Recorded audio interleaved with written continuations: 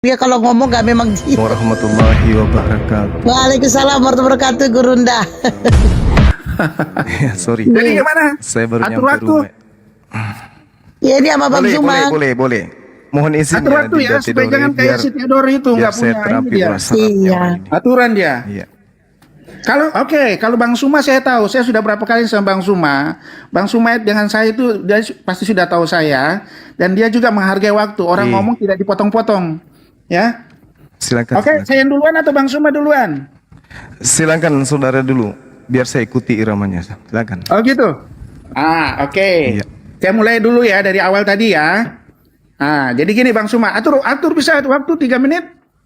Host. Boleh. Bang Zuma main tiktokan aja. Sama Bang Zuma main tiktokan.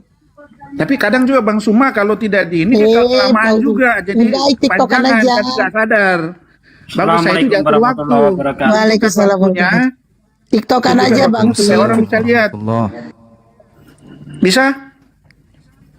Silakan Bang, silakan. Saya ikuti aja iramanya. Di TikTokan aja, ikut alurnya aja. Silakan Kang Richard, nggak usah pakai timing yang nggak perlu. Enggak, saya tahu Bang Suma masalah. sudah sering dengan Kecuali Bang masalah. Suma. Kadang Bang Suma juga kelewatan. Kecuali masalah baru dipakai timer aja Disadar Kang atau Richard, tidak biar sadar. langsung diskusinya jalan. Langsung Ya aja, sudah, Kang oke ya. Richard. Oke, aku duluan ya. Nah, tadi kan bicara Bunda Hesti ya tadi ya. Konsep ketuhanan ya. Saya kan mulai tadi ambilnya itu dari kitabnya saya ya. Saya di situ nggak apa-apa, saya ulang lagi ya. Ya, di Yesaya 44 ayat 6 ya. Beginilah firman Tuhan, penebus Israel, Tuhan alam semesta, akulah yang terdahulu dan akulah yang terkemudian. Tidak ada Allah selain daripadaku. Itu sudah jelas ya. Allah itu satu. Terkonfirmasi dengan perkataan Yesus langsung di perjanjian baru di kitab Wahyu 22 ayat 13. Dia juga mengatakan, Aku adalah Alfa dan Omega, yang pertama yang terkemudian, yang awal dan yang akhir. Jadi sama yang dibuatkan di kitab Yesaya. Ya. Kemudian juga di salah satu sifat Allah di Asmaul Husna yang saya katakan tadi itu dikatakan juga di hadis ya, saya nggak hafal hadis keberapa, dikatakan al-awal dan al-akhir. Jadi sama ya, yang awal dan akhir. Ya.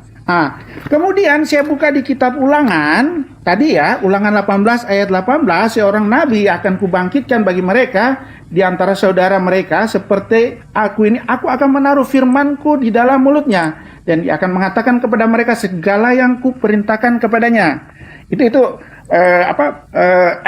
kitab Ulangan yang ditulis oleh Nabi Musa ya, dan digenapi lagi di kitab Yohanes di perjanjian baru perkataan Yesus langsung mengatakan, Yohanes 5 ayat 46, sebab jikalau kamu percaya kepada Musa, tentu kamu akan percaya juga kepadaku, sebab ia telah menulis tentang aku.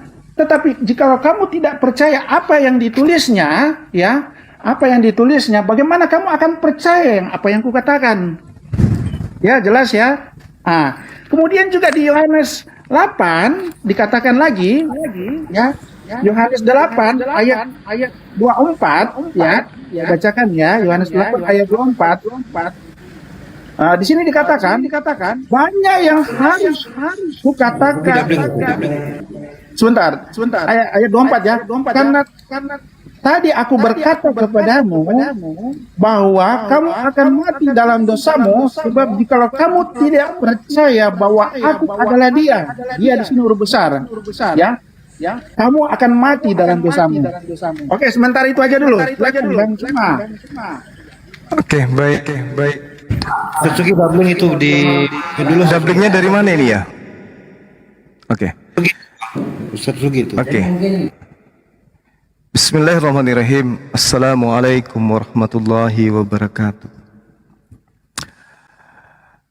Tema kita malam ini adalah terkait dengan pernyataan di dalam Wahyu 22. Sesungguhnya aku datang segera dan aku membawa upahku untuk membalaskan kepada setiap orang menurut perbuatannya. Aku adalah A dan aku adalah O, yang pertama dan yang terkemudian. Bejo doubling, Tuhan. Jadi kalau Silakan Bang Zuma. Iya, yang awal dan yang akhir. Nah sekarang permasalahannya adalah ketika Yesus mengatakan, Yesus nih yang berkata kemudian, wahai seluruh umat manusia, aku ini adalah Tuhan pencipta langit dan bumi. Akulah yang menciptakan semua apapun di langit dan di atas atau yang bumi yang di bawah. Orang yang berakal sehat tidak akan mungkin menyembah Yesus. Kenapa? Karena dia manusia. Tapi dia mengatakan, akulah Tuhan, tidak ada Tuhan selain aku, maka sembahlah aku. Ya, dia mengatakan itu karena itu adalah firman Tuhan yang dia sampaikan kepada umatnya. Jadi kalau saudara berbicara mengenai kitab Wahyu, tolong dimulai dari Wahyu pertama. Inilah wahyu Yesus Kristus yang dikaruniakan ilah kepadanya atau Eloh kepadanya, supaya ditunjukkannya kepada hamba-hambanya apa yang harus segera terjadi, dan oleh malaikatnya yang diutusnya ia telah menyatakannya kepada hambanya Yohanes. Yohanes telah bersaksi tentang firman Elohim dan tentang kesaksian diberi oleh Yesus, yaitu segala sesuatu yang telah dilihatnya. Berbahagialah ia yang membacakan dan mereka yang mendengarkan kata-kata nubuat ini, yang menuruti apa yang tertulis dalamnya, sebab waktunya sudah dekat. Inilah wahyu Yesus Kristus yang dikaruniakan. Kalau kita melihat di dalam Wahyu 1 ini, nomor 1, di sini sangat jelas bahwasanya Yesus ini menerima karunia. Dalam bahasa Yunaninya disebutkan didomi. Didomi itu apa artinya didomi? Didomi artinya apa? Menyerahkan, atau mengadakan, atau mengeluarkan, atau mempersembahkan. Inilah wahyu Yesus Kristus yang diberikan atau dipersembahkan Tuhan kepada Yesus. Jadi kalau orang sehat, ya, orang sehat berdialog, ketika ada manusia sakti, manusia paripurna, manusia luar biasa berbicara, maka seperti apapun bahasanya itu pasti mewakili siapa yang telah mengutus dirinya. Makanya Yesus mengatakan, aku tidak berkata-kata dari diriku sendiri, apa yang aku katakan adalah apa yang diperintahkan. Jadi kalau aku diperintahkan berkata, akulah Tuhan, tidak ada Tuhan selain akulah yang menciptakan, akulah. Yesus ini gila atau kenapa? Tidak gila, tapi dia sedang membacakan firman yang dikaruniakan Tuhan kepada dirinya. Demikian.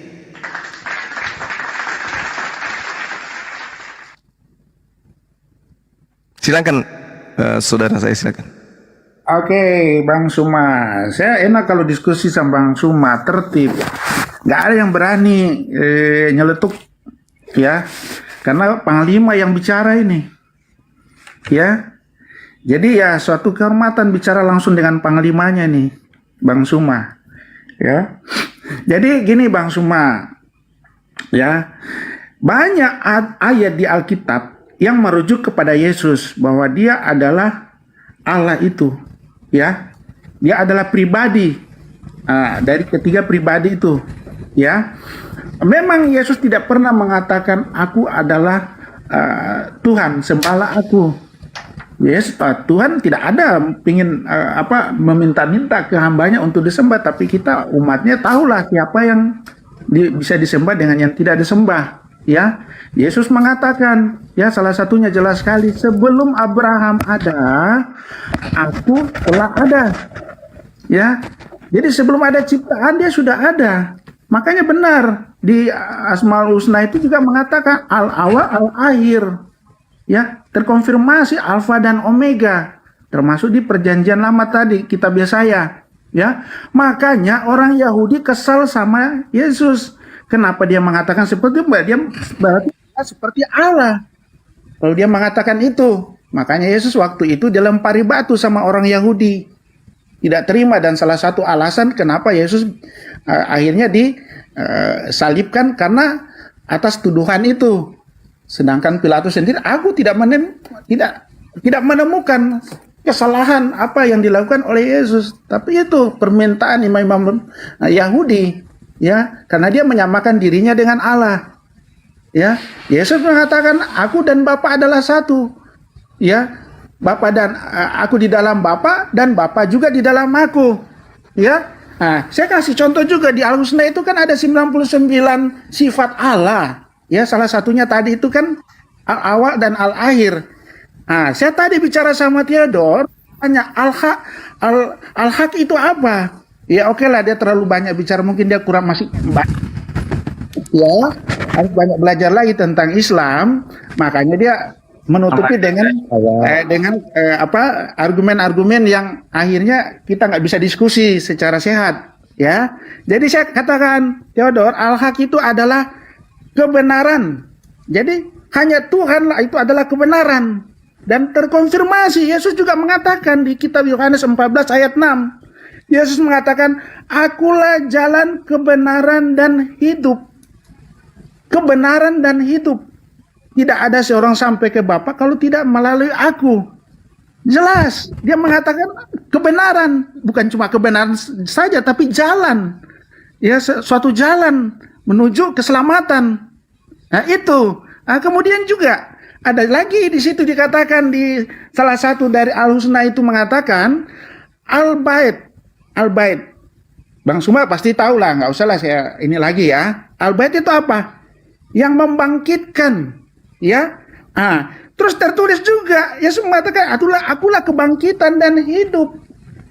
Ya, jelas terkonfirmasi di perjanjian baru dikatakan kebangkitan. Ya. Jadi banyaklah kata-kata Yesus terkonfirmasi di sifat-sifat Allah itu sendiri. Padahal perkataan Allah itu sudah ada ratusan tahun yang sebelumnya, baru muncul istilah Al-Asmaul Husna. Ya kan? Jadi apa yang dikatakan Yesus itu yang tertulis di Asmaul Husna. Gitu. Sementara itu dulu Bang, nanti saya ini. Oke. Teruskan, silakan Bang Suma. Iya.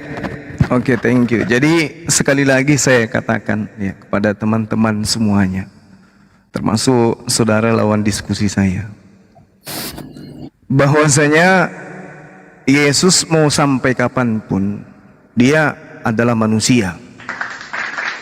Mau sampai kapanpun, mau sampai 2 kali kiamat dunia ini, tetap Yesus manusia. Bagaimana dengan perkataannya?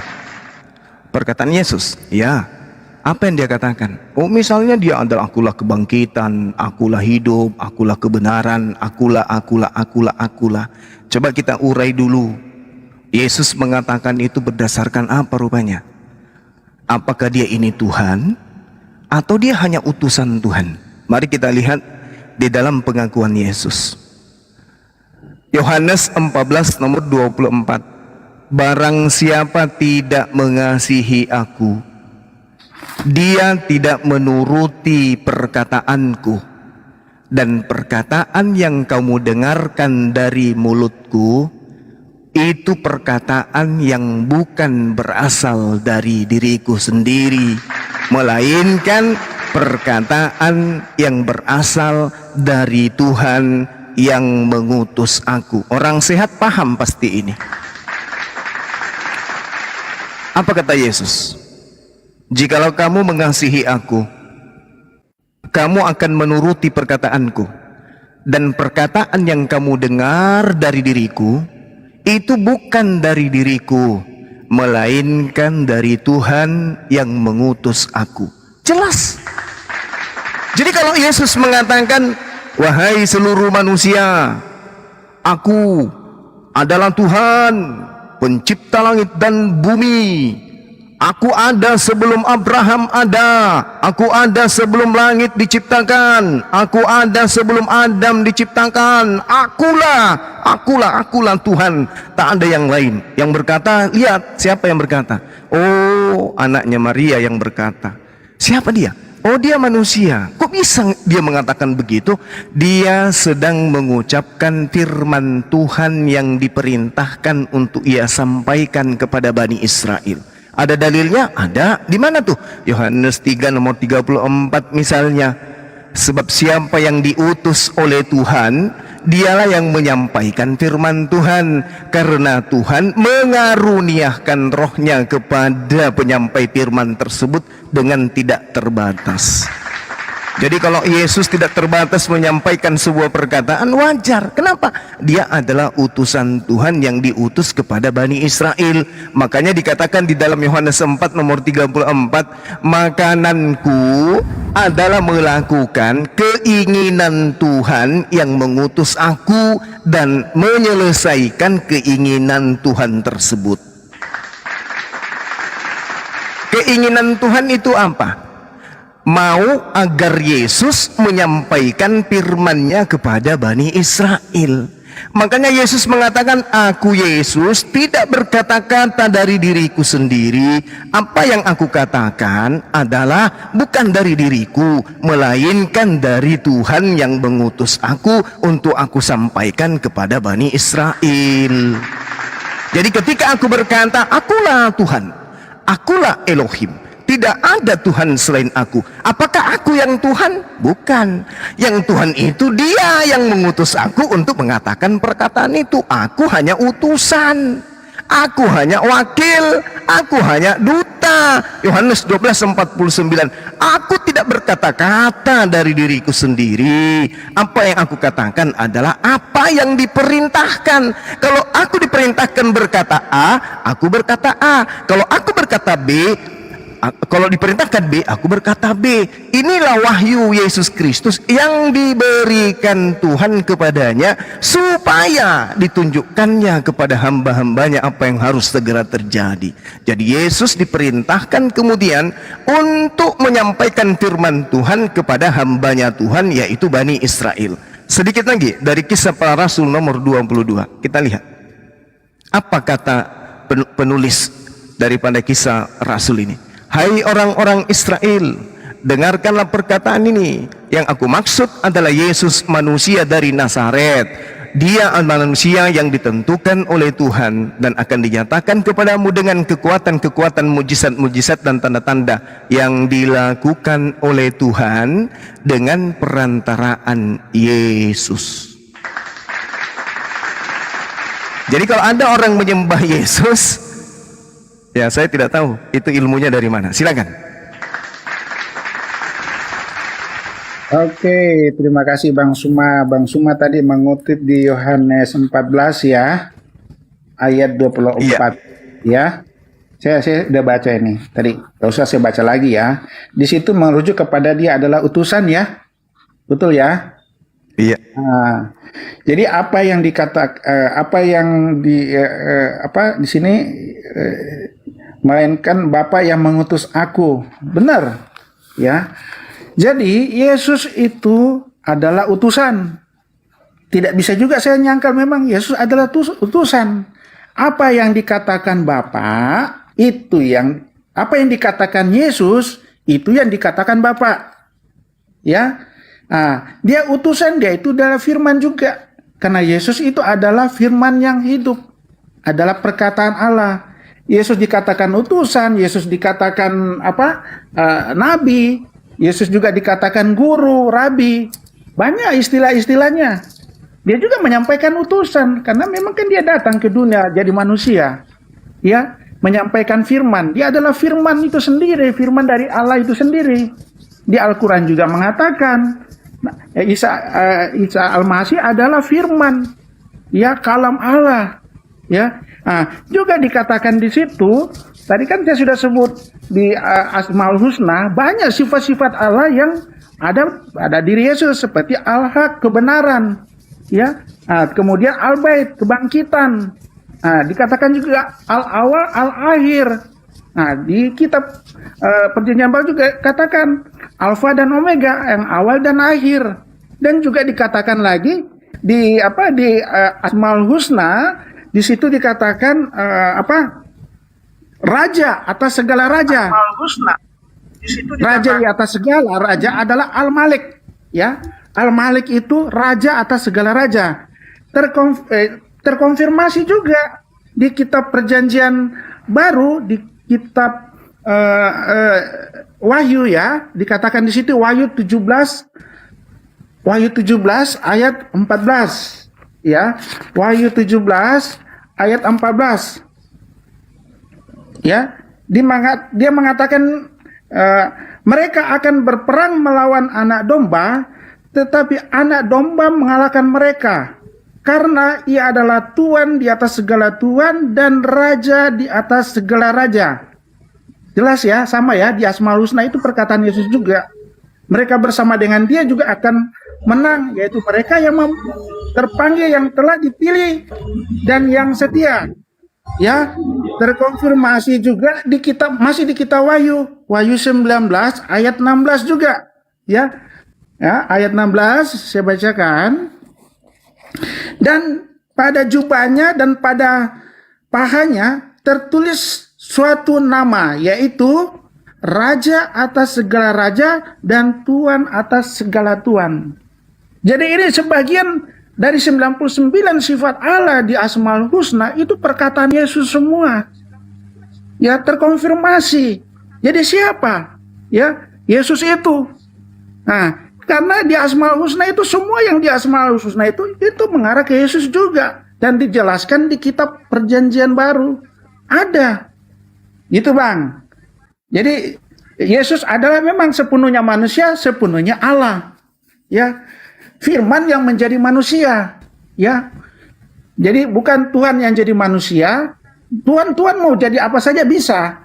Ini firman-Nya yang menjadi manusia. Tapi kalau manusia menjadi Tuhan, itu enggak. Itu di luar nalar, itu enggak bisa. Ciptaan kok jadi Allah gitu kan. Sementara itu dulu, Bang. Silakan Bang Suma. Oke, baik. Jadi tadi ada sedikit ya, saudara mengatakan Yesus punya tulisan di paha. Itu tato itu, Pak. Di dalam bahasa Ibrani katobets atau ka'ak artinya apa? Pelarangan kemudian terhadap Bani Israel untuk memiliki tato. Imamat 19 nomor 28. Jadi Yesus melanggar. Tuhan mengatakan jangan kamu bertato di pada tubuhmu karena orang mati, dan janganlah merajah tanda-tanda pada kulitmu, akulah Tuhan. Jadi tidak boleh kemudian dalam bahasa Ibraninya itu punya tato atau natan atau lukisan atau gambar atau apalah di dalam tubuh ini yang merupakan tambahan. Itu sudah bukti indikasi Yesus ini adalah manusia yang melanggar, bertato dia. Nah, sekarang begini, Anda mencari-cari Asmaul Husna, kemudian salah satu atau salah tiga dari Asmaul Husna Anda cocok-cocokkan kepada Yesus. Andai saja Yesus ketika datang kepada Bani Israel mengatakan kepada Bani Israel, wahai Bani Israel, sesungguhnya aku ini adalah Ar-Rahman, Ar-Rahim, Al-Malik, Al-Quddus, As-Salam, Al-Mu'min, Al-Muhaimin, Al-Aziz, Al-Jabbar, Al-Mutakabbir, Al-Khaliq, Al-Bara, Al-Musawwir, atau Al-Ghaffar, Al-Qahhar, atau Al-Wahhab, atau Ar-Rasak, atau Al-Fattah, atau Al-Alim.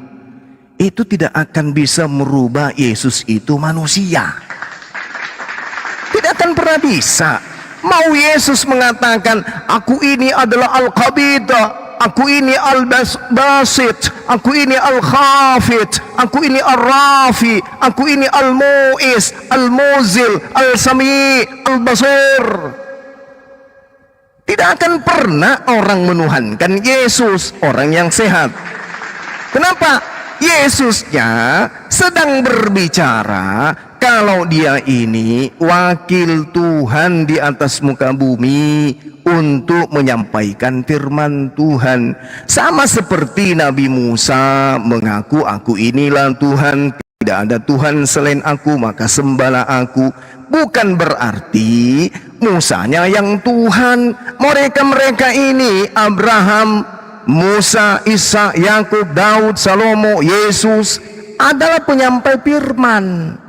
Firman siapa? Firman Tuhan pencipta langit dan bumi yang memerintahkan kepada mereka sebagai utusan Tuhan di atas muka bumi untuk menyampaikan kalam ilahi. Jadi penyampai firman, ketika dia mengatakan firman tersebut, bukan dia yang punya, tetapi dia sedang menyampaikan firman tersebut. Bang Suma ngarang, loh Yesus sendiri yang berkata, aku tidak berkata-kata dari diriku sendiri, apa yang aku katakan adalah apa yang diperintahkan Tuhanku untuk aku katakan dan aku sampaikan. Yohanes 17 nomor 8, segala firman yang kau berikan kepadaku telah aku sampaikan kepada mereka. Orang-orang Yahudi ketika mendengarkan firman yang Yesus sampaikan, orang Yahudi tidak akan menuhankan Yesus. Makanya Yesus dikatakan menghujat Tuhan karena dia menyamakan diri dengan Tuhan. Maka pun Yesus kemudian mengkonfirmasi, bukan begitu. Bukankah di dalam kitab Tauratmu dikatakan siapa yang diserahi tugas menyampaikan firman, maka dia boleh disebut Tuhan. Yohanes 10 nomor 34, 35, 36. Barang siapa yang tidak mengasihi aku, ia tidak menerima firmanku, dan firman yang kamu dengar itu bukan daripadaku, melainkan dari Tuhan yang mengutus aku. Seperti tadi, akulah kebangkitan. Nah, firman yang kau dengar itu bukan daripadaku. Akulah Alfa dan Omega. Firman yang kau dengar itu bukan daripadaku. Akulah pencipta. Firman yang kau dengar itu bukan daripadaku, melainkan dari Tuhan yang mengutus aku. Semuanya itu kukatakan kepadamu selagi aku berada bersama-sama dengan kamu.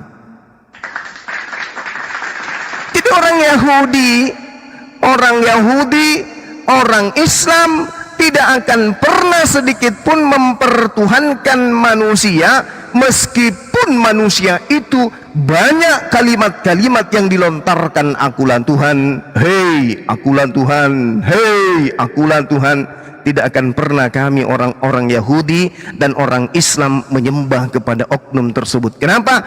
Di dalam agama Yahudi dan Islam ada yang disebut nabi, ada yang disebut rasul.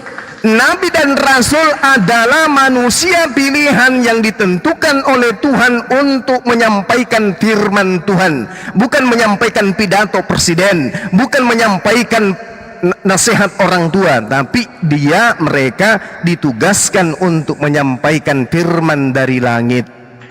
Jadi kalau ada orang yang tidak paham pewahyuan, memang bisa jadi dia menyembah kemudian pengantar suratnya, pengantar firmannya. Pak Pos dikiranya adalah Bapak Presiden yang mengirim surat. Begitu Pak Posnya datang mengantar surat dan membacakan surat itu di depan dari yang dikirimkan, tiba-tiba yang mendengarkan surat itu mencium Bapak Pos yang sedang membaca surat, padahal tukang posnya hanya membacakan surat dari Bapak Presiden. Ini kesalahan fatal yang dilakoni oleh teman-teman kita Kristen. Yesus mengatakan di dalam Yohanes 12:49, aku tidak berkata-kata dari diriku sendiri. Bagi orang berakal itu sudah cukup.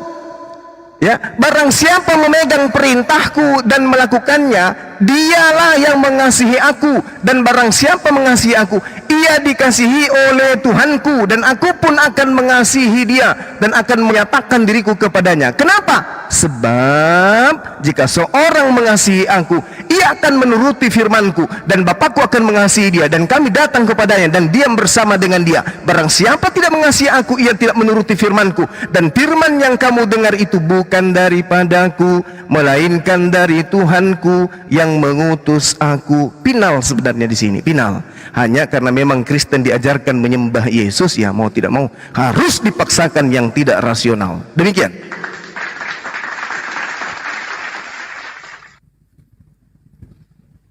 Oke, Bang Suma.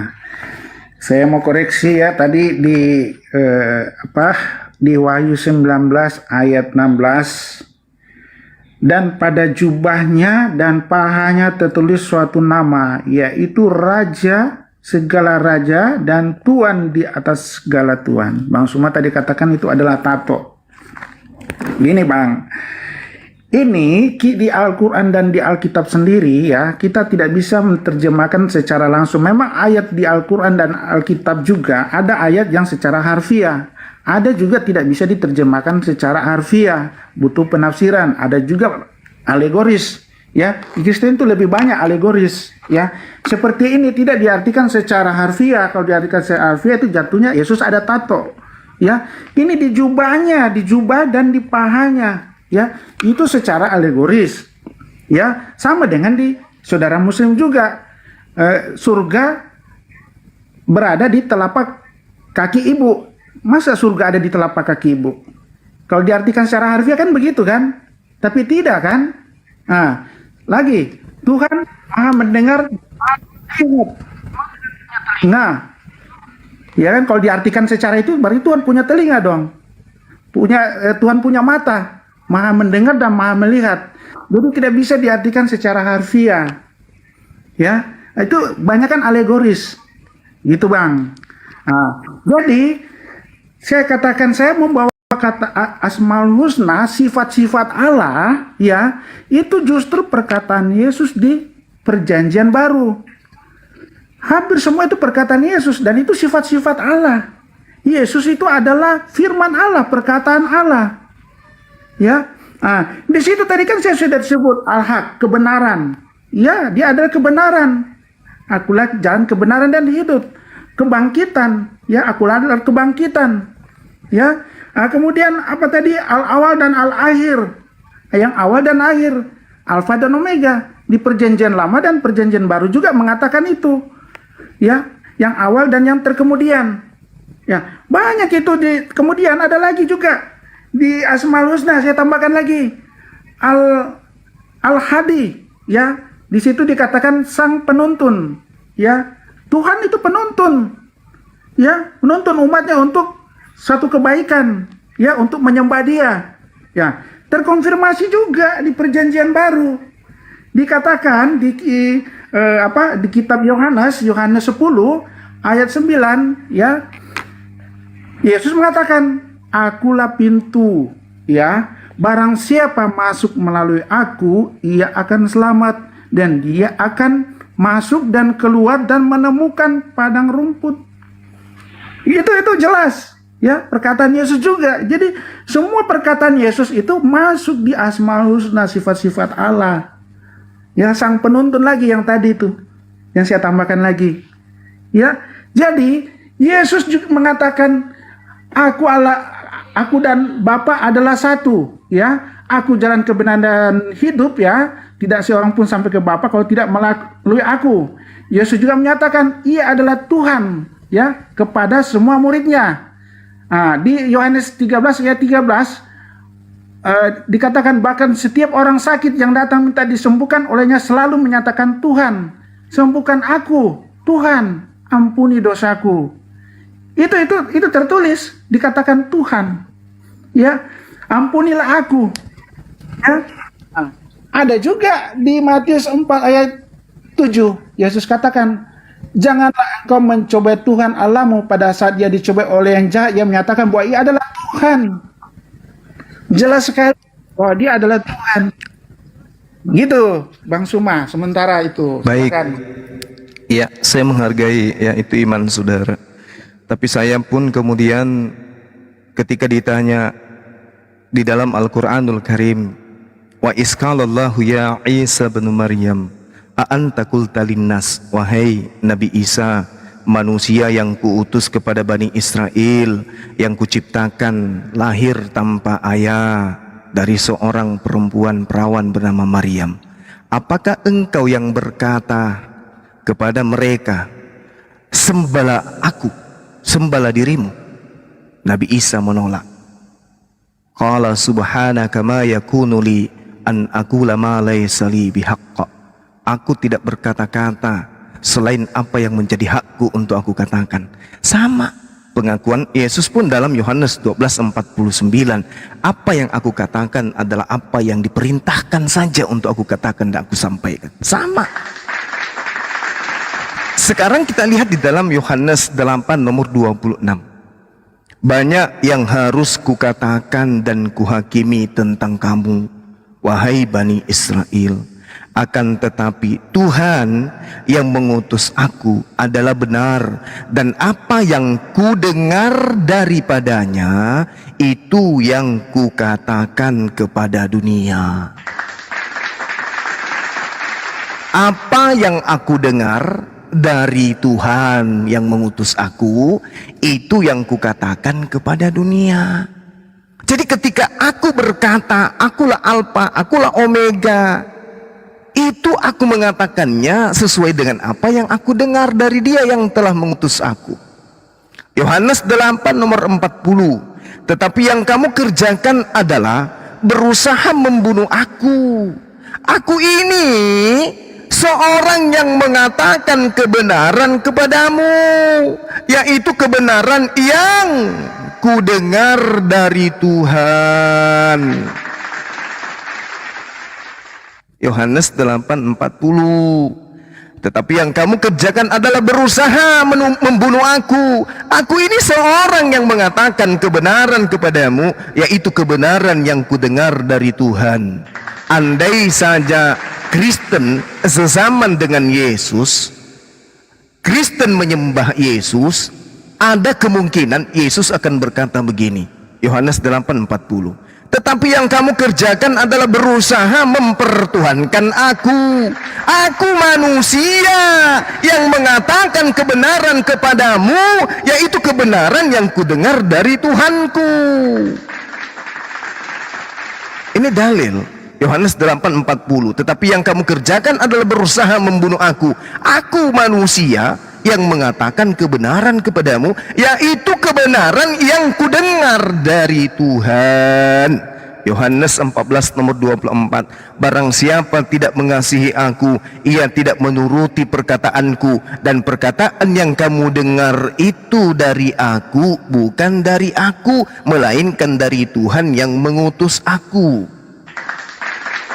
Ada lagi Yohanes 17 nomor 8. Semua firman yang engkau sampaikan kepadaku telah aku teruskan kepada mereka, dan mereka menerimanya. Mereka tahu, mereka ini Bani Israel, mereka Bani Israel tahu benar-benar dengan pasti bahwa aku datang daripadamu, dan mereka percaya bahwa engkaulah yang telah mengutus aku. Kisah Para Rasul 10:36. Itulah firman yang ia suruh sampaikan kepada orang-orang Israel, yaitu firman yang memberitakan damai sejahtera oleh Yesus Kristus yang adalah Tuhan dari semua orang, Tuhan dari semua orang. Artinya Yesus di sini diceritakan sebagai penyampai firman. Inilah firman yang ia suruh sampaikan kepada orang Israel, yaitu firman yang diberitakan damai sejahtera oleh Yesus yang adalah Tuhan dari semua orang. Jadi Yesus mau berkata apapun, dia hanya sebagai penyampai firman. Dia mau mengatakan, akulah Tuhan, tidak ada Tuhan. Jangankan akulah kebangkitan, akulah awal, akulah menyelamatkan. Jangankan itu. Dia mengaku saja, akulah Tuhan, akulah pencipta langit dan bumi. Tidak ada Tuhan selain aku, maka sembahlah aku. Orang yang berakal tidak akan menyembah Yesus. Kenapa? Yesus manusia yang sedang menyampaikan firman Tuhan. Sederhana kok itu, sederhana. Hanya sederhana bagi orang yang menggunakan akal. Tapi orang yang menggunakan imani saja susah untuk menerima itu. Silakan.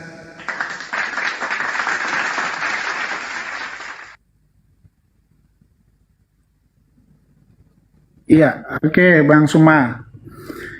Yesus adalah utusan yang Bang Suma katakan semua di sekian ayat-ayat di Perjanjian Baru ya, di kitab Yohanes ya. Emang benar. Saya kan juga tadi mengakui Yesus adalah utusan. Ya, penyampai firman. Ya, apa yang dikatakan Yesus itu dari Bapanya. Ya, karena Yesus adalah firman, firman yang hidup. Dia bukan tidak berkata-kata pada dirinya sendiri, tapi dari Bapa. Benar, Yesus adalah utusan. Yesus adalah guru. Ya, sematkan kepada Yesus. Ya, kalau utusannya memang benar, dia juga adalah utusan, dia adalah firman roh. Ya, di surat Maryam, ya, surat Maryam 16, saya bacakan ya.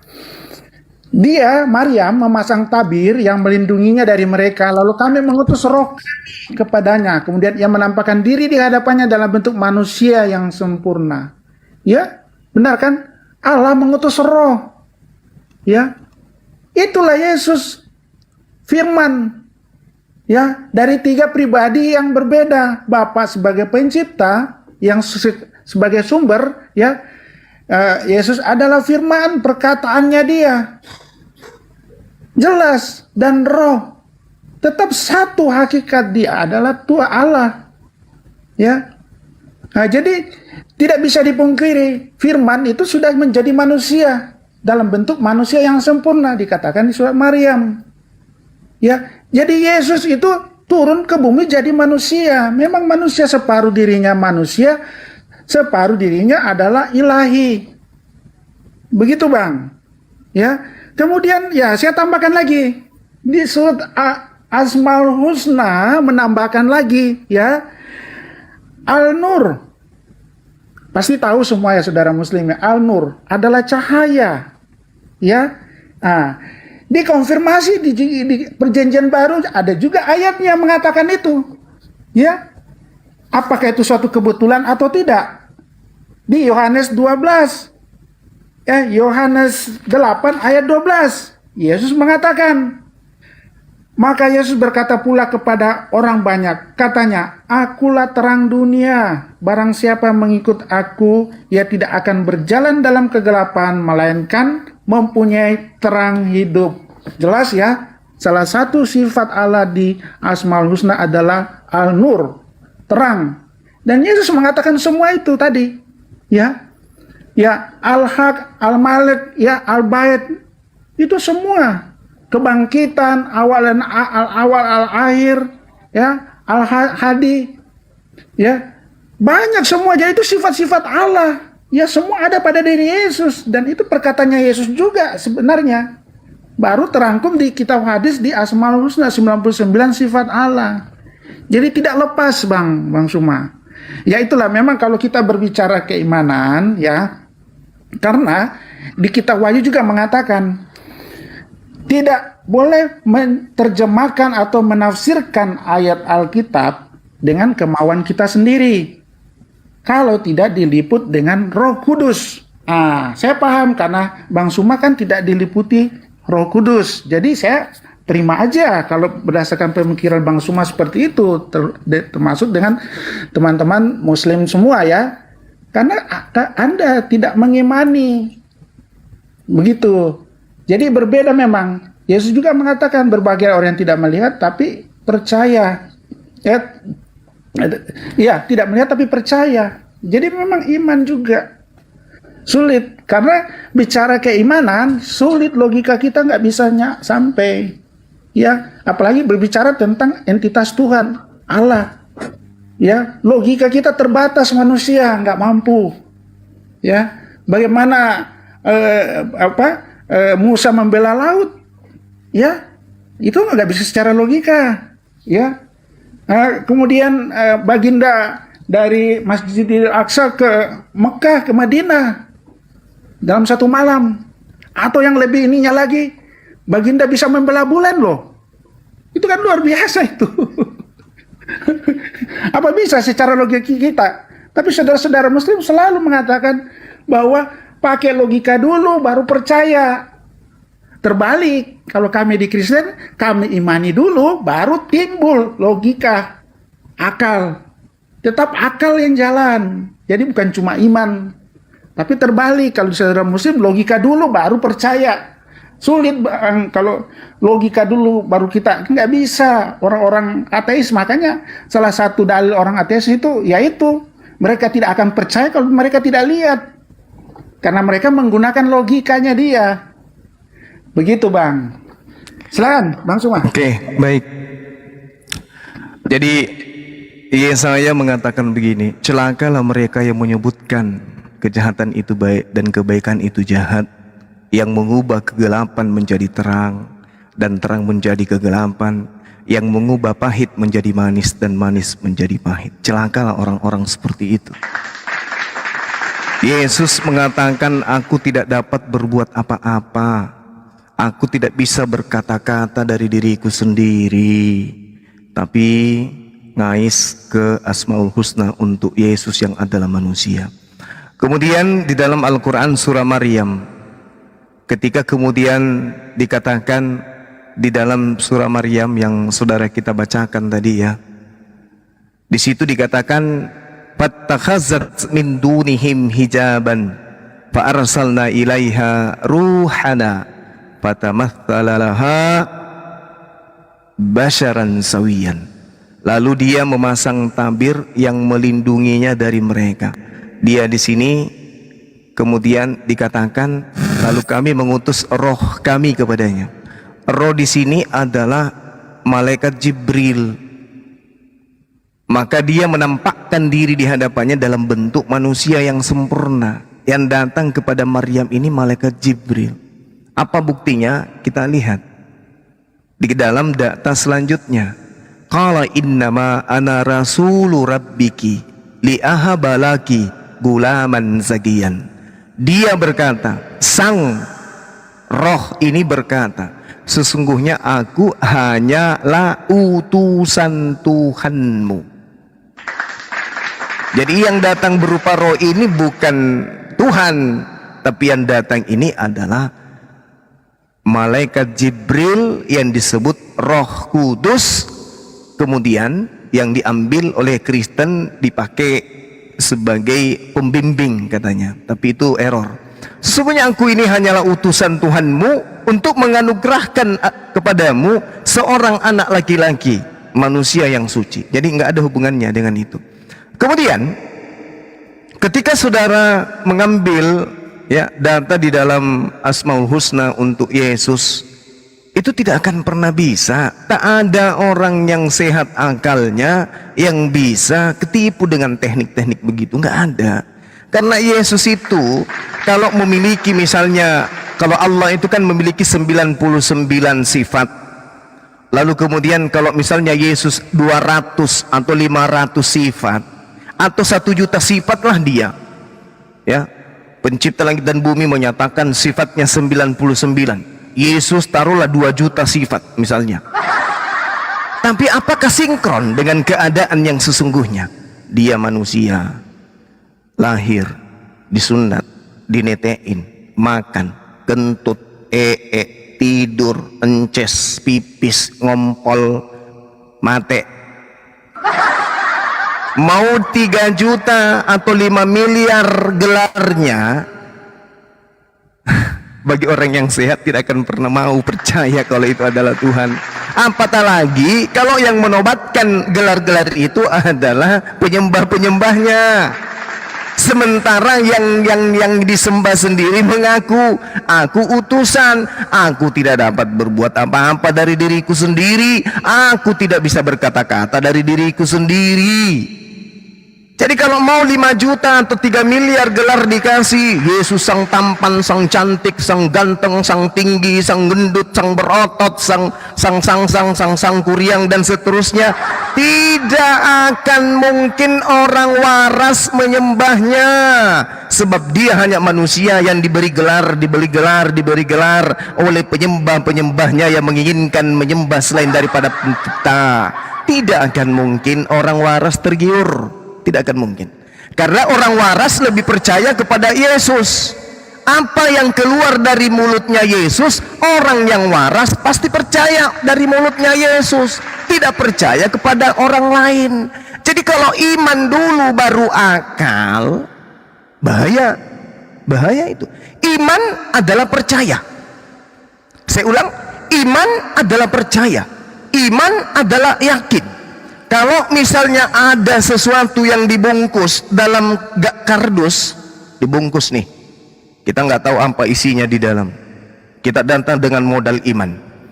Saya yakin, saya percaya isi di dalam dos ini adalah kue lapis. Oh, yakinlah kau, percayalah kau, berimanlah kau kepada isi dos itu, seiman-imannya, seyakin-yakinnya, sepercaya-percayanya. Hitungan ketiga, hitungnya, habis itu kau tutup mata, kau buka itu terus, langsung kau rangkul itu isi dos, kardusnya. Begitu dihitung ketiga, 1, 2, 3, plak, ternyata tai sapi isinya. Karena iman tidak akan pernah berubah kebenaran. ada satu botol air putih terkunci dengan rapi, diimani pasti ini air putih ini, tapi nggak ada mereknya, mineral atau aku.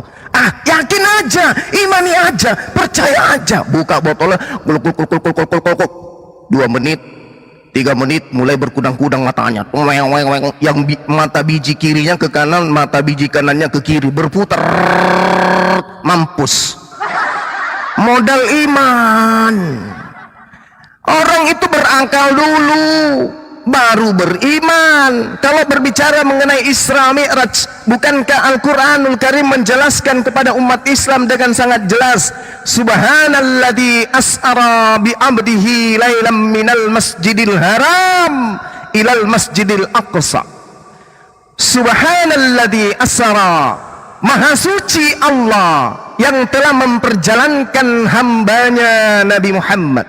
Jadi yang memperjalankan Allah, bukan mamanya, bukan pamannya, bukan kakeknya yang memperjalankan dia, tapi Allah. Subhanalladzi asra bi'abdihi laylam minal masjidil haram. Siapa yang memperjalankan? Allah. Apa yang tidak bisa Allah lakukan? Ketika kemudian beliau menginginkan hambanya diperjalankan, itu yang terjadi. Tidak ada yang bisa menghalangi kalau Allah ingin memperjalankan. Masuk akal enggak? Ya masuk akal.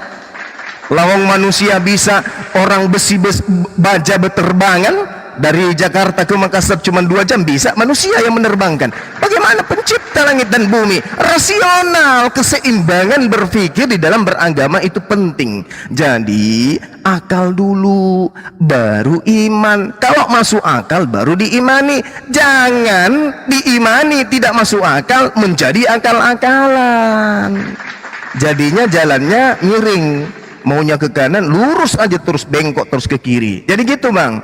Jadi kalau orang benar itu berakal dulu baru beriman. Makanya orang-orang, manusia-manusia, anak-anak yang belum berakal balik tidak dikenai hukum. Makanya kemudian orang gila kalau membunuh tidak diberi hukum, tidak dipenjara. Kenapa? Karena dia bukan manusia stabil, dia bukan manusia normal. Jadi kalau ada orang tidak menggunakan akal beriman, beriman dulu berarti tidak berakal alias tidak, ya begitu aja lah. Lanjut.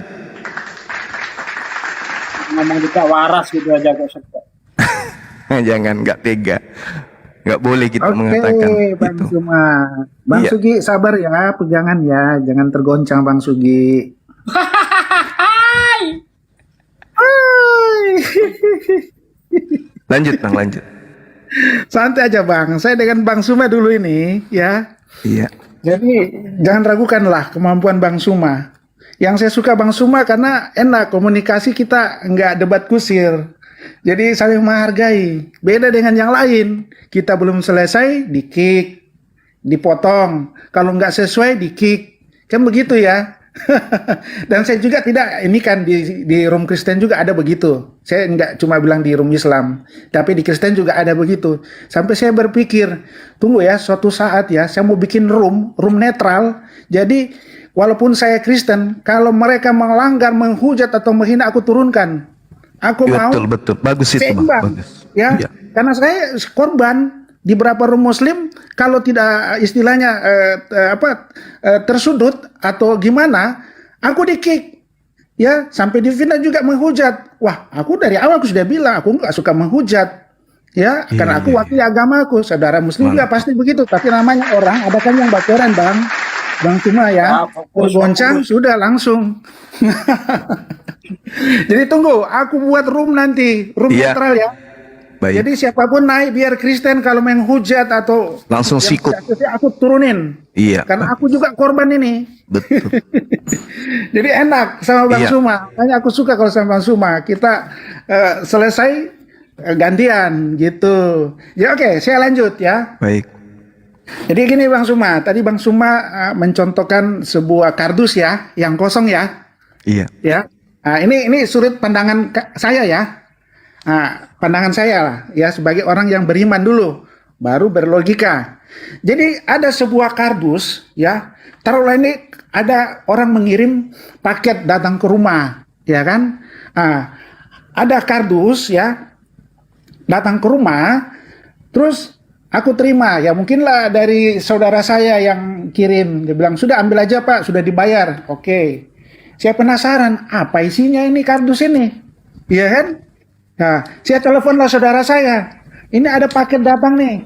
Ya. Tapi saudara saya nggak bisa jawab. Mungkin dia lagi sibuk atau apa. Makin timbullah penasaran saya, apa isinya ini ya? Tapi saya yakin pasti kardus ini ada isinya. Itulah iman, Bang. Saya percaya ada isinya ini pasti kardus ini. Nggak datang begitu saja kardus kosong. Dan saya yakin pasti ada isinya.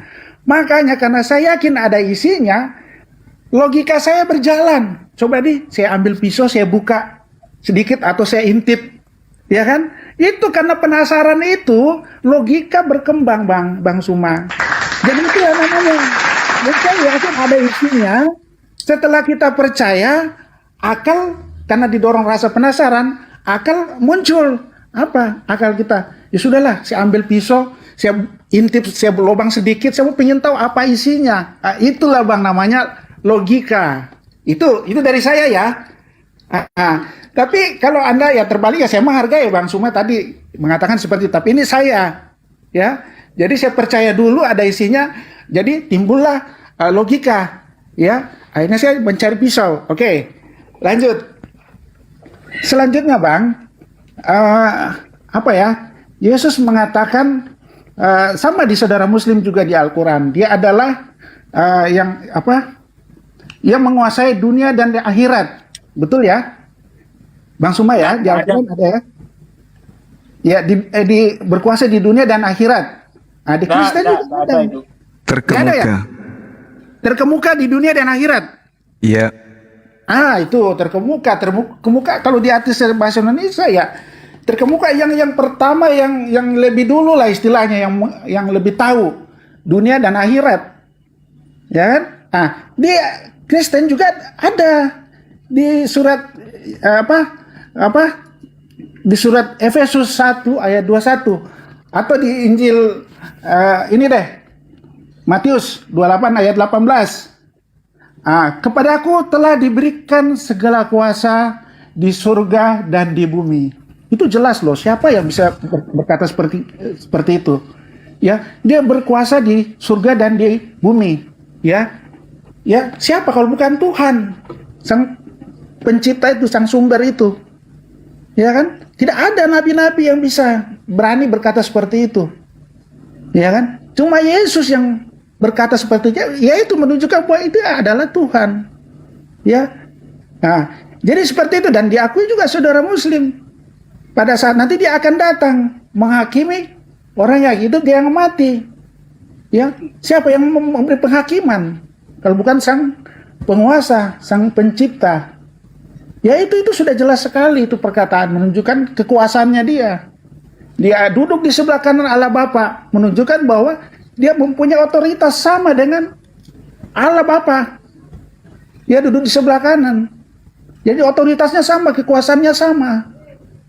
Jadi itu Bang. Jadi memang tidak dikatakan akulah Tuhan sembah aku, tapi semua ayat-ayat di Alkitab menunjukkan seperti itu dan saudara Muslim juga mengakui dia akan datang di kemudian hari nanti, ya, untuk menghakimi. Begitu Bang. Itu aja dulu sementara. Ya nggak panjang-panjang Bang. Bang cuma. Baik, ada hal yang menarik di sini ya. Ketika kemudian ada kardus, ada rasa penasaran. Kalau berbicara mengenai rasa penasaran, berarti itu adalah respon keingintahuan. Kalau ada keinginan untuk mengetahui, berarti itu identik dengan pengetahuan. Kalau identik dengan pengetahuan berarti ilmu. Kalau ilmu berarti logika. Kalau logika berarti akal. Harusnya Anda seketika itu mengimani, oh isinya ini pasti gajah. Pasti gajah lagi bunting 9 bulan. Langsung aja buka dosnya. Ternyata isinya ular kobra. Biar dipatok sekalian. Jadi gimana ceritanya ya? Ini sini Anda menarasikan kebenaran hakiki yang ada pada konsep Islam, bahwa segala sesuatu Allah mengatakan afala tatafakkarun, afala taqilun. Coba, ternyata begitu terima dos, penasaran dia. Penasaran itu bukan dari iman, penasaran itu dari akal. Logika. Gitu ya Bang ya, logika. Jadi salah ketika Anda beriman saja tanpa kemudian diawali dengan akal. Kemudian Anda mencoba menarasikan lagi-lagi terkait dengan Nabi Isa alaihi salam yang diterangkan di dalam Al-Quranul Karim dengan pengakuan Allah wajihan atau dikatakan wajihan. Sekarang apakah hanya Nabi Isa yang mendapatkan gelar itu? Ternyata tidak. Nabi Musa alaihi salam juga memiliki gelar yang sama, wajihan fid dunya wal akhirah. Terjemahan yang seharusnya adalah terhormat di kalangan kaumnya, terhormat di kalangan umatnya. Ya ayyuhalladzina amanu la takunu kalladina azau Musa fabarra'ahu Allahu mimma qalu wa kana indallahi wajihan. Subhanallah. Nabi Musa juga wajihan. Bukan cuma Nabi Isa yang wajihan. Nabi Isa dikatakan wajihan, Nabi Musa juga dikatakan wajihan, sama-sama wajihan. Jadi kalau karena wajihan membuat Nabi Isa Tuhan, maka Nabi Musa juga Tuhan. Isqalatil malaikatu ya Maryamu innallaha yubashshiruki bikalimatin min. Jelas itu. Dan ingatlah ketika para malaikat berkata, wahai Maryam, sesungguhnya Allah menyampaikan kabar gembira kepadamu tentang sebuah kalimat darinya, yaitu namanya Al-Masih Isa, manusia, anak laki-laki dari seorang manusia berjenis kelamin perempuan bernama Maryam.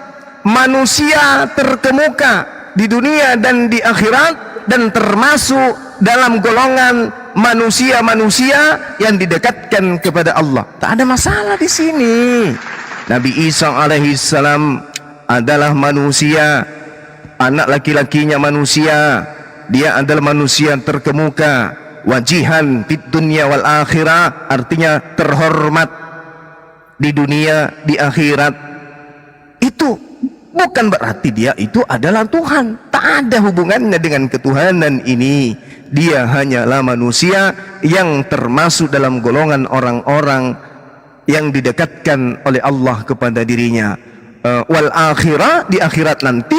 Dan Allah mengatakan wa minal muqarrabin, dan Nabi Isa alaihissalam termasuk manusia yang didekatkan kepada Allah, termasuk golongan manusia-manusia yang didekatkan kepada Allah. Berarti bukan cuma Nabi Isa yang didekatkan kepada Allah, melainkan Nabi Isa didekatkan kepada Allah masuk dalam golongan Para nabi. siapa? Orang-orang yang beriman. Jadi gitu ya Bang ya. Jadi tidak ada kemudian hal yang istimewa ketika Anda mengatakan tentang Yesus. Yesus adalah manusia yang berkata-kata sesuai dengan apa yang diperintahkan Tuhan untuk ia katakan. Wahai Yesus, ya Tuhan, sampaikan kepada Bani Israel. Apa Tuhan? Akulah Tuhan. Baik Tuhan. Akulah Tuhan, wahai Bani Israel. Sudah Tuhan. Yesus, ya Tuhan, katakan lagi kepada mereka. Apa Tuhan? Akulah pencipta langit dan bumi. Katakan, wahai Bani Israel, ya Yesus, akulah pencipta langit dan bumi. Sekarang Yesus kedudukannya sebagai Tuhan atau hanya sebagai penyampai firman? Yesus hanyalah toa corong penyampai firman dari Tuhan yang disampaikan kepada Bani Israel. Jadi akal dulu Pak, baru beriman. Pakai akal, apakah Yesus ini Tuhan atau dia hanya manusia yang menjadi perantara kepada Bani Israel? Silakan. Oke, Bang Cuma. Ya. Tadi sebentar dulu, saya koreksi dulu tadi yang bicara kardus ya. Kardus ini ya, saya mengimani ada isinya Bang Suma, bukan saya mengimani isinya itu gajah atau ular, bukan. Saya mengimani ada isinya, tapi saya tidak tahu apa isinya. Jadi timbullah rasa penasaran itu, akhirnya logika yang berjalan.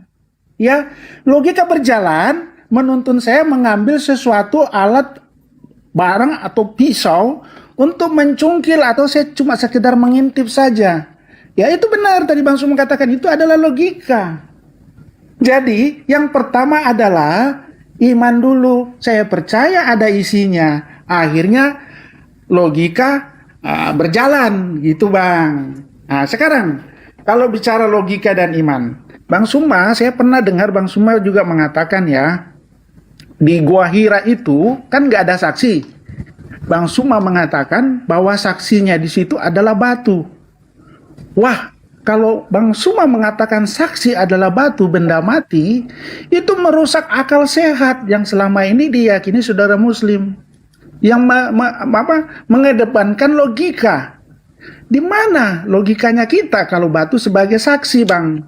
Ya, di persidangan, ya. Tidak, batu itu sudah jelas. Di persidangan itu harus ada saksi hidup yang melihat. Ya, kok bisa benda mati jadi saksi? Itu menabrak logika berpikir kita, Bang Suma. Nah, itu aja dulu coba, Bang Suma. Oke, Bisa baik. Silakan. Baik. Ya. Jadi gini, Bung. Kalau Anda melihat dengan logika sehat bahwasanya apa yang terjadi kepada baginda Rasulullah Muhammad SAW terkait dengan apa yang Anda narasikan barusan, batu menjadi saksi. Apakah batu itu bisa berbicara? Apakah kemudian batu ini bisa merespon? Coba kita lihat di dalam kitab saudara yang diterangkan di dalam kitab Yosua 24 ya, di dalam kitabnya orang Yahudi, Yosua 24 nomor 27 dikatakan begini. Kata Yosua kepada seluruh bangsa itu, sesungguhnya batu ini akan menjadi saksi terhadap kita, sebab telah didengarnya segala firman Tuhan yang diucapkannya kepada kita. Sebab itu batu ini akan menjadi saksi terhadap kamu, supaya kamu jangan menyangkal Tuhanmu. Ini dalil. Sekarang bagaimana ini bisa terjadi? Allah Subhanahu wa taala menerangkan, innama amruhu idza arada syai'an ayyakula lahu kun fayakun. Ketika Tuhan berkata, wahai batu, berkatalah, maka batu itu akan berkata. Allah Maha Kuasa. Jadi kalau Anda mengatakan bagaimana mungkin, sedangkan ilmu sains itu menemukan bahwasanya batu pun bisa hidup dengan kodratnya sebagai batu. Batu pun mengalami perkembangan, pertumbuhan, sebagaimana mereka memiliki kodrat sebagai batu. Itu sudah ditemukan para ilmuwan. Jadi tidak ada masalah kemudian ketika dikatakan apakah batu-batu itu akan menjadi saksi? Ya, akan menjadi saksi, kecuali kemudian Anda menafikan kekuasaan Allah untuk membuat benda itu bisa berbicara. Yosua 24:27, sesungguhnya batu ini yang akan menjadi saksi terhadap kita, sebab telah didengarnya segala firman Tuhan yang diucapkannya kepada kita. Sebab itu batu ini yang akan menjadi saksi terhadap kamu, supaya kamu jangan menyangkal Tuhanmu. Ini dalil, Bung. Ini dalil. Logikanya di mana? Oh, enggak masuk akal, Bang Suma. Tunggu dulu. Ini kita berbicara mengenai skala prioritas Tuhan pencipta langit dan bumi. Innama amruhu idza arada syai'an ayyakula lahu kun fayakun. Jadi ketika Tuhan yang Maha Berkuasa menghendaki, maka Dia pasti bisa berbicara. Logika kita pasti kena. Oh iya, alam semesta ini dicipta oleh hakikat yang Maha Berkuasa. Karena Dia berkuasa menghendaki apapun. Ketika Dia berkehendak membuat sebongkah batu berbicara, maka batu itu pun berbicara. Kemudian yang kedua, ketika saudara percaya sebuah dos ada isinya, saya melihat ketika ada dos yang dibawa oleh kurir di sebuah rumah, kebetulan tidak punya pagar, dan kebetulan yang empunya rumah tidak ada. Yang kurir ini karena nggak mau sia-sia, diteleponnya yang punya barang. Kata yang punya barang, titip aja Pak, taruh di atas meja yang ada di ruang, yang ada di halaman rumah.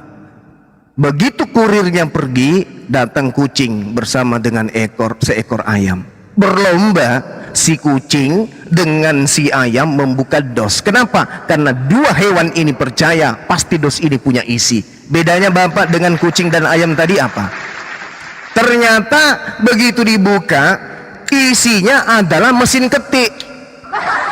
Ayamnya kecewa, kucingnya pun kecewa, sampai kucingnya bunyi kambing, mbek, saking kecewanya. Jadi kalau hanya modal percaya, ayam juga mengais dos itu karena dia percaya, kambing menggigit dos itu karena percaya, tidak karena akal. Karena ayam dan kucing tadi tidak punya akal. Bapak sama seperti tadi dengan mereka, sangat disayangkan. Harusnya akal dulu yang dipakai Pak, jangan asal percaya. Sama seperti tadi, air yang berisi, botol yang berisi air, Anda nggak tahu ini air apa di dalam ini. Ternyata begitu Anda minum, airnya bukan aqua tetapi ketuban kuda. Bahaya itu. Udah Pak, silakan. Tiner, iya tiner. Lanjut. Oke, Bang Suma, sudahlah, nggak usah lagi kita bicara kardus panjang lagi. Betul. Iya betul. Udahlah.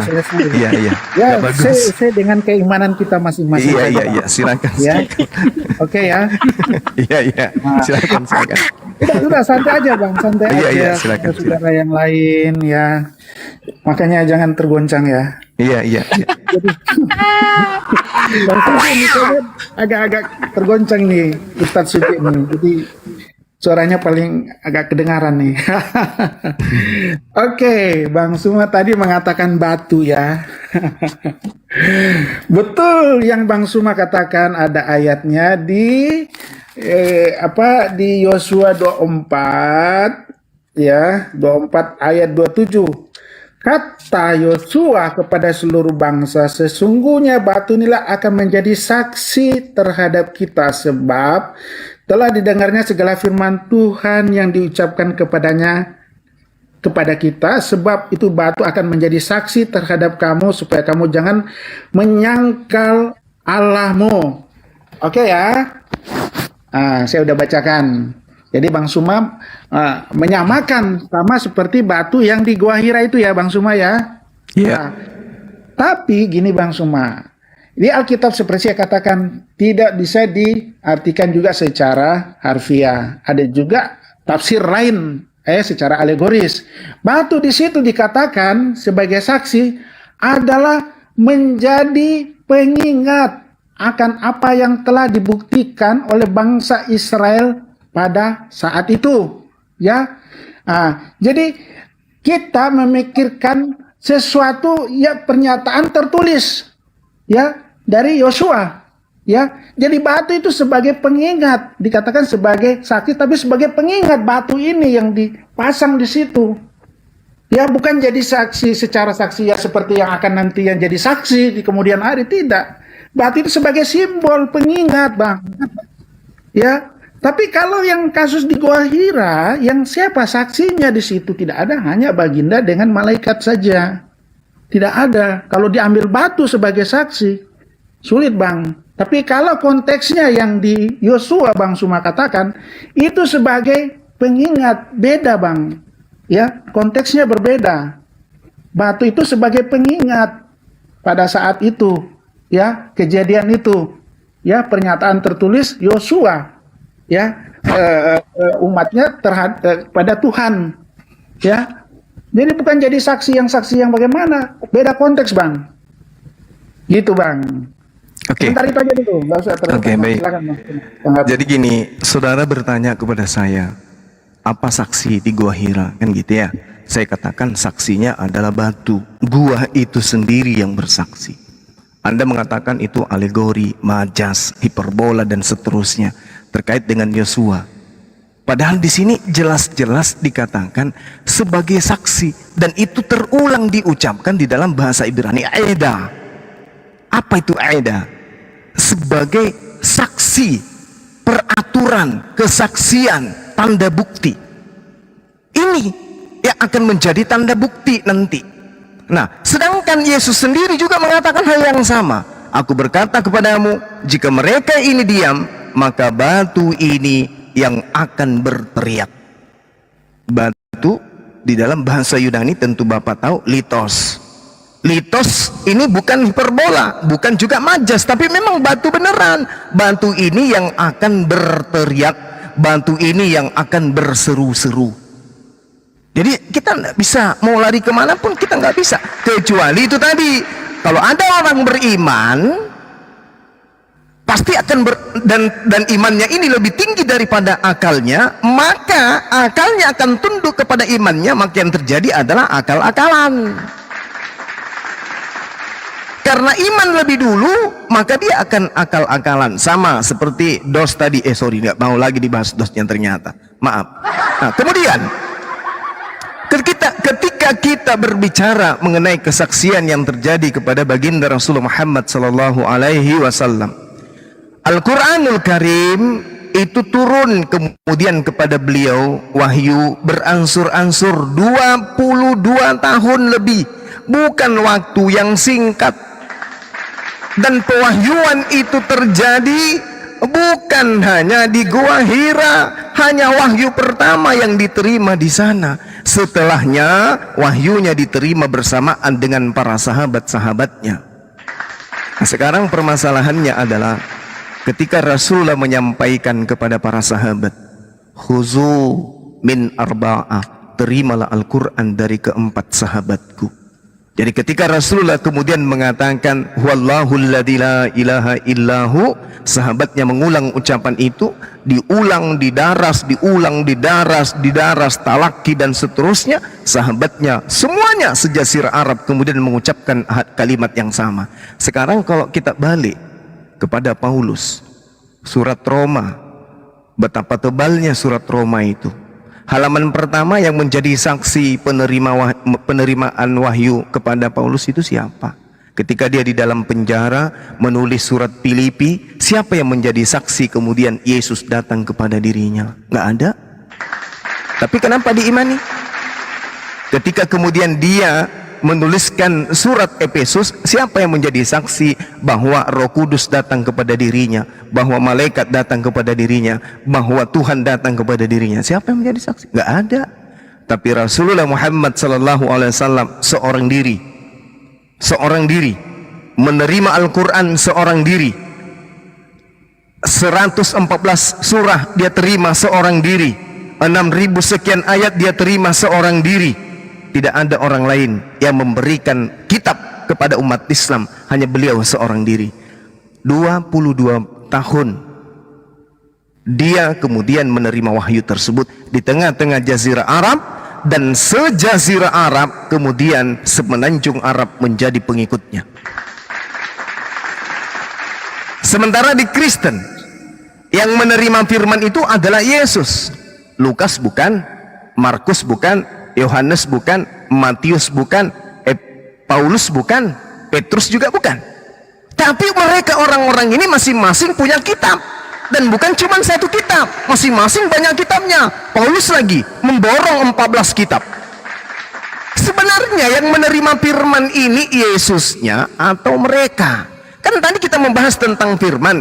Yesus menerima firman. Segala firman yang engkau berikan telah aku sampaikan kepada mereka. Yang menerima firman ini Yesus kan? Firman itu sumbernya dari langit, turun ke bumi, mentoknya di mana? Yesus. Berarti harusnya Yesus duduk di depan, murid-muridnya duduk di meja paling depan. Paulus paling depan, paling kiri pakai dasi kupu-kupu, di tengahnya ada Lukas pakai pantopel tinggi, kemudian Markus dan seterusnya. Mereka duduk berjejeran sambil pegang pulpen. Begitu ditanya, wahyu pertama, inilah wahyu Yesus Kristus yang dianugerahkan Tuhan kepadanya. Paulus, Markus, Matius, Yohanes harusnya semuanya menulis sama. Komanya, titiknya sama, tidak ada beda-beda. Karena Yesus hanya 3 tahun ngajar. Segala firman telah aku sampaikan. Cuma 3 tahun. Masa cuma 3 tahun segala firman? Setebal itu kitabnya Paulus. Masa cuma 3 tahun setebal itu kitabnya Markus, Yohanes, Matius, Lukas? Lalu kapan ketika dia mengajar kepada Lukas? Kapan waktunya ngajar kepada Markus? Ketika dia ngajar kepada Markus, kapan waktunya kepada Yohanes? Ketika dia Yohanes, kapan waktunya kepada Paulus? Sementara mereka ini masing-masing menulis banyak sekali. Sementara waktu Yesus cuma 3 tahun. Dan tak ada satupun manusia yang pernah melihat Yesus bertemu Paulus. Tak ada satu manusia pun pernah melihat Yesus bertemu Lukas, Markus, Yohanes, pengarang Yohanes dan penulis Matius. Tak ada satu manusia pun, tak ada.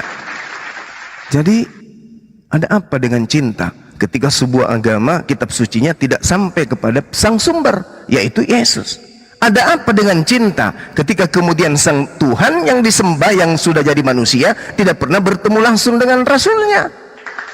Sementara Allah itu adalah hakikat pencipta, bukan makhluk. Ketika ingin bertemu dengan Rasulullah, cukup melalui perantaraan Roh Kudus. Malaikat Jibril datang kepada Rasulullah. Rasulullah sebagai penerima, sebagai wadah firman, bertemu dengan para sahabat, dengan para murid. Murid mendengarkan, murid menerima, murid menelaah. Kemudian mereka menulis dan menghafalkan. Apa yang terlontar dari lisan Rasulullah, mereka tuliskan dan mereka hafalkan.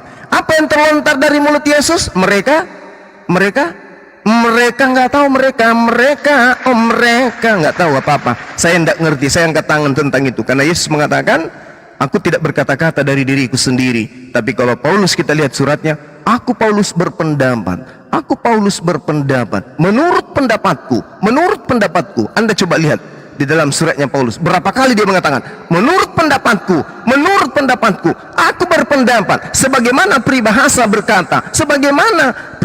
berkata, dan seterusnya. Jadi yang mana sebenarnya penyampai firman? Yesus kah, Paulus kah? Yang mana sebenarnya? Silakan Bang.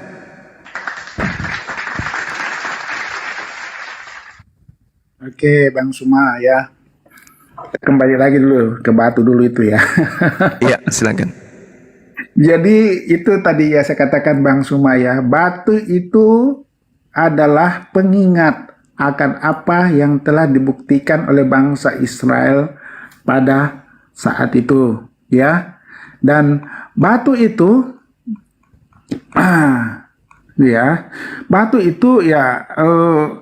dibuat dengan tujuan mengingatkan orang-orang yang akan janji yang telah mereka buat kepada Tuhan. Jadi, jika mereka harus tidak setia, memberikan kesaksian akan melawan mereka. Jadi, batu itu menggambarkan ya sebagai mendengarkan firman Tuhan, dibuat dengan tujuan untuk mengingatkan akan janji yang telah dibuat. Ya, jadi itu sebagai pengingat. Dia menggambarkan sebagai pengingat ya perjanjian yang dibuat orang Israel pada saat itu. Nah, jadi itu sebagai pengingat Bang Suma. Ya. Jadi kalau Yesus tadi mengatakan Yesus siapa yang menjadi saksi apa? Itu kan di situ kan murid-muridnya yang bersama dengan mereka langsung, Matius ya, Yohanes ya, Markus, itu murid-murid yang bersama dengan mereka ya saat itu. Jadi dia mengingat dan melihat kejadian itu sebenarnya, melihat langsung. Dan mereka tulis sama juga dengan sang baginda Nabi, ya. Dia kan juga punya pengikut-pengikut. Jadi dia melihat, ya, apa yang disampaikan itu ditulis, ya, sama siapa ya kalau nggak, ya maaf kalau salah ya. Begitu, jadi ditulis ya dengan nggak ditulis secara ini juga pasti saya yakin itu dengan tuntunan Roh Tuhan ya. Sama di Kristen juga dengan tuntunan Roh Kudus. Jadi ditulis itu bukan berdasarkan, ya memang berdasarkan pemikiran, tapi Roh Kudus yang memenuhi pikiran penulis seperti itu Kalau bicara masalah Paulus, ya, Paulus itu adalah utusan Yesus itu sendiri. Jangan salah ya, Paulus itu utusan Yesus. Ya, di Kisah Para Rasul 9, ya, di Kisah Para Rasul 9 bisa dilihat ya. Pada saat ya setelah si Paulus ini bertobat ya, bertemu cahaya di jalan ya, bukan mimpi ya, bertemu cahaya, yaitu Yesus itu mengatakan, Saulus, Saulus, mengapa engkau mengenai aku? Pertanyaan lagi, emang Yesus dengan Paulus satu zaman? Berbeda. Yesus sudah terangkat, baru ada Paulus. Tapi Paulus ini orang yang diubah, ya, yang mendapat hidayah, yang tadinya yang membunuh murid-murid Yesus, akhirnya dia mendapat hidayah. Tuhan mengubah hidupnya, ya, menjadi rasul, yang menjadi utusan, ya. Di situ dikatakan di ayat 15, ya. Yesus berkata kepada Ananias. Ananias itu siapa? Ananias adalah muridnya Yesus juga, ya. Kepadanya, pergilah, sebab orang ini adalah alat pilihan bagiku. Tuh jelas bahwa orang ini adalah alat pilihan bagiku. Itu merujuk kepada Paulus, untuk memberitakan namaku kepada bangsa-bangsa lain serta raja-raja dan orang-orang Israel. Aku sendiri akan menunjukkan kepadanya betapa banyak penderitaan yang harus dia tanggung oleh karena namaku. Benar, Paulus dalam memberitakan firman, ya, mengalami penolakan, ya, mengalami banyak hujatan dari orang-orang Yahudi yang menolak dia. Begitu benar. Jadi Paulus itu memang utusan Yesus sendiri yang mengatakan dia adalah alatku. Jadi jangan Anda mengatakan Paulus itu nabi palsu atau apa gitu kan. Memang Yesus pernah mengatakan, berhati-hatilah terhadap nabi-nabi palsu yang menyesatkan, ya. Tapi ini jelas Yesus mengatakan di ayat 15, dia adalah alatku, ya, untuk memberitakan firman kepada raja-raja, ya, kepada orang-orang Israel. Jelas sekali dia adalah utusan. Ini perkataan Yesus sendiri. Jadi begitu sementara. Oke, baik.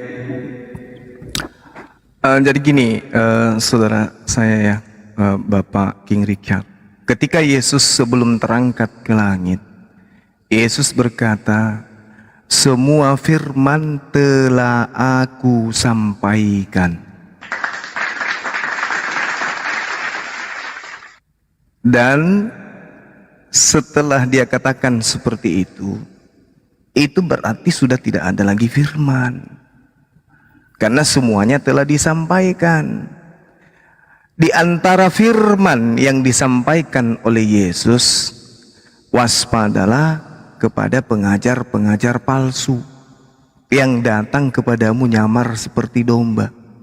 Bahkan kalau saudara melihat di dalam cerita hasil penyelidikan Lukas, di situ dikatakan begini, waspadalah supaya kamu jangan disesatkan. Murid-murid bertanya kepada Yesus, artinya angkatan pertama, orang yang hidup sejaman dengan Yesus, datang kepada Yesus bertanya, Guru, ya, bila manakah kemudian terjadi? Apakah tandanya? Apa yang kamu lihat di situ akan datang harinya di mana tidak ada satupun yang dibiarkan terletak di atas batu lain, semuanya akan diruntuhkan. Nih, ini maksud Yesus ini adalah pengajaran. Semuanya akan diruntuhkan kemudian. Murid penasaran, bertanya, Guru, kapan itu bisa terjadi? Kapan kejadian itu terjadi? Dan apakah tandanya kalau itu akan terjadi? Apa kata Yesus? Waspadalah supaya kamu jangan disesatkan.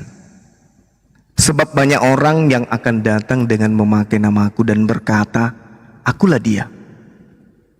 Nah, ini Yesus menjelaskan ketika ditanya, pada saat dia bertanya jawab di bait suci. Ketika beberapa orang berbicara tentang bait suci, bait Allah, bait Elohim, dan mengagumi bangunan itu yang dihiasi dengan batu yang indah-indah dan dengan berbagai barang-barang persembahan, berkatalah Yesus, apa yang kamu lihat di situ? akan ada harinya di mana tidak ada satupun akan dibiarkan tergeletak di atas batu yang lain. Semuanya akan diruntuhkan. Nah, kemudian dikatakan, kapan itu terjadi? Ya, Yesus menjawab, pada saat orang-orang datang dengan menggunakan namaku, memakai namaku, dan berkata, akulah dia, akulah Tuhan. Jadi muridnya kaget. Waduh, bahaya itu. Yes, bahaya. Waspadalah supaya kamu, murid-muridku, jangan disesatkan, sebab banyak orang yang akan datang dengan memakai namaku. Siapa yang datang kepada murid-murid Yesus? Yang datang kepada murid-murid Yesus angkatan pertama itu siapa? Dicatat dulu, nanti dijawab. Yang datang pertama kali ke murid-murid Yesus itu siapa? Mengatakan Yesus itu adalah Tuhan. Akulah dia, akulah Tuhan, saatnya sudah dekat. Kata Yesus, janganlah kamu mengikuti mereka. Makanya Bani Israel tak ada yang mengikuti Paulus sampai hari ini. Lalu pertanyaannya, siapa dia? Siapa dia yang datang kepada murid Yesus yang menggunakan nama Yesus? Aku bertemu dengan Yesus di padang gurun. Menulis kemudian 2 Korintus, Galatia, Efesus, Filipi, Kolose, Tesalonika, Pararan dan semuanya dituliskan oleh dia. Itu siapa dengan mengatasnamakan Yesus? Siapa dia itu? Tapi Yesus mengatakan begini. Namun sebelum penyesat itu datang memakai namaku, sebelum penyesat itu datang mengatakan akulah dia, tetapi sebelumnya itu terjadi, kamu muridku akan ditangkap, dianiaya, kamu akan diserahkan ke rumah-rumah ibadat dan penjara-penjara, dan kamu akan dihadapkan kepada raja-raja dan penguasa-penguasa oleh karena namaku. Sebelum penyesat itu datang, terlebih dahulu muridku ditangkap, disesat dan teraniaya. Siapa yang menangkap, menyesat, memenjarakan kemudian murid-murid Yesus, itulah penyesat itu. Itulah kemudian yang dikatakan oleh Yesus yang membawa namaku. Makanya dia menyebut dirinya sebagai rasul. Rasulnya siapa? Rasulnya Yesus. Sejak kapan? Yesus mengatakan di dalam Yohanes 6 nomor 7, bukankah aku yang memilih engkau yang 12? Ada enggak Paulus di situ? Enggak ada. Aku yang memilih engkau yang 12. Paulus kapan dipilih? Enggak pernah. Tapi begitu Yesus terangkat ke langit, muncul penyesat-penyesat mengatasnamakan rasulnya Yesus, padahal Yesus mengatakan segala firman telah aku sampaikan. Tidak ada lagi firman. Kalau ada tambahan itu adalah hasil rekayasa serigalanya mardomba. Demikian. Abang semua. Iya. Yesus mengatakan berhati-hatilah kepada penyesat ya, nabi-nabi palsu. Banyak yang memakai namanya dia. Itu memang benar, itu disampaikan ya. Terus Yesus juga mengatakan segala firman telah kusampaikan. Semua benar Bang Suma ya. Tapi kalau dicocokkan ke Paulus, itu namanya cocologi. Kenapa saya bilang cocologi? Karena Yesus yang langsung sendiri yang mengutus Paulus. Kecuali tidak ada campur tangan perkataan Yesus terhadap Paulus, di situ pasti akan mengarah bahwa inilah nabi palsu itu yang dikatakan Yesus. Tapi di sini ada Yesus berkata kepada Ananias, ketemulah orang ini, ya, orang ini yang akan menjadi alatku, ya, untuk menyampaikan firman kepada bangsa-bangsa dan raja-raja. Itu jelas perkataan Yesus kepada Ananias. Ananias itu siapa? Ananias adalah muridnya Yesus, ya, supaya dia menumpangkan tangan kepada Paulus supaya matanya bisa melihat. Jadi ada kronologis, ada ceritanya gitu Bang Suma. Jadi beda kalau tidak ada keterlibatan Yesus di situ di saat pertobatannya Paulus, bisa jadi ini Paulus memang benar dia adalah nabi palsu yang dikatakan oleh Yesus. Ternyata memang jelas Yesus di situ yang berperan di cerita itu, bahwa Paulus dikasih hidayah ya, yang tadinya orang Farisi yang mencari-cari murid Yesus untuk dibunuh, tapi Tuhan ubah hidupnya, dia bertobat ya, mendapat hidayah. Nah, itu di situ ada peran Yesus. Saulus, Saulus, mengapa engkau menganiaya aku? Yang menganiaya apa itu? Pengikutnya yang dikatakan itu. Yang menganiaya aku. Karena Yesus memang kan sudah terangkat ke surga, tapi dia datang lagi ya kepada orang-orang yang tersesat. Ya, Paulus ini tersesat. Jadi dia meluruskan orang ini dipakai Tuhan ya untuk menyampaikan pemberitaan keselamatan yang dibawa oleh Yesus itu. Dan dia akan mengalami banyak penderitaan, cobaan apa semua. Benar, Paulus mengalami banyak penderitaan. Di penjara lah apa, dihadapkan pada hakim-hakim. Jadi di situ ceritanya ada keterlibatan Yesus di situ. Jadi kalau dibilang dia nabi palsu, kecuali kalau tidak ada keterlibatan Yesus di situ di cerita pertobatan Paulus, bisa jadi memang Paulus ini adalah nabi palsu. Tapi jelas Alkitab mengatakan di situ, Yesus mengatakan dia adalah alatku, ya, pilihanku untuk memberitakan namaku kepada bangsa-bangsa dan raja-raja.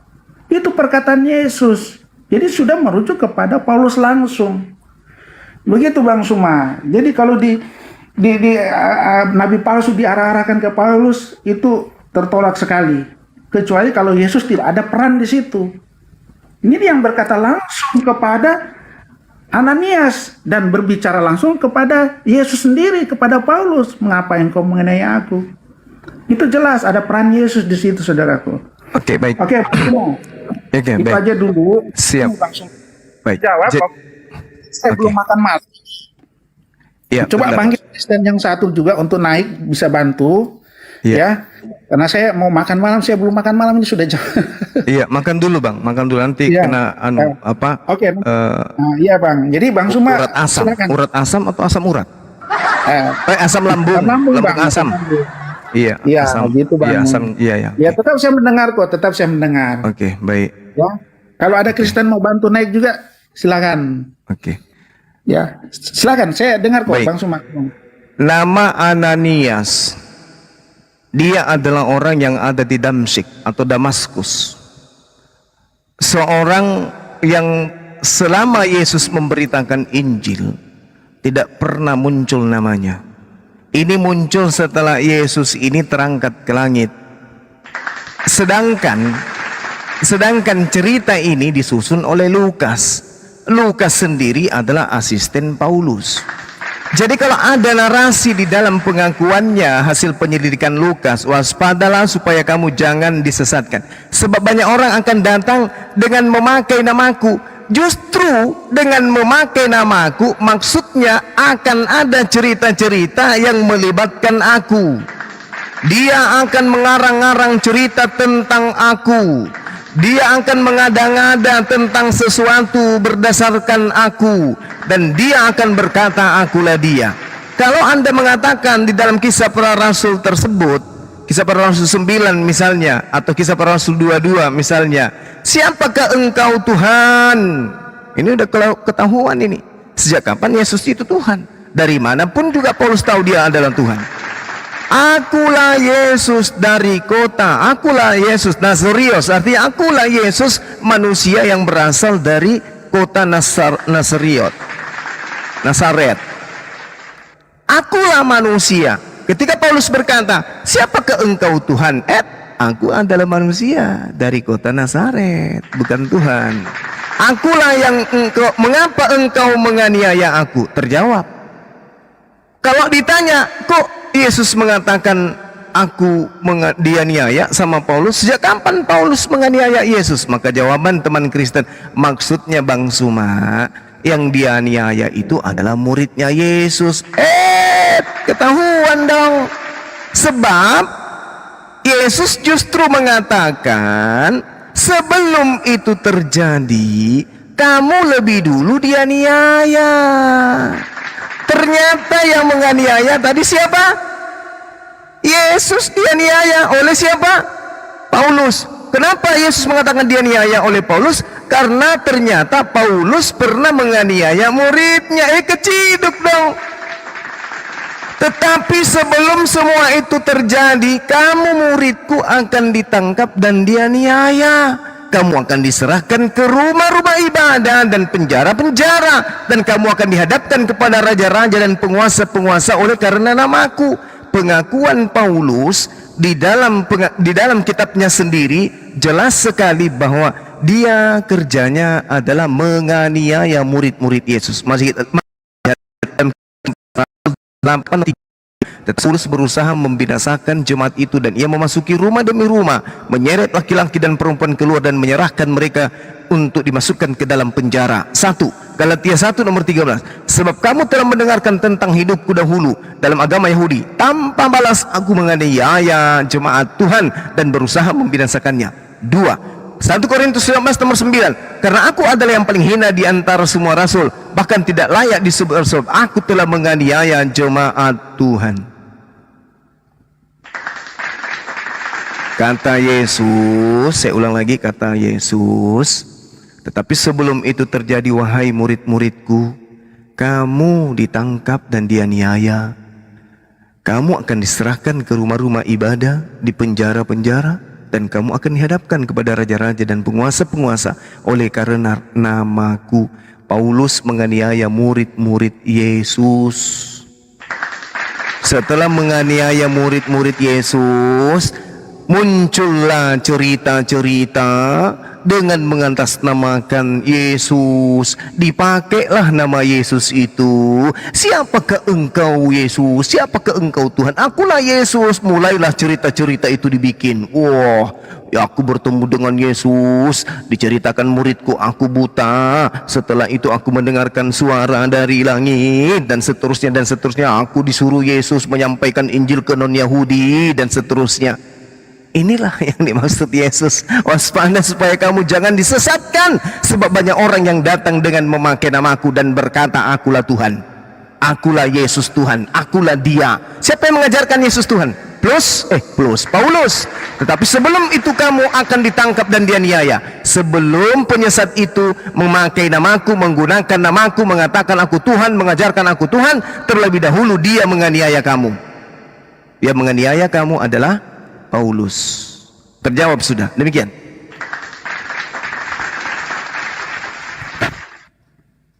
Ya, mungkin teman kita mau istirahat, Bang King Richard. Kalau ada teman Oten yang lain, silakan dinaikkan.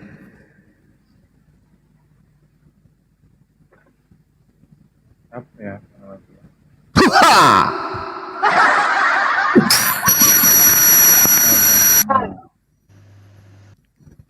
Bang King masih hidup. Jangan lupa bernapas, Bang King. Beliau makan, jangan diganggu. Masih hidup. Bang King, jangan lupa bernapas, Bang. Noise, apa noise? Bang King, jangan lupa bernapas, Bang King. Lagi makan. Iya, aku makan dulu ya. Coba nanti yang lain. Aku dengar. Iya bang. Ya. Manriki ya Allah. Ya ini coba kubeng, ini yang mau naik kubeng ya. Kubeng ini sama apa? Kubeng. Kubeng. Nggak muncul pula dia. Hah? Udah dinaikkan udah. Namanya Kubeng. Iya, kubeng. Oh, udah nggak naik. Iya, Very Fardi. Allahu Akbar. Ada permintaan pakai fotonya Bang Zuma ini. Nah, nyoten ini pasti. Ini Very Fardi. Coba siapa dulu? Theodor. Assalamualaikum Malam. Very Fardi dari Islam atau dari Kristen? Assalamualaikum warahmatullahi wabarakatuh. Waalaikumsalam warahmatullahi wabarakatuh. Saya Muslim. Allahu Akbar. Alhamdulillah. Masya Allah. Subhanallah. Makasih bang. Salam kenal Bang Wiri Tak Pardi. Iya, saya mau disampaikan. Bang Zuma. Iya, sama-sama bang. Saya hanya di bawah aja. Sebagai penonton terbaik. Makasih ya bang. Kita mendukung acara kita ini. Oke, yuk, makasih ya Bang. Yuk, teman-teman yang agama Kristen yang mau diskusi, silakan naik minta permintaan. Ini ada Bang Juma, pasien Bang Juma yang selanjutnya. Dan naik pasien, silakan memasuki. Iya, ini coba ini disapa dulu. Ini kono. Neng kono neng sing long makan kangkung. Ini asli apa palsu nih? Palsu. Oh, palsu. Tak palsu tapi asli. Jadi gini ya, Apa? saya tadi nyimak. Jadi topik tadi itu sebenarnya sangat menarik untuk edukasi kita semua, terutama umat Islam, bahwa bangga menjadi seorang Muslim. Karena menjelaskan siapa Tuhanmu itu nggak butuh waktu, nggak perlu mikir panjang, disederhanakan gitu. Tapi di Pak King tadi atau siapapun dia, tentang siapa Tuhannya dan siapa nabinya, agak sulit mereka menjelaskan itu. Apakah kalian tidak bangga menjadi seorang Muslim? Pasti bangga. Dan apakah Anda bangga kalau ada yang murtad? Yang murtadin ini adalah sasarannya. Mereka berhasil untuk dibodoh-bodohi oleh mereka. Bahkan makanya jadi murtadin itu nggak bisa diskusi, karena berdasarkan beberapa faktor keilmuan yang nggak ada. Nah, untuk itu topik tadi sangat menarik sebenarnya. Terima kasih kepada Bang Joma yang banyak mengedukasi kita semua. Umat Islam lebih kuat imannya. Yang di sebelah itu ya tergoyahkan imannya kalau mereka mau berpikir. Itu sih pengantar dari saya. Terima kasih Bang Joma selama ini berbagi buat kita semua. Makasih abangku. Masya Allah. Subhanallah. Iya. Mapangko gani aku mapangko ini. Artinya apa? Pepatah Bugis mengatakan begini, resopa temangingi nalete apa Bang Joma? Pemasena dewatai. Pengala Ta'ala. Pungala Ta'ala. Masya Allah. Bahasa Jawanya orang ngerti. Bisa diterjemahkan dalam bahasa India? Iya, bahasa Jawanya orang ngerti. Merica ketemu merica. Hei. Apa kira-kira bahasa Indonesianya itu ya? Resopa temangingi artinya Manjat bekerja tanpa mengeluh gitu, apa sih ya? Ya. Bekerja sambil berdoa. Bekerja tanpa menyerah. Nyerah, selalu Akan menghasilkan hasil yang luar biasa.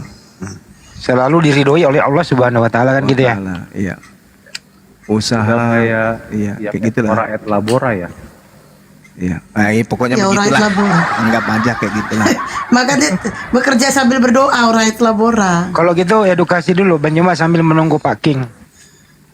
Kira-kira Dan apa yang pasien yang menyebabkan kira-kira apa yang daripada diem kan? Kira-kira apa yang menyebabkan orang itu murtad? Faktor apa kira-kira ya? Menurut Malas Bang Joma? sholat. Jadi banyak hal ya yang kemudian menyebabkan orang itu meninggalkan ajaran agama Islam. Yang pertama adalah mengingkari sifat Allah, mengingkari kebenaran Al-Quran, dan mengingkari kenabian baginda Rasulullah Muhammad SAW. Dan mereka kemudian ragu terhadap itu. Kalau kita melihat sepintas ya Bang Andi, murtad ini adalah meninggalkan atau keluar dari suatu keyakinan. Jadi orang murtad adalah orang yang beriman, yang tadinya adalah orang beriman kepada Allah, kemudian kembali ingkar dengan sukarela atau sesuai dengan pilihannya. Jadi dia meninggalkan ajaran penyembahan terhadap satu Tuhan menuju kepada menyembah Tuhan selain daripada Tuhan yang satu itu. Ada dua hal yang kemudian yang bisa menjadi pencetus orang itu murtad, dari dalam dirinya atau dari luar dirinya. Kalau yang dari dalam dirinya adalah ia tidak berusaha memupuk keimanan kepada Allah, kepada Rasulnya dengan baik. Akibatnya orang-orang seperti ini kemudian itu mudah goyah untuk berbuat maksiat. Sedangkan Islam nggak cocok dengan kemaksiatan. Lalu kemudian ketika hal ini diulang terus, ibaratkan sebuah pohon yang sudah besar, maka susah baginya, kekurangan tenaga baginya untuk menebang pohon itu sendiri. Apalagi kalau imannya hanya setipis silet, dia tidak akan pernah bisa kemudian menumbangkan pohon ini dengan silet yang ia punya. Maka dia memilih meninggalkan agama yang syarat dengan aturan. Nah, inilah yang kemudian menjadi dasar hilangnya iman, sehingga mereka mudah untuk berpindah keyakinan. Itu unsur dari dalam. Kalau unsur dari luar, orang Islam itu terkadang murtad karena dipengaruhi oleh hal lain.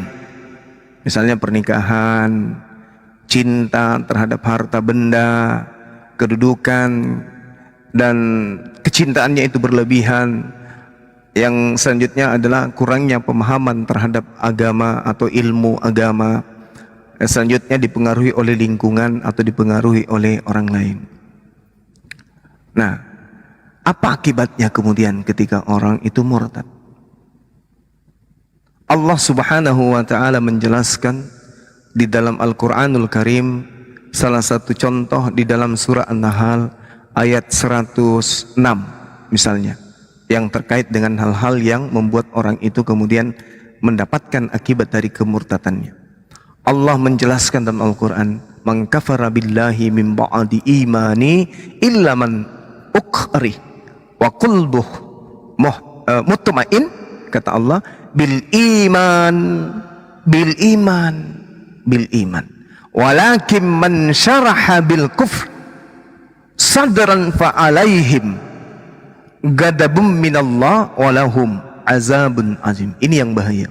Barang siapa kafir kepada Allah setelah mereka menjadi Islam, dia kemudian mendapatkan kemurkaan dari Allah. Illa, kecuali orang yang dipaksa kafir padahal hatinya tetap tenang dalam beriman, tidak berdosa bagi mereka. Tetapi orang yang melapangkan dadanya untuk menjadi kafir, menjadi murtad, maka kemurkaan Allah menimpahnya dan mereka akan mendapat azab yang besar. Al-Quranul Karim surah An-Nahl ayat 106. Jadi kalau ada orang murtad karena terpaksa, karena ada satu hal yang membuat dia harus melakukan itu, ya, karena terancam jiwanya dan seterusnya, atau ada hal yang mungkin krusial hanya Allah yang tahu. Apa kata Allah? Mereka tidak dihukum dosa. Tetapi orang yang dengan sengaja kemudian murtad, apa kata Allah? Kemurkaan Allah dan Allah terhadap dirinya akan menimpa dirinya dan mereka akan mendapat azab yang besar. Walahum azabun azim. Seperti itu Bang Handi. Masya Allah. Tapi kalau menurut saya ada yang agak luput gitu ya dari pengamatan. Seperti ada korban, ada tekanan. Sebagaimana yang disebutkan beberapa mualaf kita, itu korban seperti tertipu, pura-pura memeluk Islam, menikah, kemudian punya anak dengan beberapa argumentasi. Kalau lu nggak memeluk Kristen, ikut dengan saya, lu nggak punya anak, hak asuh sama anak lu. Ya ini juga dengan keterpaksaan gitu loh. Nah ini juga fenomenanya berkembang. Menurut Banyuma seperti apa yang kayak beginian? Iya. Intinya gimana Bang Handi? Kesimpulan akhirnya gimana? Kesimpulannya adalah ya mereka di bawah ancaman. Kalau dia berpisah, artinya dia nggak punya hak asuh anak. Tapi kalau dia memeluk agama suaminya ini, dia bisa punya hak asuh. Jadi di bawah tekanan, sulit untuk memilih gitu. Iya. Gitu. Nah inilah kemudian kenapa kemudian Allah menceritakan kemudian terkait dengan kisah Rasulullah Muhammad SAW. Apakah kemudian beliau diberi izin untuk mendoakan orang tuanya yang mati dalam keadaan kufur? Ya, betul. Salah satu hikmahnya adalah, andai saja Rasulullah Muhammad SAW kemudian diceritakan boleh mendoakan keselamatan bagi orang-orang kafir, meskipun orang tua kita sendiri, untuk dimasukkan ke dalam jannah, maka orang-orang akan menyepelekan untuk menjadi seorang kafir. Tak apalah aku kafir, toh ada anak saya yang Islam, nanti dia yang akan mendoakan saya kok. Setelah dia Islam, ya nggak apa-apa. Nggak apa-apa aku kafir, anakku satu Hindu, yang satu Buddha, yang satu Islam, yang satu Syiah, yang satu Kristen. Pasti di antara anakku ini ada yang diterima doanya kok. Inilah kenapa hikmahnya Allah menceritakan itu kepada Rasulullah. Rasulullah kemudian menceritakan ini kepada sahabatnya, bahwa ya termasuk orang tuaku juga tidak masuk surga. Padahal orang tua yang dimaksud di sini adalah paman. Pamannya adalah Abu Lahab atau Abu Jahal. Nah, kemudian ketika ada narasi seperti yang dibangun oleh Bang Handi, sebelum kita jatuh ke sana, yang perlu diperhatikan adalah hindari murtad itu. Dengan cara apa kemudian? Diperlukan kesungguhan dalam diri kita, mental kita, pemikiran kita, kemudian keyakinan kita harus sungguh-sungguh terhadap Islam. Dan dukungan ini harus diberikan dan diterima dari keluarga. Makanya ada apologet Islam Indonesia untuk meneguhkan dan menguatkan kita untuk menghindari murtad itu. Jadi jangan disepelekan. Bang Suma orangnya, mulutnya mungkin dianggap suka nyakiti teman-teman, suka menyalahi kaidah di dalam berdialog. Tapi ada segelintir orang yang menjadikan dialog-dialog seperti ini sangat bermanfaat dan sangat kemudian menjadi tolak ukur keselamatan mereka dan anak-anak mereka. Dengan mendengarkan dialog debat seperti ini, mereka justru menjadikan ini sebagai senjata untuk mempertebal iman. Kemudian mereka dijauhkan dari sifat yang cenderung kepada cinta kepada dunia. Orang yang cinta kepada dunia berlebihan, itulah mereka yang cenderung akan mudah meninggalkan Islam. Pahami itu. Kecintaan yang berlebihan terhadap dunia, entah itu pasangan, entah itu harta, entah itu pangkat, yang mudah kemudian membuat orang itu menjadi murtad. Nah, untuk menghindari ini, sungguh diperlukan kesungguhan dalam diri seseorang dan dukungan dari sanak keluarga dan kerabat. Kerabat di sini ya termasuk para apologet Islam Indonesia. Lemahnya iman, pengaruh lingkungan, itu adalah faktor yang utama yang menjadi pintu gerbang pemurtadan. Ketika kemudian orang-orang ini jauh dari agama, jauh dari Islam, jauh dari Al-Quran, jauh dari orang-orang yang memiliki pengetahuan tentang agama, maka cenderung mereka ketika dalam kondisi ekonomi yang carut marut, kesehatan, pendidikan yang minim, didatangkan kemudian orang yang ya penampilannya pakai jas, pakai dasi, bermobil, menawarkan bantuan.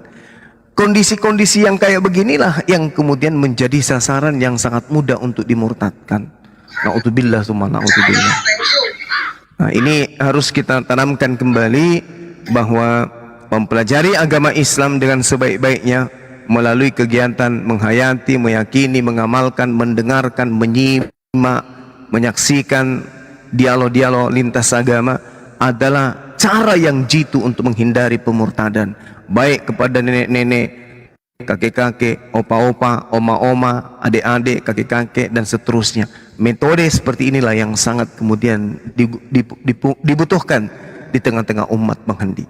Untuk itulah melalui pertanyaan Bang Handi, saya menghimbau kepada semua saudara-saudara kita, kalau di TikTok habis live kayak begini, siarannya itu sudah habis, pergi begitu berlalu saja.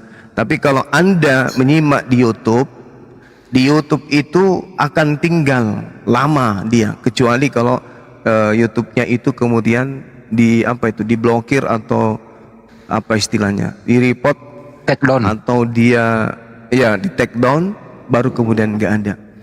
Video-video debat saya mulai dari VN, mulai dari grup WhatsApp itu muncul semua di YouTube Zulkifli M. Abbas. Jadi kalau teman-teman yang ingin melihat bagaimana sih Bang Zuma berdebat beberapa tahun yang lalu, 5 tahun yang lalu, 7 tahun yang lalu, begitu juga Bang Handi, teman-teman yang lain, Akhi Sugi dan seterusnya, masuklah ke channel-channel YouTube kami, simak di sana dan perlihatkan itu kepada anak-anak kita. Perlihatkan itu kepada saudara-saudara kita. Karena kalau di TikTok mereka nggak ikut nyimak malam ini, mereka ketinggalan informasi. Tetapi ada di YouTube, di channel YouTube kita tersimpan, Anda boleh nyimak di sana.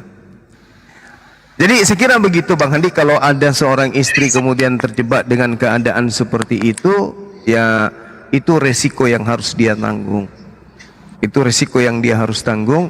Kalau misalnya diminta untuk ikut ke agama suami, mending milih cerai. Lebih baik berpisah dengan manusia daripada berpisah dengan Allah. Demikian. Masya Allah. Takbir. Allahu Akbar. Allahu Akbar. Izin Bang Handi, aku nyapa. Ya. Triple, selamat malam. Agama apa? Minta naik dari tadi. Assalamualaikum warahmatullahi wabarakatuh. Islam. Waalaikumsalam warahmatullahi wabarakatuh. Apa yang gini, apa yang mau Bang disampaikan Bang? Aku tuh ngefans sama Bang Juma sebenarnya. Tadi aku habis dari roomnya Mikana. Aku diterbangin nih. Diterbangin. Karena dari kemarin aku naik di roomnya dia dengan pertanyaan yang sama. Tadi aku nanya, tapi aku nggak mau sama Mikananya gitu kan. Aku nanya ke pasturnya. Pertanyaannya simpel sebenarnya. Iya. Mungkin di atas ini ada yang Kristiani mungkin ya. Gak ada Bang, ini kami lagi nunggu Kristen Bang, makanya nunggu Kristen yang naik Bang. Nyapa-nyapanya nanti, ngobrol-ngobrolnya nanti aja Bang. Aku tuh nanya. Boleh. Pertanyaannya sebentar. Pertanyaannya aku apa? Tuh nanya, Yesus itu kan disalib. Iya. Mereka bilang iya. Yang nyalib siapa? Yang nyalib tuh tentara Romawi. Sebelum disalib, artinya ada persidangan di situ. Iya, berarti ada kesalahan. Apa kesalahannya? Tanya. Karena dia mengaku Tuhan pada saat itu. Loh, kalau berarti zaman dulu sama zaman sekarang itu nggak ada bedanya. Ketika ada pengakuan tentang Tuhan, maka ya pasti dikena hukum kan gitu. Kenapa jadi berubah? Itu orang disalib gara-gara dia ngaku Tuhan, tapi justru kalian imani sebagai penebusan dosa. Itu gimana ceritanya? Itu nggak terjawab dari kemarin. Anda dibohongin kalau Yesus disalib karena mengaku dia adalah Tuhan. Bohong dia itu. Mereka bohong. Yesus disalib itu. Kemarin sama pendeta siapa juga aku tanya, dia jawab karena dia ngaku Tuhan gitu. Bohong. Itu bohong. Jadi sebenarnya cerita yang sebenarnya itu gimana Bang Zuma? Nah itu aku penasaran gitu loh. Yesus disalib itu karena orang Yahudi takut tempat sucinya dan bangsanya dirampas oleh Roma. Oh. Sehingga mereka melakukan kesaksian-kesaksian palsu. Supaya Yesus ini dibuatkan alasan-alasan ya untuk dia disalibkan. Yohanes 11 nomor 53, Matius 26 nomor 59, Matius 27 nomor 18. Jadi mereka dengki terhadap Yesus, mereka iri terhadap Yesus sehingga mereka melakukan upaya kesaksian palsu agar Yesus itu bisa disalib. Itu jelas itu. Jadi bukan karena dia menghujat Allah, tidak. Yesus tidak pernah menghujat Allah. Itu tuduhan yang mereka buat-buat.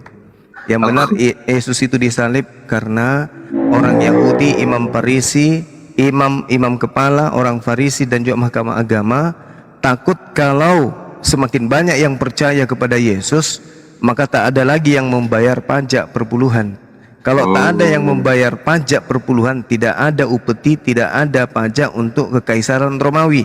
Kalau tidak ada pajak untuk kekaisaran Romawi, maka bangsa Romawi akan merampas tempat suci mereka dan merampas bangsa mereka. Maka lebih baik satu orang mati, yaitu Yesus, daripada seluruh bangsa kita dirampas oleh Roma. Makanya mulai hari itu mereka sepakat untuk memberikan kesaksian-kesaksian palsu demi untuk membunuh Yesus. Itu tertulis di dalam Yohanes 11 nomor 45 sampai 53. Seperti itu, Bang. Nah, kalau gini kan jelas gitu loh, dijawab gitu kan. Nggak bisa jawab, gue diterbangin. Oke, Bang, thank you, Bang, ya. Masya Oke, Allah. makasih Bang Juma. Pertanyaan yang sangat Assalamualaikum. membangun. Waalaikumsalam warahmatullahi Waalaikumsalam wabarakatuh. warahmatullahi wabarakatuh.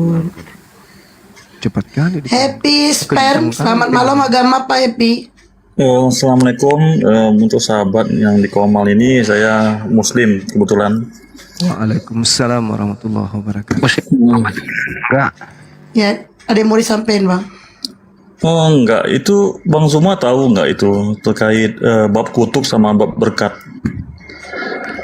Bab kutuk Sama di bab dalam berkat. di dalam ulangan Iya, ulangan berapa tuh ya? 16 atau 26 atau berapa itu? Saya lupa juga sih. Saya pernah baca gitu. ulangan bab kutuk ini. Iya, bab kutuk sama bab berkat. Iya, itu tertulisnya di dalam ulangan 27. Ah, ya sampai 40 ayat berapa gitu ya. Iya, semuanya dikutuk semua di situ.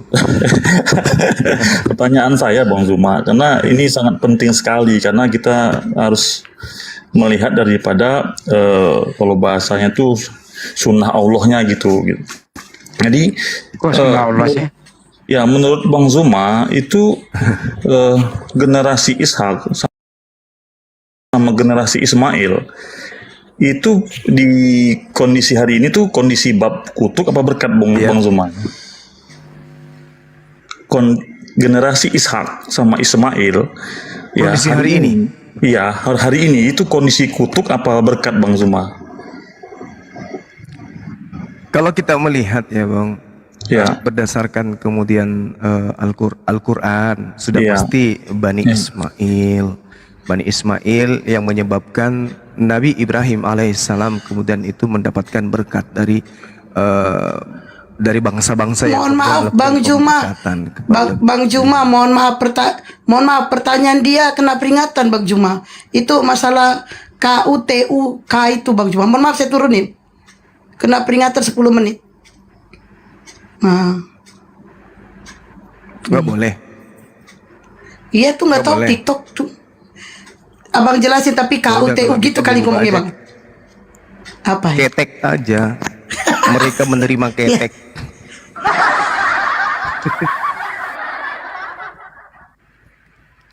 Ya, kan sebagian dari mereka kemudian diketek oleh karena mereka melakukan kegiatan pada hari Sabat kan gitu ya. Oke, saya rasa gitu. Sementara mungkin ada lagi. Kalau nggak ada, saya serahkan kepada Bang Handi. Siap. Yustitina, selamat malam. Agama apa? Justina. Lanjut Bang Handi. Selamat malam. Aduh. Malam, Bu. Agama apa Kak? Sini saya yang respon ya. Malam, Bu. Oh, Muslim. Ya. Ini foto asli ya, Bu Istina? Asli. Cakep. Kayaknya topinya hilang ya. Kenapa? Makanya Ya, Bang Handi dinaikin sih. Ya, apa yang naik? Silakan, Bu. Gue nggak tahu, Bu. Kirain Bang Handi. Oke, ada yang mau disampaikan silakan. Emang kenapa? Kenapa nanyain itu foto asli apa bukan? Kenapa nggak berhijab Bu? Itu pertanyaannya Bu. Oh, iya. Belum siap. Oke, kita bahas itu ya. Silakan. Jadi perempuan itu, Bu, wajib melindungi dirinya sendiri. Yang boleh ditampakkan itu daerah yang kena air wudhu, telapak tangan, jidat boleh gitu,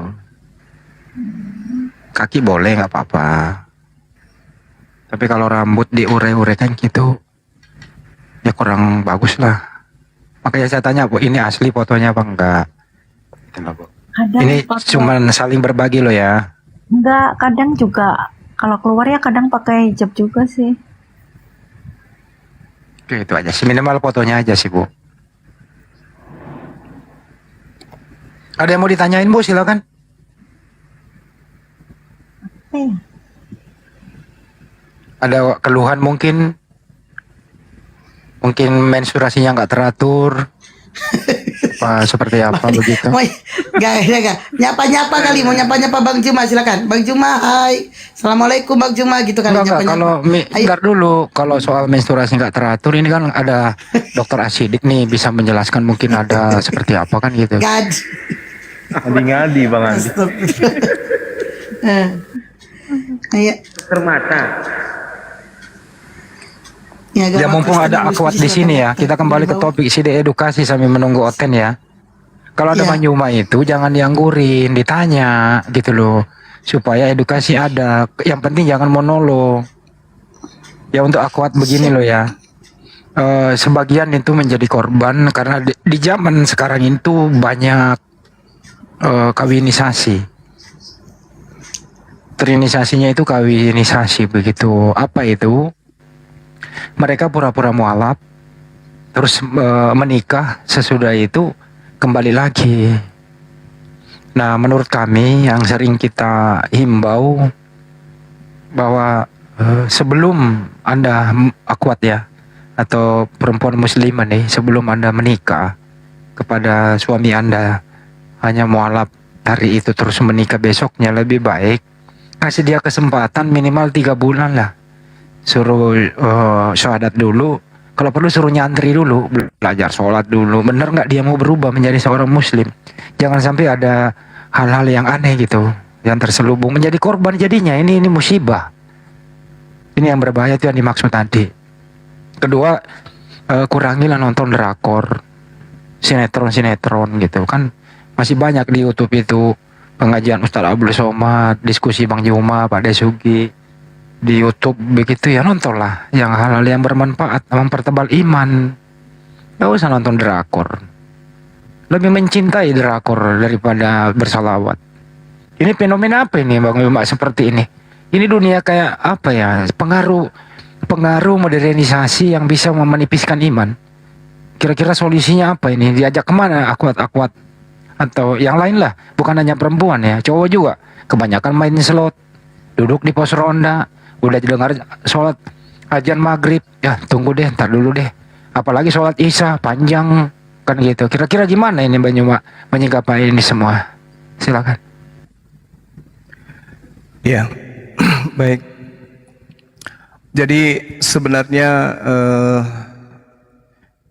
ini bagian daripada tugas kita sebagai apologet, kemudian untuk mencari metode apa yang harus kita gunakan untuk menarik anak-anak kita, adik-adik kita untuk mereka lebih cinta kepada Islam. Ini pekerjaan rumah untuk kita semua gitu ya. Sehingga salah satu kemudian kegiatan yang dilakukan dalam hal ini umat Islam, dalam hal ini apologet, dalam hal ini API, ya debat seperti ini. Bagaimana kemudian teman-teman ketika berdiskusi berusaha kemudian untuk di sela-sela diskusi itu ada kita buat semacam penarik agar orang itu bisa menerima apa yang kita sampaikan itu dengan tidak membosankan. Nah, sehingga ketika dia menjadi potongan-potongan diskusi lalu kemudian disebarkan, nah itu bisa menjadi daya tarik kepada generasi Islam untuk mau belajar tentang Islam. Saya beberapa saat yang lalu Bang Handi di tempat wisata ya, ketika saya lagi ngobrol dengan teman-teman API dari Sulsel, dikagetkan dengan ada beberapa anak ya seusia anak SMP mendekat dan malu-malu. Saya pikir mereka ini lagi mau renang. Tahu-taunya apa yang dia katakan? Om, Bang Suma mau nonton, mau foto kata dia. anak SMP mau foto, ada juga yang adik beradik. Ini luar biasa bang, luar biasa. Artinya bahwasanya kalau kita sampai mampu kemudian memberikan amunisi iman kepada anak-anak kecil kita dengan dialog-dialog kita yang kita lakoni, itu adalah satu yang sangat luar biasa gitu loh. Dan mudah-mudahan ke depannya orang tua utamanya itu bisa mengajak anak-anaknya untuk mendengarkan dialog-dialog seperti yang kita sajikan. Ya hanya saja kalau berdiskusi sebisa mungkin tidak menyeramkan gitu, tidak menakutkan. Tapi pola yang ada selama ini kita rubah menjadi pola yang mengasihkan bagi siapapun yang mendengarkan. Kemudian kejadian barusan ketika saya juga keluar, ya tadi kita ada kegiatan di luar rumah. Begitu saya turun dari mall, disamperin sama anak-anak gadis. Beliau kemudian, saya dikagetkan, kupikir mau nawarin mobil kan. Tiba-tiba, Bang Sumaya, padahal kita kan pakai masker tuh. Oh iya mbak, kenapa? Oh, bagi foto dong, mau foto kata dia. Saya fans abang, saya dengar sampai subuh. Mungkin beliau lagi dengarkan. Saya dengar abang saya ini dari sampai subuh sampai pagi kata dia. Dalam hati saya, masya Allah. Ini artinya bahwa dialog lintas agama sudah merambah kepada anak-anak milenial. Karena saya melihat tadi anak ini, ya anak ini bukan saya hiperbola, anaknya cantik, rambutnya pirang, tidak pakai hijab, gaul, tapi ternyata dia sudah mulai tersentuh dengan materi-materi debat lintas agama. Artinya secara tidak langsung kita melarang mereka untuk bercinta dengan orang-orang kafir. Artinya secara langsung kita membimbing mereka untuk menjauhi pemurtadan. Masih anak-anak, masih belia. Umur mereka tadi itu paling 20, 19 tahun, 20 tahun, 23 tahun paling tua. Datang, Bang Sumaya. Ada yang berhijab, ada yang tidak pakai hijab, pirang, tapi ngotot kali ingin foto. Masya Allah, ini adalah sesuatu yang luar biasa. Artinya dialog-dialog kita ini bukan dikonsumsi oleh orang-orang yang memiliki kematangan emosional, kematangan kepribadian, kedewasaan di dalam sikap. Tetapi ternyata juga sudah merambah ke anak-anak. Saya waktu di wisata di gunung itu anak SMP.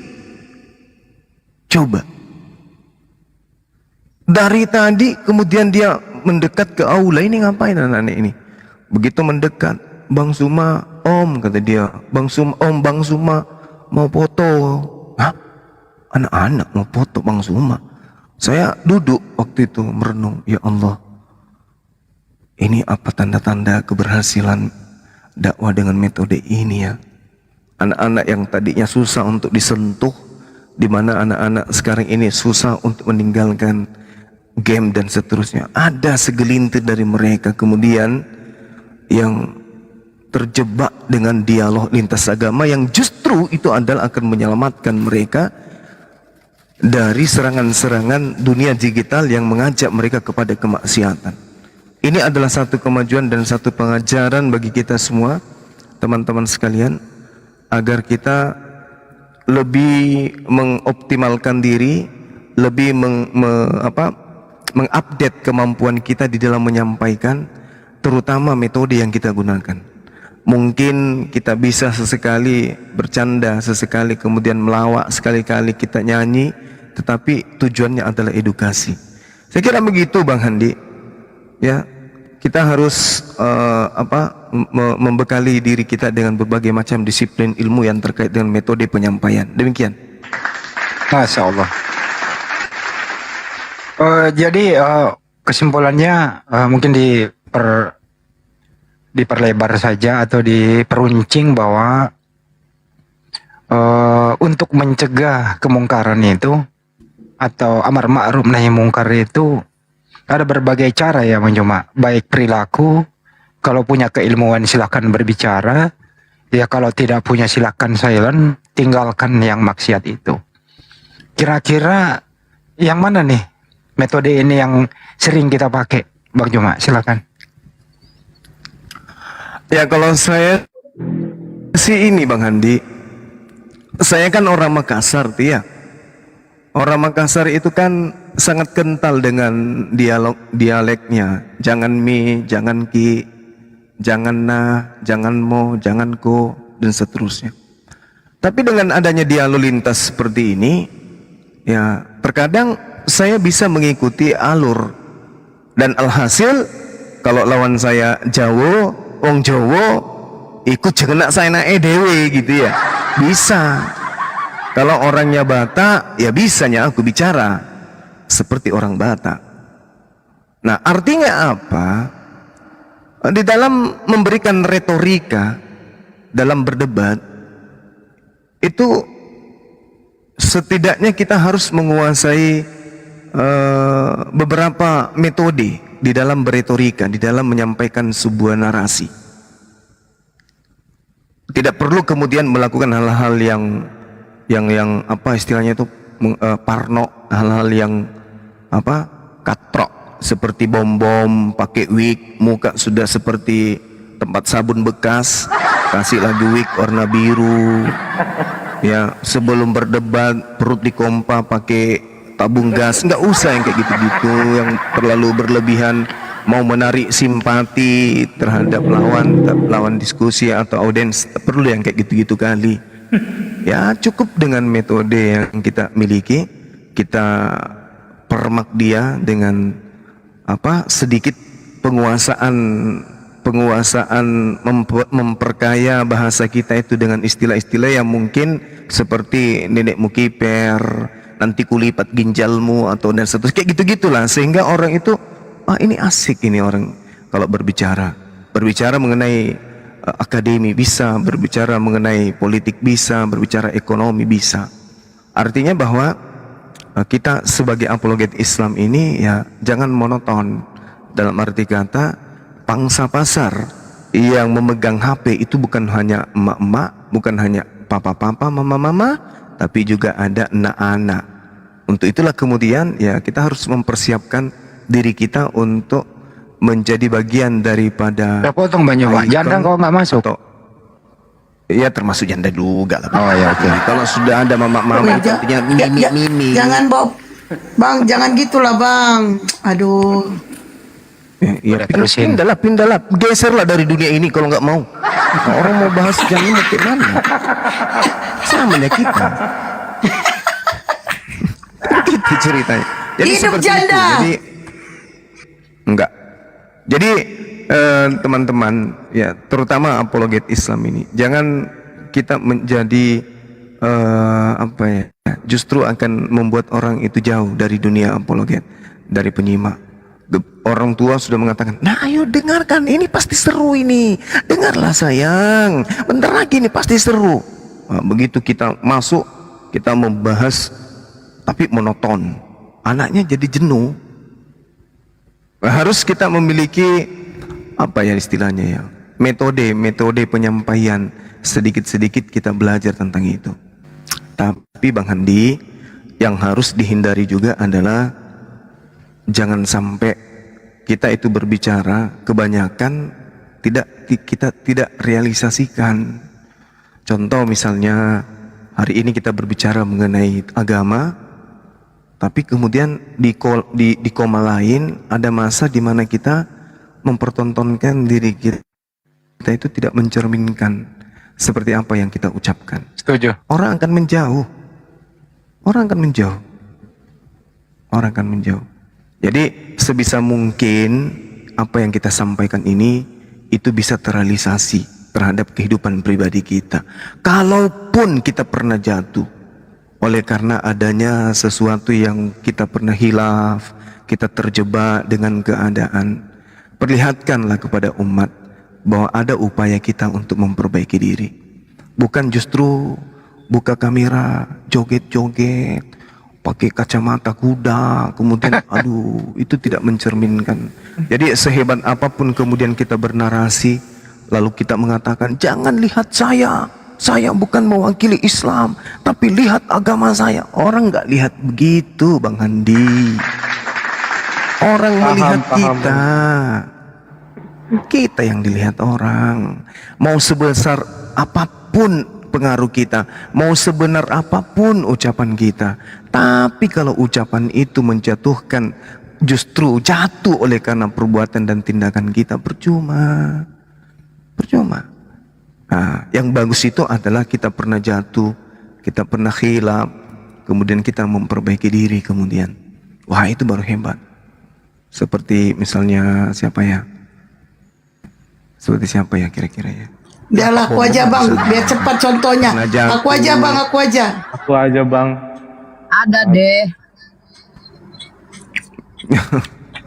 Pak Bombong aja, Pak Bombom. Pak Bombom aja. Aku aja bang, nggak muluk-muluk. Nah, sama seperti adinda saya ini, Asidik. Jangan juga dicontoh beliau ini. Begitu datang berapi-api, habis itu menghilang. Itu saya bang. Menggaungkan dunia apologet, habis itu menghilang. Dan kayak gitu. Sesibuk apapun, tetaplah dalam barisan para apologet Islam. Dengerin tuh saya, dengerin saya. Oke, mungkin ada tamu kita. Ada abang saya, Petalumbu, Masya Allah. Ini guru saya juga ini. Assalamualaikum Kanda, saya tunggu Kik kemarin, tidak ada informasi tak. Marah Kik kah? Marah. Mengambil kan, Katanya Bimo. Assalamualaikum warahmatullahi wabarakatuh. Waalaikumsalam warahmatullahi wabarakatuh. Waalaikumsalam warahmatullahi wabarakatuh. Host ini Katanya beda mau sarapan. Tadi saya berteriak-teriak aku dong. Nggak ada yang dengar. Nggak ada yang dengar. Hostnya perut semua, nggak ada yang telinganya habis. Kenapa aku? Apa pasal aku? Pelit sekali dari tadi gua berteriak naikin. Pelit katanya nggak dinaikin. Oh, aku tungkian loh, jadi nggak dengar, tak naik. Tungkian aku. Nah itu dia. Kodong itu apa bang Petan? Bukan aku yang bilang. Oke, kita sambut dulu Kingnya ini. Coba King, Muslim apa Kristen King? King kalau nggak dibawa dulu King. Halo. Dia Silakan. agama apa King? Alhamdulillah Islam. Alhamdulillah. Apa yang mau disampaikan? Ada yang mau disampaikan sebelum kita isi yang lain? Ada yang mau dibahas lagi nih, satu lagi untuk Banyuma. Silakan bro. Ya oke. No, pre-memory dulu ya, pre-memory dulu udah. Silakan dibawa dulu. Banyuma ini ada satu nih. Bahwa iya Bang Andi. Sering memang ada yang pro, ada yang kontra mengenai diskusi lintas agama ini gitu. Ngapain sih didiskusi? Agama kita masing-masing kan gitu. Ini pendapat Muslim juga. Ada pendapat Kristen juga. Ada nggak sih nilai dakwanya itu diskusi lintas agama? Ini mereka harus diedukasi bahwa diskusi lintas agama itu bukan mencari kalah menang ya Banyuma, tapi edukasi. Apa betul seperti itu? Silakan. Iya. Jadi ada perintah di dalam Al-Quranul Karim. Ud'u ila. Kan jelas itu. Serulah kepada manusia, serulah kemudian manusia ini kepada Tuhanmu dengan cara yang baik. Kan ada perintahnya tuh. Jadi kita disuruh kemudian untuk menyampaikan. Belum lagi ketika Al-Quran mengatakan kul, katakanlah ya ayyuhal kafirun, wahai orang-orang kafir. Ini kalau di masjid mau dibacakan ini, siapa yang di masjid itu dipanggil orang-orang kafir? Yang duduk Bang Handi, Akhi Sugi, Petalempu, Asidi, Bunda Rahma, Tedore, terus kemudian Uhti siapa namanya ini? Uhti siapa namanya? Hesti. Dan Hesti, Hasto. Ya, Hesti, Ade Hesti.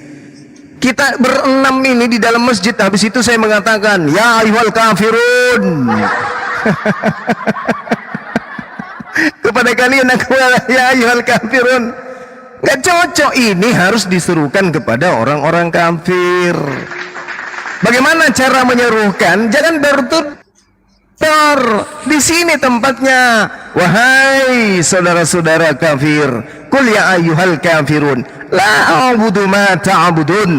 Aku tidak akan menyembah apa yang kamu sembah. Oleh karena itu tanggalkan kata Allah di dalam kitabmu. Jangan kau pakai, karena aku tidak akan menyembah apa yang kamu sembah. Wala antum abiduna ma a'bud, dan kamu bukan penyembah apa yang aku sembah, karena kamu penyembah manusia, sedangkan Tuhanku adalah pencipta manusia. Wala ana abidum ma abattum, dan aku tidak pernah menjadi penyembah apa yang kamu sembah. Mulai dari kecilku aku diajarkan kedua orang tuaku, saudara-saudaraku, orang tuaku pun semuanya diajarkan menyembah kepada pencipta langit dan bumi, dan tidak pernah diajarkan menyembah kepada anaknya manusia. Ini harus disampaikan kepada mereka. Wala antum abiduna ma a'budu, dan kamu tidak akan pula menjadi penyembah apa yang aku sembah, sebab yang kamu sembah yang adalah manusia itu tidak akan pernah berubah menjadi Tuhan, paling jadi hantu. Lakum dinukum waliyadin, untukmu agamamu dan untukku agamaku. Karena itulah kemudian kembalikan istilah-istilah Al-Quran yang ada di dalam kitabku, dan ambillah istilah-istilah Yunani yang menjadi sumber kitabmu. Itu tujuannya diskusi ini. Itu tujuannya. Kenapa kemudian ada orang yang sulit membedakan antara agama Islam dan Kristen? Karena Tuhan di dalam Islam disebut Allah, dituliskan Allah. Di Kristen Tuhan di sana disebut Allah, dibacakan Allah, dituliskan Allah. Sama. Jadi orang yang tidak memahami pembatasan koridor ini bisa terjebak kepada pemurtadan. Untuk itulah dialog ini dibentuk, untuk memisahkan antara hak dan yang batil. Orang Islam, seburuk-buruknya orang Islam, mereka tidak akan mau menerjemahkan Al-Quran Allah Tuhan mereka ganti dengan sebutan Yahweh, mereka ganti dengan sebutan Theos, mereka ganti dengan sebutan Bapa, mereka ganti dengan sebutan kucuk. Tidak akan mungkin. Mereka seminim-minim imannya, umat Islam tidak akan mau menerjemahkan kitab sucinya dengan menyebut nama Tuhannya non-muslim. Tidak mau. Tidak mau. Tapi mereka semakin hari semakin membawa-bawa nama Tuhannya umat Islam. Nah, inilah pentingnya berdialog, supaya mereka yang tidak memiliki akal yang sehat, mereka yang sakit pada akalnya itu bisa sembuh minimal kita bisa mengajarkan kepada umat Islam yang awam bahwa agama Islam itu satu-satunya agama yang pernah diutus oleh pencipta langit dan bumi di atas muka bumi ini. Demikian. Oke, Bang, ini si mualaf saksi Kristen. Tak ada apa-apa. Ya sudah, nggak gitu. Sat minta air dulu, air campur masako. Jadi itulah pentingnya namanya diskusi. Itulah pentingnya adanya apologet Islam Indonesia. Jadi cara berdakwah itu tergantung orangnya, metode apa yang kita pakai. Ada ustadz kita, banyak ustadz kita khusus di lingkungan umat Islam. Itu bagus juga sebagai bahan untuk diskusi kita di sini. Tapi kalau khusus diskusi lintas agama, karena banyak juga umat Islam belum tahu apa sih kitab suci agama sebelah. Kenapa ada istilah-istilah Islam yang ada di sana? Bagaimana cara menyalurkannya? Alhamdulillah, dengan selama ini banyak yang tersadarkan. Contoh satu ya, Ibu Darni selama ini selalu mempergunakan kata Allah. Setelah saya tegur berkali-kali, dia Itu di Bible mereka. Banyak teredukasi itu. Pendeta Yakub Sulistyo memberi ultimatum kepada semua Kristen yang sering diskusi. Apabila siapapun Kristen, pendeta kek, mau apa kek, diskusi dengan umat Islam dengan konsep ketuhanan, kalah ngotot memalukan. Kenapa? Berdasarkan terjemahan yang salah. Betul ya Bang Juma ya? Benar. Ya pasti kalah karena terjemahan yang salah yang dia pakai. Itu intinya. Tujuannya apa sih? Tujuannya apa coba? Kenapa banyak istilah Islam di sana? Ya karena umat Islam di Indonesia ini mayoritas. Supaya mereka mudah bertoleransi kebablasan. Ada yang terpengaruh, ada yang tidak. Kita ada untuk melindungi saudara kita di sana. Itu maksudnya. Oke? Tamunya nggak ada lagi, kabur dia ya? Atau gimana? Dia kabur dia. Dia kemarin kabur, sekarang kabur lagi. Saya boleh Didekatkan lagi katakan kalau sedikit? masih ada di. Ya silakan. Silakan. Itu pertanyaannya Bang Handi tadi itu sangat-sangat menarik itu. Apakah ada asas manfaatnya dengan adanya dialog-dialog lintas agama, baik kepada kita orang Muslim maupun kepada non-Muslim? Saya tidak mewakili orang lain, tapi saya berbicara untuk diri saya sendiri. Asas manfaatnya buat saya ini sangat-sangat luar biasa. Karena itu menambah, mempertebal iman saya. Menambah keyakinan saya bahwa Islam itu adalah agama yang benar. Menambah keyakinan sekarang bahwa Al-Quran itu betul-betul firman Allah yang Allah turunkan kepada Nabi Muhammad. Itu bagi pribadi saya. Jadi saya selama namanya kurang lebih sekitar 4 atau 5 tahun ya saya ikut. Alhamdulillah. Saya dibukakan mata hati dan pikiran saya bahwa alangkah bodohnya saya ini mempunyai keyakinan, mempunyai agama yang benar, kok saya tidak bersungguh-sungguh untuk melaksanakan ibadah, melaksanakan perintah Tuhan, kemudian meninggalkan segalanya. Itu yang ada pada diri saya. Jadi itu manfaatnya. Bagus sekali pertanyaannya Bang Andi. Lanjut. Masya Allah. Luar biasa. Luar biasa. Kita sambit dulu. Kita sambut Pak Tony Haryanto. Pak Tony. Ketiduran kali. Pak Tony. Pak Tony. Oke. Oh, Alex katanya mau naik tuh. Alex. Ya udah turunkin Pak Tony. Kita lihat teman-teman ya. Silakan naikkan host. Siapa? Yang Alex katanya mau naik. Siapa? Alex. Nggak ada permintaan, Alek. Oh, nggak ada permintaan.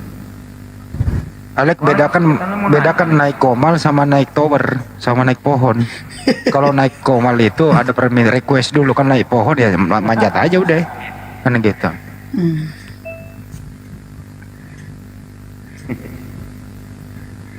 Ada lagi yang mau dibahas ya? Silakan.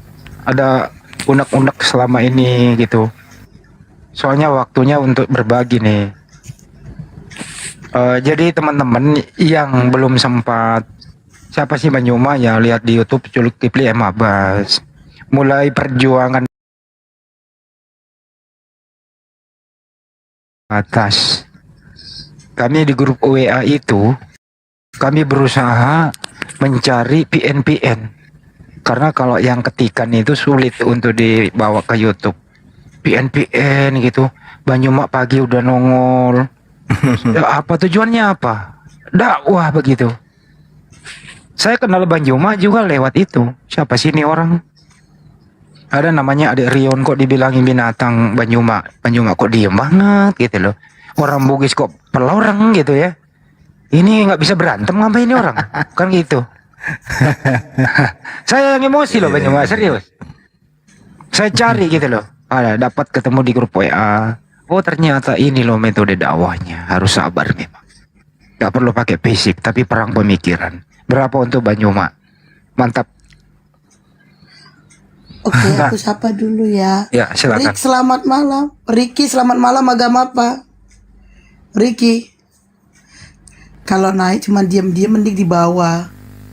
Ricky, selamat malam. Agama apa? Astagfirullahaladzim. Satu lagi saya laporkan ke Bang Juma hasil perjalanan tim API ke Jawa Timur. Salam pada mereka. Waktu itu saya lupa untuk video call waktu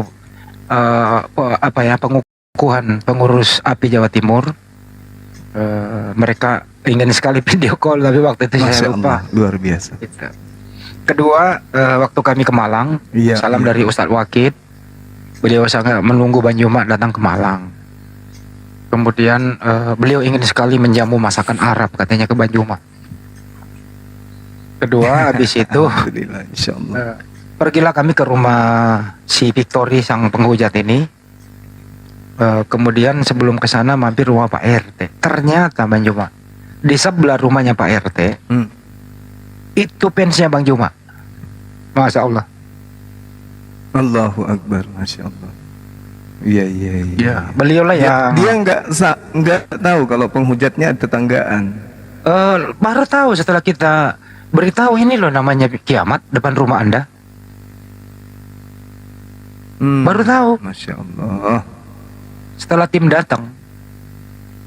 Masa iya sih? Iya bang, itu Victory namanya. Ini loh fotonya. Nah, kita ke ibunya lah. Bu, bener nggak ini anak ibu? Bener. Bener nggak ini suaranya? Bener. Bener nggak KTP-nya? Bener. Baru percaya. Pak RT alhamdulillah sudah koordinasi juga dengan pesantren Al-Hikam dan beberapa tokoh masyarakat. Saya khawatir nanti kalau kemarahan masyarakat nggak bisa terbendung lagi karena ibunya sendiri sepertinya tidak bisa menghentikan penghujatan anaknya. Tapi teman-teman ya, kita nggak boleh main hakim sendiri, tetap kita tempuh jalur hukum. Gitu. Jelas kita kawal kasus ini sampai tuntas.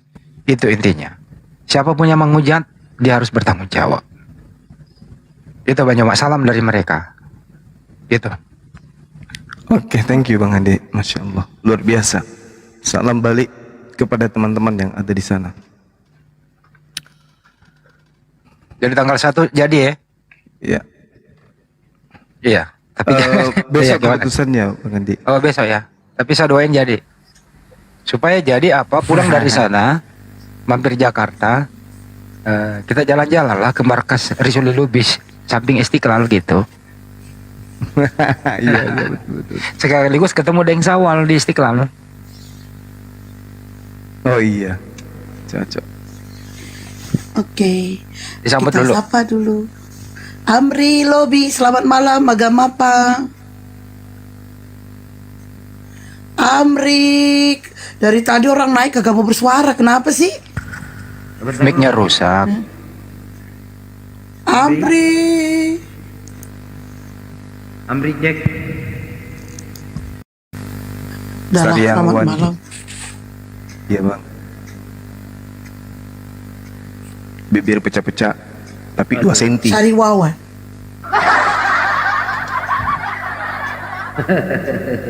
Jadi di kampung-kampung itu ya, kalau mendengarkan diskusi lintas agama, mereka itu nobar loh.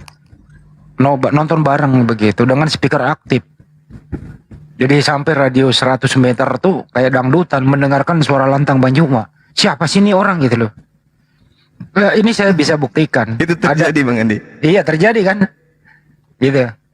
Nah Di mana ini itu, Bang Andi? di Jakarta. Saya Pak Desugi buktikan. Nginap di salah satu hotel lah, Pak Desugi, saya dengan ustadz-ustadz yang lain. Ada yang kita mau beli, pergilah kita ke warung. Jakarta Pusat, daerah Cempaka Putih, Suprapto. Pas masuk di situ, baru 50 meter tuh, itu sudah terdengar suaranya Banyuma disetel, debat. Ya kami datanglah belanja, pura-pura, asik juga ya. Siapa itu Pak? Ini namanya Banyuma ini, orang mana ini? Gitu loh. Pak Desugi langsung nggak bisa nahan. Mana Pak Desugi? Suruh ngomong tuh. Tapi gak ada yang ini, Bang Sandi, gak ada yang minta foto sama Bang Andi sama Pak Desugi. Enggak. Gak ada. Alhamdulillah.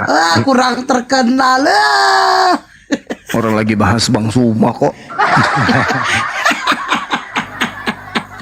Wah, kurang terkenal. Bang Zuma yang terkenal. Cempaka Putih, iya benar.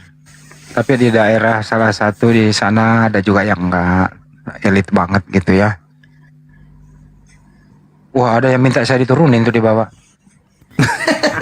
Kalau saya turun siapa ya? Siapa yang moderatorin ya? Pada diem dong. Gimana sih lo? Itu RT siapa sih RT 2 naik dong. Anda yang naik di sini coba. Saya nggak pernah ngomong, saya disuruh turun. Kenapa? Iya, Bunda Rahma. Waduh.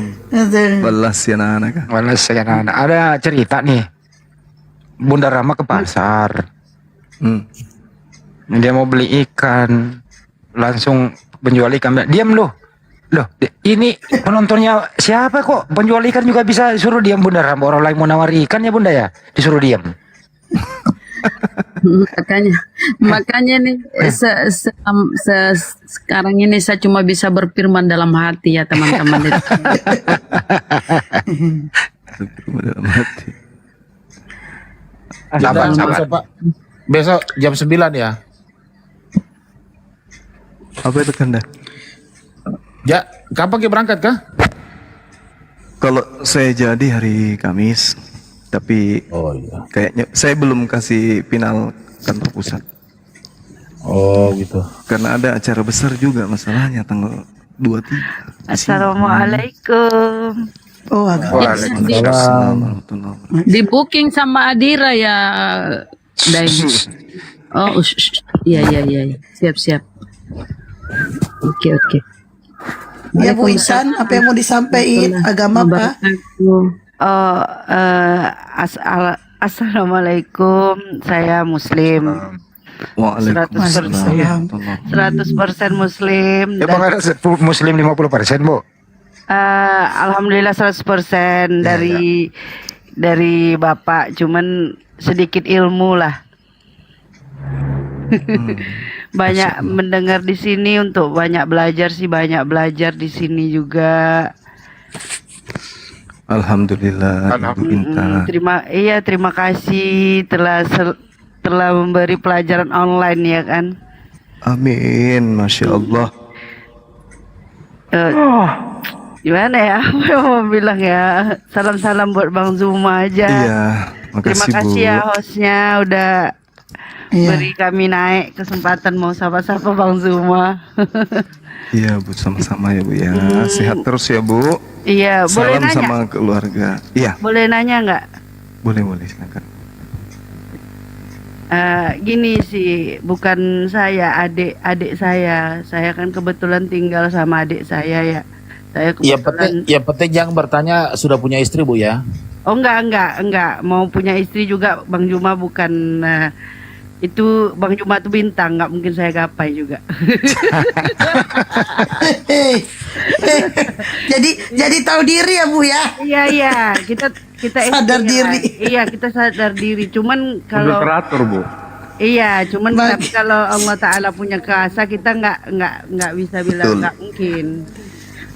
Itu kayaknya kuping Bang Juma terbalik itu jadinya, karena dibilang tadi bintang di Bang Jumanya. Bunda diam dulu, Bunda Rama diam dulu bentar. Silakan Pak Intan.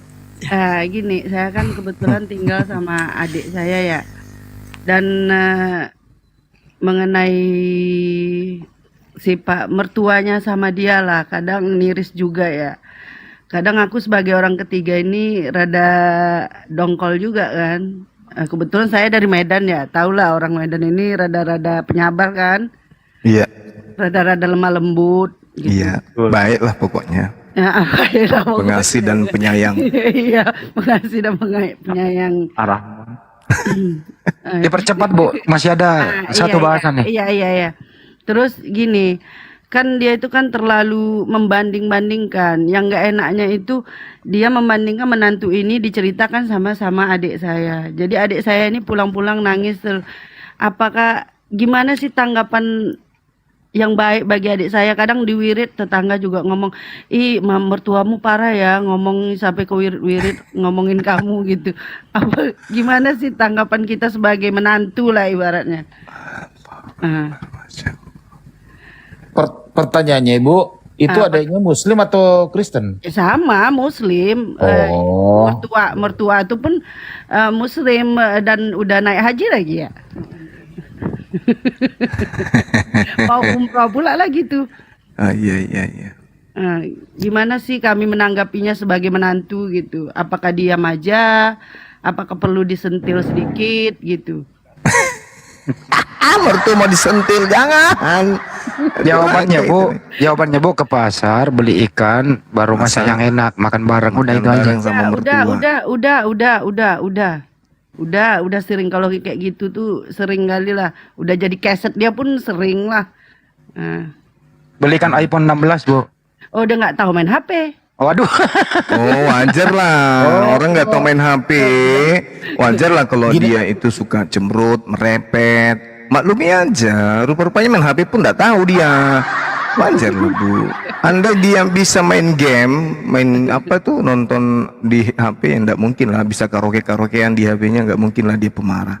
Maklumi aja lah kalau gitu. Atau kalau enggak kerja di kantornya Bang Juma, di situ membutuhkan ini karyawan yang suka antar SMS. Antar SMS saja kerja. Iya. Antar jemput SMS. Iya, nanti kirim CV lah. Iya. Udah itu aja sih. Makasih Ustaz, ya. Iya Bu, ya. Sekali-sekali di-upgrade Bu dompetnya. Iya, mungkin karena itu juga sih. Memang Ini kayak acaranya Mama Dede, culat mah. Iya. Oke Bu, selesai ya. Kayaknya ada Oten tuh minta naik ya Bu ya. Iya, Kita nunggu Oten. Makasih ya. Iya. Ya. Jangan pernah punya niat ganti mertua ya Bu ya. Lo Bang Juma lucu juga. Ini lo Bang Juma, ini satu nih, bener nih. Di sebelah itu, ini gara-gara Bang Juma banyak orang mualaf. Ini fakta memang, baik online maupun offline. Sebelum saya lanjut pertanyaannya, udah berapa yang offline di Makassar Bang Juma? Udah banyak Bang Andi. Udah banyak, nggak terhitung ya? Iya. Baik. Nah, gara-gara begini, kalau ada yang memberikan senilai 100 miliar, tapi Bang Juma berhenti, hilang dari peredaran lintas agama ini, diterima atau tidak? Saya mau jadi apa? Setuju. Saya mau jadi apa? Jadi kan naik truk. Jadi pengusaha, kita udah jadi pengusaha ini. Nah, ya. Jadi kenek belum? Jadi pimpinan, kita udah jadi pimpinan. Apalagi? Mau ngapain lagi? Bang, jangan tinggalkan kami di sini, Bang. Ntar dulu, dengerin jawabannya bagus ini. Silakan Bang Juma. Enggak akan. Enggak perlu itu Bang Andi. Masa? Enggak perlu. Gurunda itu pembawa berkah kepada semua. Iya. Apa mula sih? Maksudnya gitu loh. Bang Juma tetap di pekerjaannya. Yang penting berhentilah. Ini banyak mualaf loh karena Bang Juma. Ya dikasihlah dispensasi lah buat pensiun gitu. Coba nonton PT saya yang barusan tadi siang. Ada nggak ya nonton PT saya barusan? Ada. Yang orang tua itu. Mau dengar nggak? Ya coba. Iya itu ya tuh. Pusing kasihan. Pusing itu orang tua. Pusing gara-gara Bang Juma. Dengar ya. Coba yang lain diam. Dengar ya. Kalau orang sebelah itu nyuruh kita padamu, jangan percaya. Gimana lah orang-orang yang begitu dipercayai? Jangan kau percaya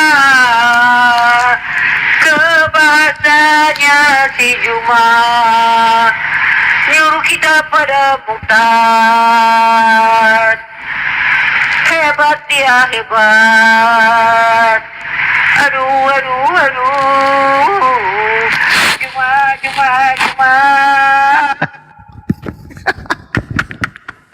Kedengaran nggak? Kedengaran Bang. Kenapa dia kesambet bang? Nggak tahu. Aduh. Cuma. Jangan kita dengar dia jago debat.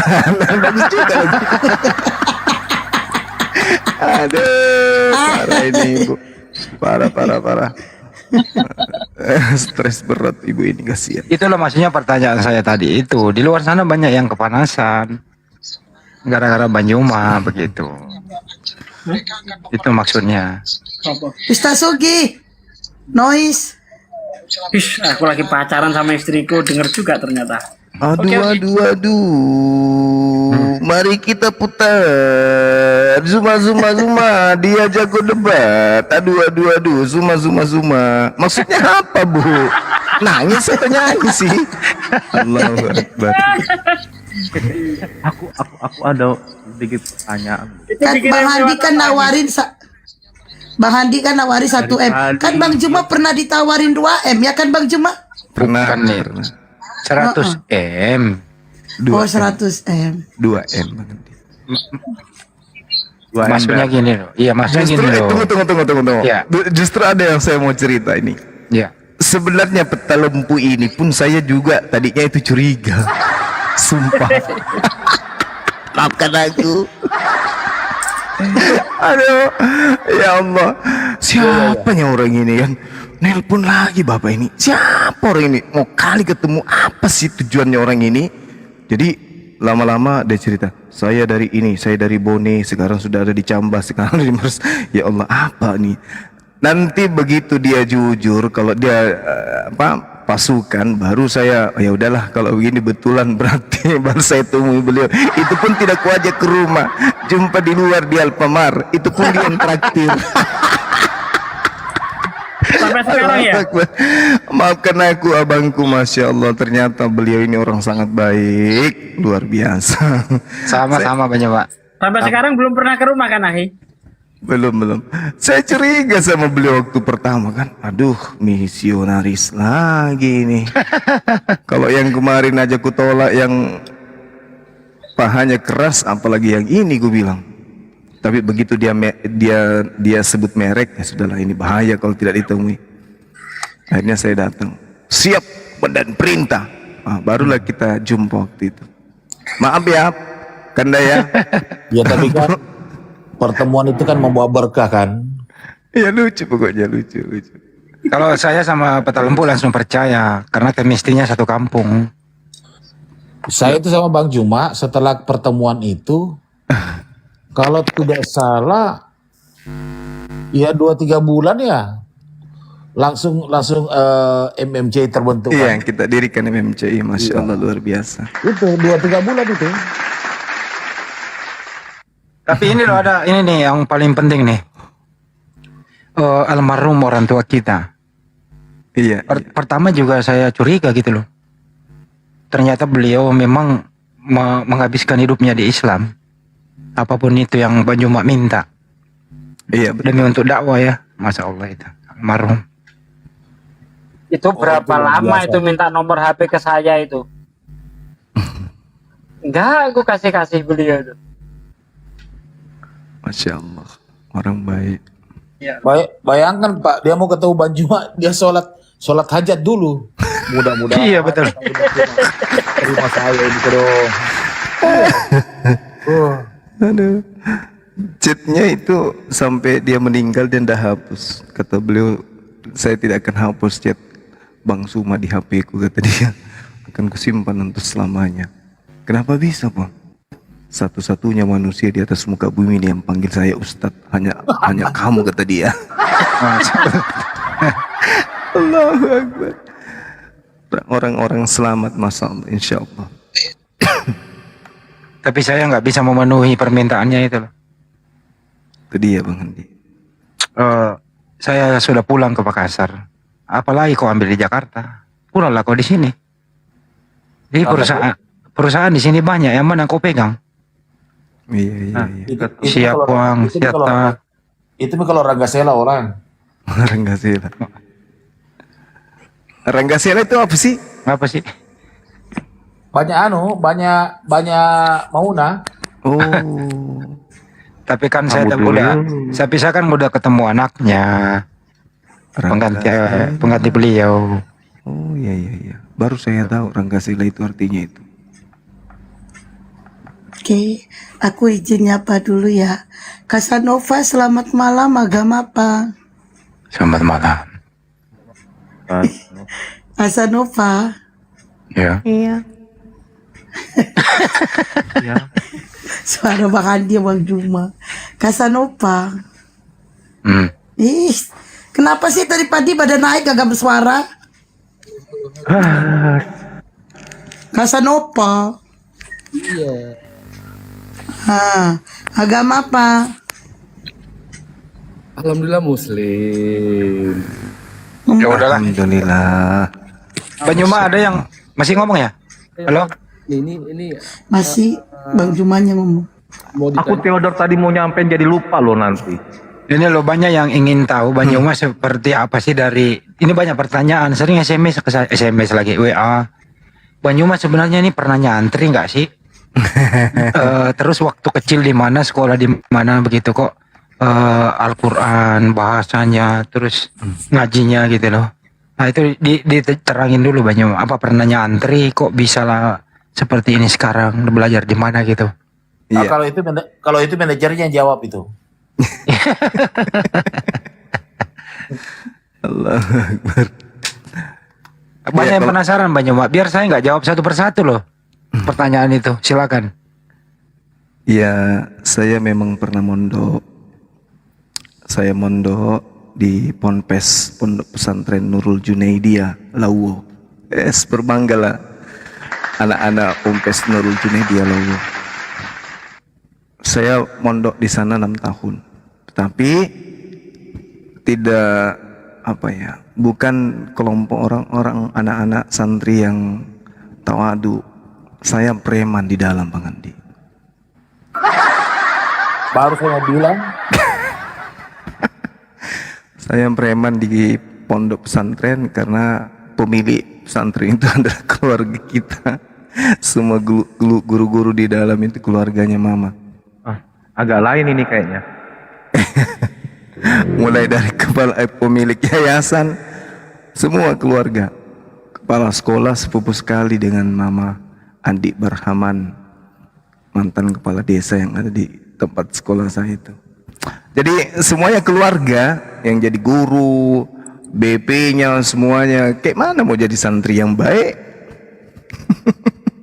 Jadi begitu selesai mondok 6 tahun hanya karena takut sama orang tua sampai ndak keluar ya. Cuman izin waktu itu ke orang tua ya, saya jangan dilarang keluar hari libur lah. Jadi kita sering keluar meninggalkan sekolah ke sekolah lain. Kalau Pak Kiai tidak ada di kampus, kita ada di sekolah lain. Ngapain? Berantem. Bandel juga ya ternyata ya. Oh bandel saya, akhi.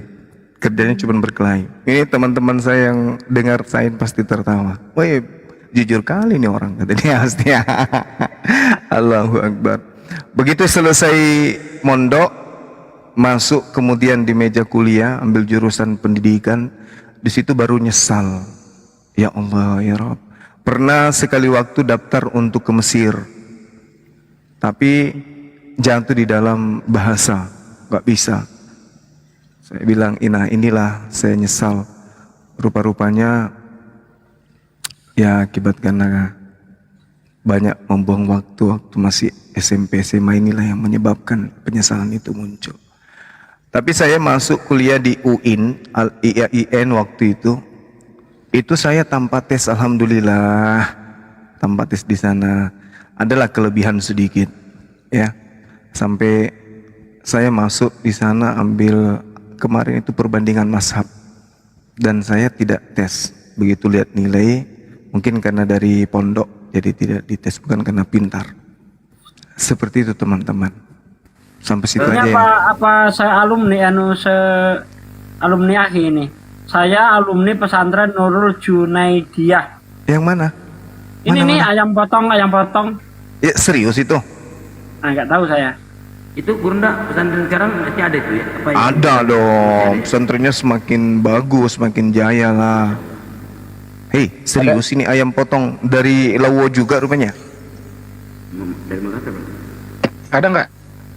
Ada yang kurang itu yang dijelaskan oleh Tapi Bang Juma, premannya aja jadi begini ya, hebatnya gimana yang tawadhu dia Bang. Teman-teman saya seangkatan saya yang sama-sama sekamar di asrama putra itu, oh hebat-hebat semua, masya Allah. Ada yang menjadi kepala KUA saat ini, pokoknya hebat-hebat lah. Saya nggak ada apa-apanya dibandingkan mereka. Ada yang Tapi nggak potong di bisa. bawah mintanya enggak, Bu Desti? Tapi nggak bisa Nggak ada. ngebayangin ya, kalau Bang Juma waktu itu lolos ke Mesir, ya nggak pulang lagi, di sana menjadi raja Mesir. Dirasa minyak. Allahu Akbar, masya Allah. Jadi tempat saya itu di Desa Lawo, Kabupaten Burau, di Luwu sana, di daerah Palopo sana. Saya besar di sana 6 tahun. Saat saya tamat SD dari Makassar, diungsikan jauh dari kota untuk dijadikan sebagai bahan pelajaran. 6 tahun saya bersama teman-teman saya di pondok angkatan 98. Saya selesai dari pesantren itu 98. Teman-teman saya alhamdulillah mereka sudah pada hebat-hebat semua. Kalau ditakar dari pencapaian, ya saya jauh dari mereka. Teman-teman saya hebat, saudara-saudara saya hebat. Masya Allah. Guru-guru Masya saya juga Allah. hebat. Kedua nih Bang Juma, pertanyaan. Apa motivasinya dan sejak kapan mulai tampil diskusi lintas agama? Itu mau mulai dari mana? Sengaja atau karena kebetulan atau ada yang komporin kita Bang Juma? Jadi 98 itu kisru yang terjadi di Ambon, Poso, kemudian merembet sampai ke Luwu.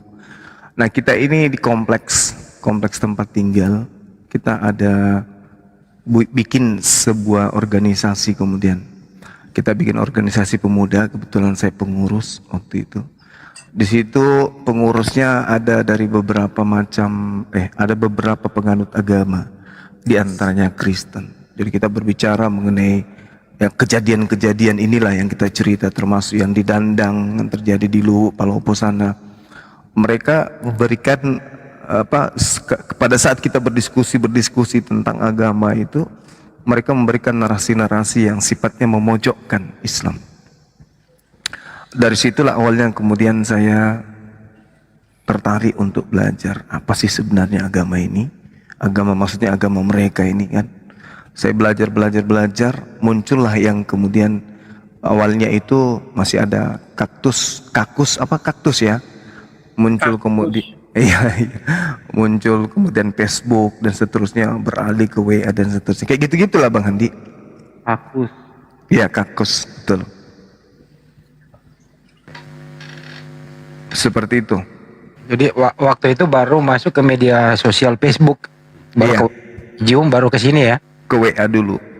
Oh WA dulu. Yang komporin Pak Desuki, bukan? Oh beliau. Nah, ini kompornya nih. Beliau. Dipanggil Ustadz. Tukang kompor. Betul Bang Juma, mau nanya dong. Terus kenapa maskeran Bang Juma? Gimana? Kenapa Bang Juma kalau diskusi pakai masker? Nggak usah Kenapa dijawab. nggak buka masker? Nggak usah dijawab. Ih, penasaran atuh. Iya. Nggak usah. Enggak apa-apa Bang Handi. Yang pertama, saya orangnya tuh ndak mau dikenal. Itu dulu. Saya tidak mau dikenal. Maksud saya gini. Saya tidak ingin terkenal, itu aja. Kesimpel itu Bang. Iya, itu aja sih. Nggak mau terkenal. Bahkan Tapi pada akhirnya terkenal kan Bang? yang kenal aja. Saya punya Nah, tapi nggak tahu wajahnya. keluarga besar saya itu paling baru 5% lah yang tahu kalau saya apologet. Selain itu nggak ada yang tahu. Gini loh ya. Bayangkan kalau Bang Juma open cam, terus nggak pakai masker. keluar dari rumah itu niatnya mau kerja, tertahan di jalan, minta foto lah, mau ditraktir makan lah, mau dibawa ke sini lah, gimana coba? Ya, itu juga betul.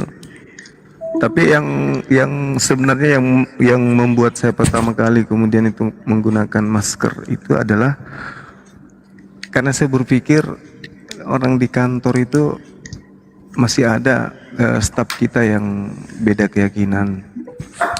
Saya tidak ingin menyakiti hati mereka dalam arti kata bahwasanya kalau suatu hari saudara-saudara tahu bahwa saya adalah bagian daripada debat lintas agama, minimal tujuan saya itu adalah bukan untuk menghina, merendahkan, tapi memberikan edukasi. Sekarang tugas Anda lah yang kemudian memilih itu. Apakah yang saya sampaikan itu salah atau tidak? Adalah tidak menarik ketika saya berdiskusi seperti ini, open cam, buka kamera, sementara besok saya jumpa makan bersama, duduk bersama lagi dengan mereka. Jadi mereka tahu ataupun tidak tahu, saya datang dengan enjoy. Selamat pagi teman-teman semua, salaman, pelukan dan seterusnya. Paling tidak ya saya menjaga etos kerja mereka bahwasanya memberikan pesan kepada mereka bahwasanya Bang Zuma ini tampil sebagai apologet, tidak ada tujuan untuk menyakiti kita, tetapi semata-mata untuk menyampaikan apa yang menurut beliau benar. Seperti itu. Mantap. Ya kalau Beliau ini Black Panther ya, Gurunda ya. Blackstone. Ada yang tanya kenapa tangannya kapalan. Bukan juga, bukan Tangannya ketua, kapalan. bukan. Dulu pernah dikasih kepercayaan memimpin latihan khusus di Lantamal Angkatan Laut beberapa tahun kemudian, beberapa tahun.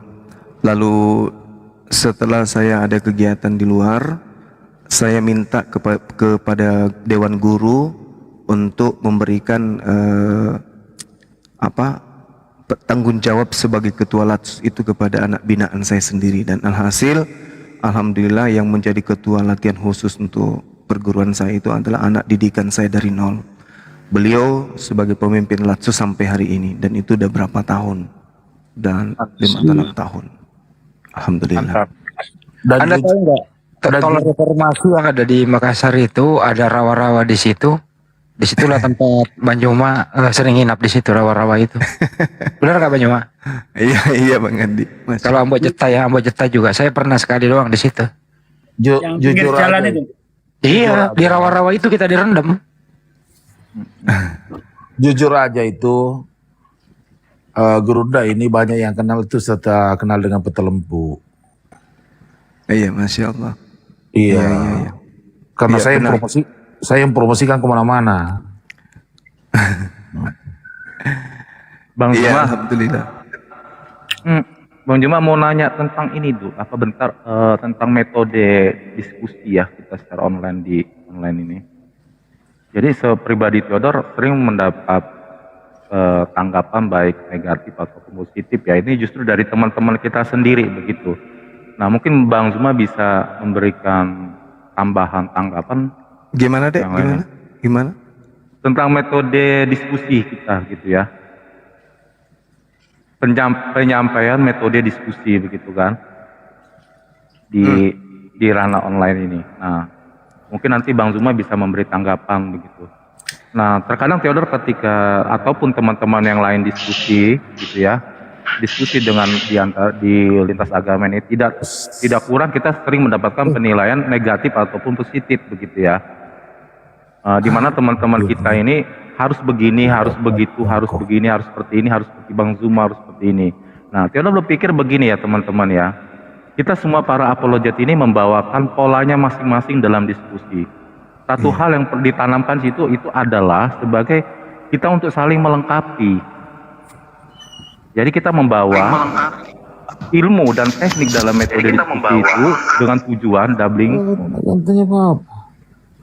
Dengan tujuan untuk melengkapi satu sama lain ilmu-ilmu para apologet begitu. Jadi kita tidak mungkin harus misal mengikuti si A, si B, si C, D dan selainnya karena yang kita hadapi ini pun berbeda-beda. Lawan diskusi kita berbeda-beda. harus seperti apa kita menempatkannya kepada lawan diskusi ini, begitu teman-teman. Nah jadi tujuannya itu semua, itu lingkaran tersebut, circle itu untuk hanya bertujuan untuk saling melengkapi satu sama lain teman-teman para apologet. Jadi ketika teman-teman memberikan penilaian negatif, harus seperti A, harus seperti apologet B, harus seperti apologet, kita tidak mungkin, tidak bisa seperti itu. Nah, mungkin ada tanggapan mungkin dari Abang Dazuma. Iya baik. Jadi sebenarnya gini, ada orang yang menguasai ilmu, tetapi tidak mampu kemudian menarasikan ilmu itu. Ada juga orang yang tidak memahami ilmu, tapi banyak cerita. Ada yang kayak begitu. Ada orang yang hobi berbicara. Hobi ngomong dia. Tapi tidak ada kemudian poin, tidak ada pesan yang disampaikan yang bisa menjadi sesuatu warna terhadap yang mendengarkan. Ada yang kayak gitu. Ada juga yang memiliki kedua-duanya. Nah, di dalam ilmu proses belajar mengajar, kalau dalam ilmu pendidikan itu ya, bagaimana kemudian kita mampu memberikan sebuah pesan kepada yang mendengarkan. Memang terkadang ada ilmu yang otodidak, hanya karena faktor sering mendengar. Justru orang yang belajar tentang retorika, belajar tentang dialektika dan seterusnya, itu justru biasa mereka kaku di dalam menyampaikan pesan. Tetapi kalau orang yang cenderung suka humor, itu lebih mudah kemudian menyampaikan ilustrasi yang ada di dalam kepala. Hanya saja ada satu yang pernah saya terima sanjungan dari orang tua saya, ibu saya. Apa dia bilang gini sama saya waktu itu? Anak saya ini kelebihannya hanya satu, kata beliau. Apa itu? Ketika pulpen sudah ada di jarinya dan kertas sudah ada di tangannya, maka dia akan menulis sebuah cerita mulai dari kata pertama sampai kata terakhir di dalam satu halaman itu tidak akan ada coretan. Dan itu memang betul. Saya juga sadar ketika guru saya mengatakan tuliskan kata ini, 3 kata Anda rangkai menjadi sebuah paragraf, menjadi kalimat, menjadi cerita. Saya alhamdulillah itu tidak akan ada coretan, tidak akan menggunakan penghapus. Sedangkan teman saya di samping baru menulis 3 kata hapus lagi, baru 5 kata hapus lagi. Ternyata ilmu yang kayak gitu itu otodidak. Jadi tidak bisa kita meniru ke orang. Itu adalah kemampuan berpikir cepat dan berpikir besar. Jadi orang baru mau berpikir, kita sudah memikirkan 2-3 langkah. Nah inilah yang disebut berpikir besar. Tapi itu tidak bisa kemudian ditiru kepada orang lain, karena itu mungkin karena faktor bawaan atau daya serap atau daya tangkap yang sudah terbiasa. Karena saya, mungkin teman-teman pondok saya dengarkan ini ya, saya itu dalam metode belajar dari sejak dulu, saya lebih suka mendengarkan daripada membaca. Jadi kalau misalnya kita mau ujian, teman saya kuajak ke kamar, suruh membaca, saya yang di sampingnya tidur. Besok ketika naik ujian nilainya, ya alhamdulillah dia yang membaca, saya mendengarkan, saya lebih bagus nilainya daripada mereka. Jadi ada juga orang yang cenderung membaca, tidak bisa mendengar. Kalau saya lebih peka kuping saya daripada mata saya. Jadi masing-masing orang memiliki cara. Betul yang dikatakan oleh saudara kita, bahwa kita tidak bisa kemudian menyamakan satu sama lain, terkecuali yang kita bisa adalah saling mengisi kekurangan, saling kemudian mengasah apa yang kita miliki. Seperti itu. Begitu teman-teman. Mungkin ada tamu kita, boleh di Oke, saya sapa dulu, izinnya Pak. Bro, selamat malam, agama apa? Bro. Selamat malam, assalamualaikum warahmatullahi wabarakatuh. Waalaikumsalam warahmatullahi Agama wabarakatuh. Islam ya. Agama Islam. Ya udah, apa yang mau disampaikan Bang? Siap, Bang Zuma, terima kasih atas Terima kasih, semenjak Bang. saya mengikuti Bang Zuma, saya akhirnya tertarik untuk mempelajari ilmu kristologi. Tapi ada Allahu satu Akbar. pertanyaan Masya yang mengganjal saya ketika Bang Zuma berdebat dengan Pendeta Budi Asali tentang Iya. penyalipan. Iya. Adakah dalil di dalam Al-Quran maupun Bible yang menunjukkan indikasi di momen apa si pengkhianat ini diganti rupanya oleh Nabi Isa? Dan kemudian apakah si pengkhianat ini mengetahui bahwa dirinya itu telah dirubah wajahnya oleh Nabi Isa? Begitu, Bang Zuma. Izin, Bang. Iya, kalau kita berasaskan Al-Quranul Karim, itu tidak dijelaskan kemudian. Allah hanya menyatakan bahwa orang-orang ini sampai kepada kondisi mereka itu mengikuti persangkaan belaka. Mereka tidak yakin. Artinya, biasanya kan ada orang yakin tuh, ada melakukan sesuatu, orang itu yakin. Ini mereka melakukan tapi tidak yakin. Artinya pada saat kapan itu? Pada saat mereka melakukan pembunuhan. Pada saat itulah mereka tidak yakin dengan itu. Karena tidak ada cerita di dalam Al-Quran bahwa setelah kejadian Nabi Isa kemudian menampakkan diri. Itu nggak ada. Nggak ada. Al-Quran mengatakan wa ma qataluhu yaqinan. Mereka tidak yakin kemudian. Artinya tidak ada proses belajar terhadap pelaku untuk mengetahui kembali ini benar Nabi Isa atau bukan Nabi Isa. Seketika kemudian mereka tidak yakin. Artinya pesan yang disampaikan kemudian oleh Allah kepada mereka yaitu tadi ketidakyakinan mereka ini. Tapi kalau dikatakan apakah ada gambaran indikasi bahwa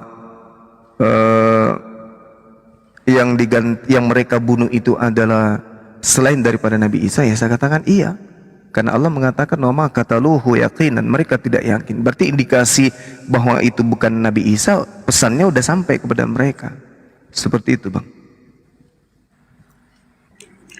Oke, Bro. Baik, berarti izin Bang, berarti bisa saya simpulkan bahwa indikasi terkuat di Bible itu ketika ada seorang yang lari menggunakan kain lenan itu Bang ya. Itu indikasi terkuat sebelum penyalipan itu diganti, Benar si pengkhianat ini diganti Bang ya. Benar sekali. Siap, alhamdulillah sudah terjawab Bang. Baik, terima kasih Bang Zuma. Oke, saudara. Saya izin turun. Siap, salam satu Tuhan. Assalamualaikum. Salam satu Tuhan. Waalaikumsalam warahmatullahi Waalaikumsalam. Waalaikumsalam. Apa official selamat malam? Apa official selamat malam agama Pak? Islam, Mbak. Assalamualaikum. Ya, apa yang mau disampaikan, Bang? Waalaikumsalam warahmatullahi wabarakatuh. Ya, sedikit saja saya ingin menyampaikan. Pertama, saya dari API Jambi. Allahu Akbar. Sangat senang dengan adanya room ini dan Bang Zuma juga. Mudah-mudahan berkesempatan nanti silaturahim ke room kami di API Jambi. Karena Insya kami Allah, Bang. di API Jambi insya Allah hampir setiap maghrib itu tadarusan. Mudah-mudahan Bang Zuma kapan bisa Insya Allah. mampir lah. Amin. Baik. Mungkin itu saja yang dapat saya Baik, sampaikan. saudara Semoga apa official. guru-guru sehat-sehat selalu. Amin. Yo, yang OT yang agama Kristen yang mau diskusi silakan naik. Typing di bawah agamanya ya.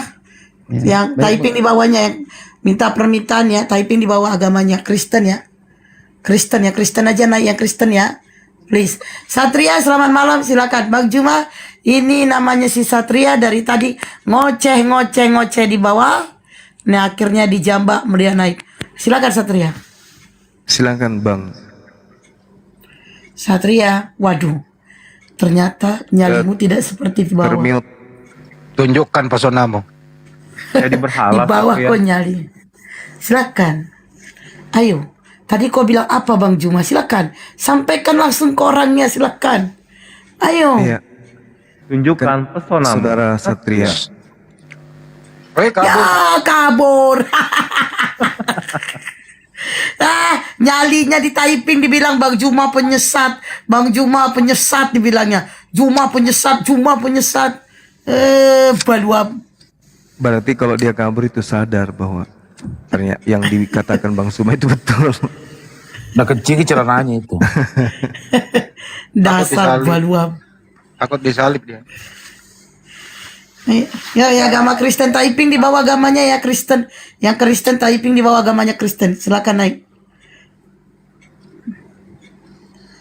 Nama Satria maju begitu. Pasien selanjutnya. Di bawah dia macan tutul. Di atas dia apa? Kucing ompong. Kita dengarkan Ibu tercinta, Ibu Rasmi Simbulun. Jangan ngamu-ngamu ya Bu. Si Haloho bukan Simbulun. Si Haloho ya. Iya. Oh ya, si Haloho. Ibu Si Haloho. Mana? Berarti dengar cerita Bang Juma tadi, aku semakin yakin loh. Insya Allah anakku bisa sukses kayak Bang Juma. Amin. Ya, karena anakku dia itu masuk pesantren, kalau ditanya kamu kenapa mau masuk pesantren? Karena mama yang nyuruh, gitu. Jadi kan tadi dengar Bang Juma itu masuk pesantren karena takut orang tua kan. Nah anakku kan itu. Kalau si Luka Tambunan beda. Saya kasih pilihan. Mau pilih masuk pesantren atau masuk botol? Dia pilih masuk botol loh. Nah, gimana mau masuk botol? Tidak ada nusnya gitu. Oke, Bang Juma ini ada namanya Bang Jadek. Sepertinya dia minta naik. Sepertinya dia minta disahadatkan dia Bang. Sini, silakan Bang Jadek. Allah. Halo. Muak pula dia. Bukan saya. Aku yang ngantuk. Oh, Bang Juma. Halo. Ayo Bang Jadek. Selamat malam semuanya. Selamat malam Baluhan. Malam. Selamat malam Bang Juma. Malam Bang, malam. Mau nanya Bang. Ya.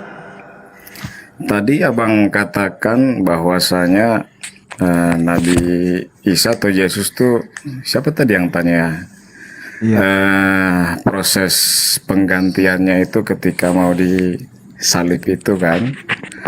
Nah di dalam Al-Quran sendiri Bang, ada nggak alasan Bang kenapa Nabi Isa itu diperhadapkan ke penyalipan itu Bang?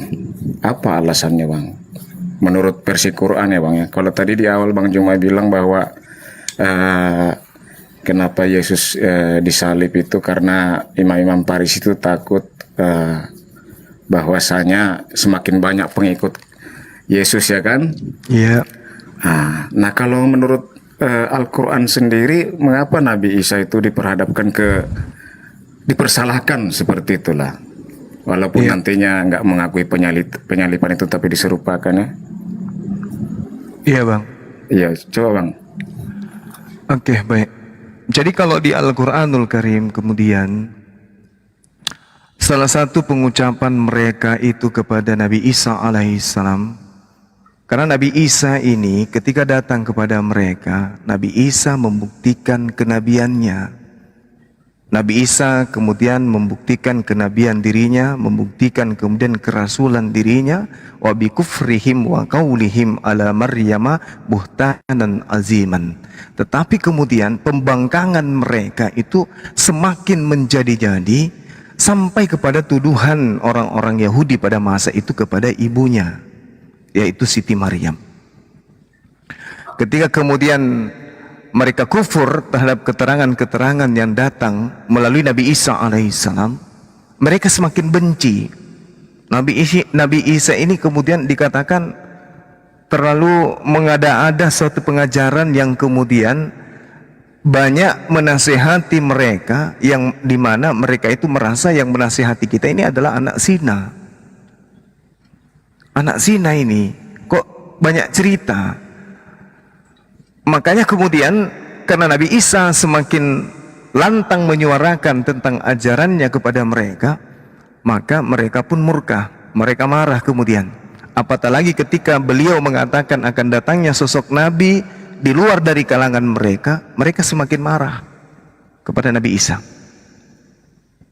Mereka semakin murka kepada Nabi Isa alaihissalam. Itu Bang penyebabnya. Di antaranya adalah Rasul yang datang kepada mereka mengajarkan akan datangnya sosok Nabi di luar bangsa Israel bernama Ahmad.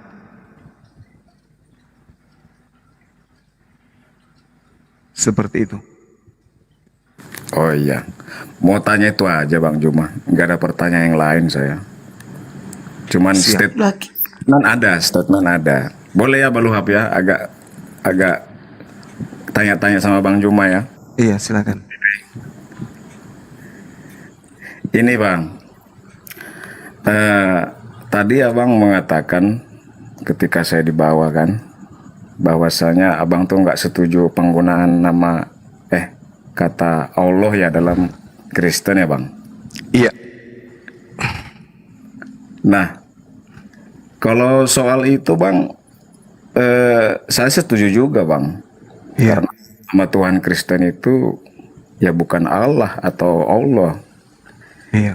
Jadi kalau ada, ini saya mau menghimbau ya buat teman-teman Kristen di bawah.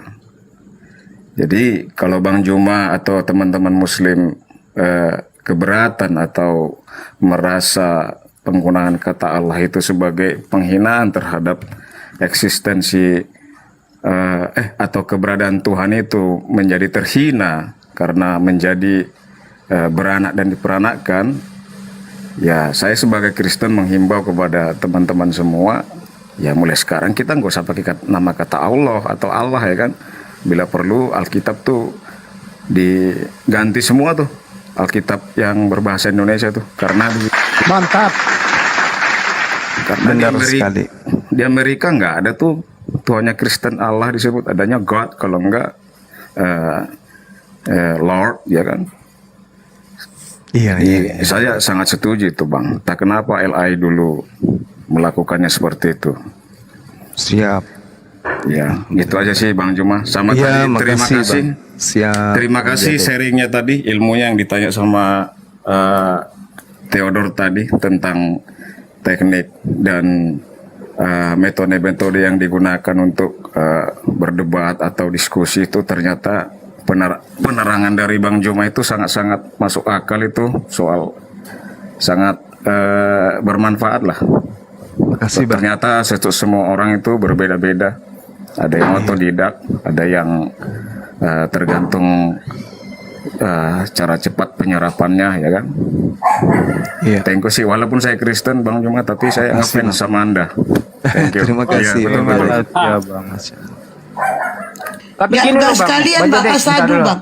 Bentar dulu. Jangan Bang Jadek. dulu ini Baluhab ini ngawur-ngawur aja udah Bang bilang dari Jadek. kemarin aku nggak mau syahadat dulu, ini si Baluhab. Bentar dulu, Bang Jadek. Senadong kok. Pasal mau juga hata-hata ya. Bang Jadek, Bang Jadek, Bang Jadek. Masuk mata-hatai Baluhab. Bang Jadek, nanti gimana dong kalau Anda berkata begini tadi, nanti Anda diserang oleh pengguna LAI loh. Bagaimana caranya, Pak?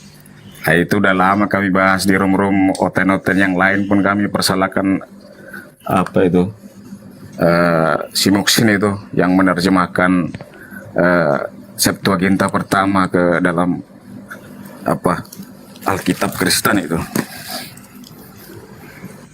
Jadi kalau misalnya Yohanes 1 pasal 1 itu Pak, gimana kira-kira bunyinya kalau nggak ada kata Allah di sana, Pak? Ya diganti aja dengan apa kayak sesuai bahasa aslinya. Bahasa aslinya gimana? Theos kayak ya, entah Elohim kayak, entah Yod Eva kayak, entah apa kayak. Kenapa ini aja Bang Jadek sedang dipakai? Kan gini aslinya, ntar dulu. Kan gini aslinya, en harke en hologos. Kai hologos en proton theos, kai theos en hologos. Pada mulanya adalah logos. Logos itu bersama-sama dengan theos atau Tuhan. Ya, gitu ya Pak, kira-kira ya. Ya udah, itu Anda sama dengan pendeta Yakub Sulistyo kalau begitu. Makasih Pak. Tapi banyak orang bilang saya Kristen sesat loh. Ya pasti Pak. Karena nggak pakai LAI. Sebenarnya saya masih Tritunggal, basic saya ya, masih Trinitas ya. Akan tetapi pemahaman orang-orang Trinitas dan orang-orang Tritunggal itu rancu kadang-kadang. Kadang-kadang Tritunggal itu mengaku Yesus itu adalah Sang Holik itu sendiri, Bapa itu sendiri. Berarti kan udah jadi oneness dia. Sementara yang betul itu adalah Tritunggal itu harus menilai sosok Yesus itu berdasarkan sesuai dan turut dengan bagaimana Bapa itu berkata di dalam Alkitab, siapa Yesus itu menurut Bapa. Ya kan? Harus sudut pandang sang Bapa, bukan sudut pandang manusia. Ya kan? Bapa mengatakan atau yang dikatakan Yod-Heh-Vav-Veh atau Elohim itulah berkata, siapa itu yang diutus? Ya kan? Iya, dia putranya. Ya, dia anaknya, walaupun dalam bentuk apa terserah ya kan, mau dalam bentuk firman, mau dalam bentuk apapun ya terserah ya kan. Tetapi sudut pandang Elohim itu sendirilah, Allah itu sendirilah, Bapa itu sendiri terhadap Yesus itu bagaimana? Seperti yang dalam Alkitab, siapa dia? Ya kan? Boleh. Oke, baik. Bang Juma, ada tanggapan itu? Oke, mungkin saya bisa tambahkan ke host. Apa itu, Pak? Ya, selamat malam semua ya. Malam. Selamat pagi. Pagi. Jadi begini saudara Jadek. Ya, kita tidak bisa kita tanpa mengurangi penghormatannya sama Allah. Jadi Allah, kalau kita tulis Allah, Al-Ilah itu umum. Jadi kalau memang Islam mereka merasa menghina, dihinakan, itu kan sang nama mereka, proper name. Jadi seharusnya kalau bahasa Indonesia itu jangan ditranslate ke dalam Allah, tetapi harus aslinya. Ini yang kita harus cari, kita harus belajar di situ. Jadi kalau memang Allah Muslim merasa bahwa itu dihina, kecuali pakai tulisan Allah yang asli, tulisan Arab, proper name-nya. Tetapi kalau Allah saja itu Al-Ilah, ilah, jadi sesembahan. Jadi kalau Kristen mau pakai, sebenarnya tidak merugikan Islam juga, kecuali Kristen pakai Allah yang dari Arab itu tulisan. Saya rasa seperti itu. Jadi sama saja dengan ketuhanannya Maha Esa. Ya itu sebenarnya itu Tuhan, itu kan umum sih bahasa. Jadi saya rasa tidak ada masalah di situ. Allah itu siapa, Pak, menurut Anda? Allah itu kan bahasa Indonesia, artinya Saya nggak nanya bahasanya, Pak. Saya nggak nanya bahasanya. Allah itu siapa di Bible Anda? Kita founding father kita, orang-orang pendiri Indonesia. Pak, jangan panjang-panjang, Pak. Mau pagi nih. Menentukan bahwa itu bahasa. Pak, dengerin dulu, Pak. Ini udah mau pagi, dengerin dulu. Allah yang ada di terjemahan itu siapa? Di Bible Anda siapa itu? Iya, jadi Anda kan itu kan proper name. Itu kan nama yang Anda sembah kan? Saya nanya kepada Anda loh. Kok nggak ada jawaban? Namanya Allah secara umum, itu mau agama apa saja bisa dipakai. Iya, siapa Allah itu di Bible Anda? Allah, ini ditanya apa? Ya, saya Bang Handi. Ya, silakan.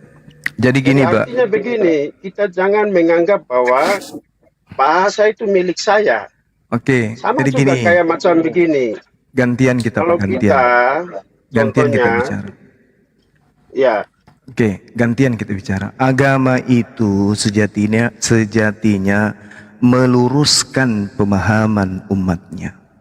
Agama itu mengajarkan manusia itu beradab, beretika. Adab dan etika, attitude dalam beragama itu tidak hanya mencakup terhadap perbuatan, tapi juga mencakup lisan, Pak, dalam beragama. Jadi ada yang dikatakan sebagai penyampai. Jadi penyampai ini adalah tugas yang diterima oleh tokoh-tokoh dalam agama untuk memberitakan kebenaran kepada umatnya. Nah, kalau saudara mengatakan Allah itu atau Allah itu bahasa Indonesia, itu ilmunya dari mana? Tidak ada. Dari orang Indonesia. Sabar Bang, sabar. Allah itu, Wah, Pak. gawat sekali ini. Sabar, Pak, jangan emosi, santai. Huruf A, L, L, A, H itu bukan bahasa Indonesia, Pak. Itu adalah nama Tuhan dalam bahasa Arab yang kemudian ditranslate ke abjad huruf-huruf yang Anda gunakan di Bang dalam Suma, kitab saudara. begini, Bang Suma saya potong dulu. Bahasa Indonesia itu diserap dari berbagai bahasa. Iya, Ada betul. Arab, ada Betul. Sanskerta, Betul. yang itu yang disebut menjadi bahasa Indonesia. Betul. Sekarang Makanya kalau begini. kita belajar, jangan itu saling menang-menangan. Oh, makanya kalau Kita enggak harus menghargai begitu, bahasa Indonesia itu sendiri. Anda juga harus sebagai orang menghargai Indonesia. kitab sucinya orang. Anda harus menghargai kitab sucinya orang. Kalau begitu, Anda harus paham. Anda mengatakan bahasa Indonesia adalah bahasa yang diserap.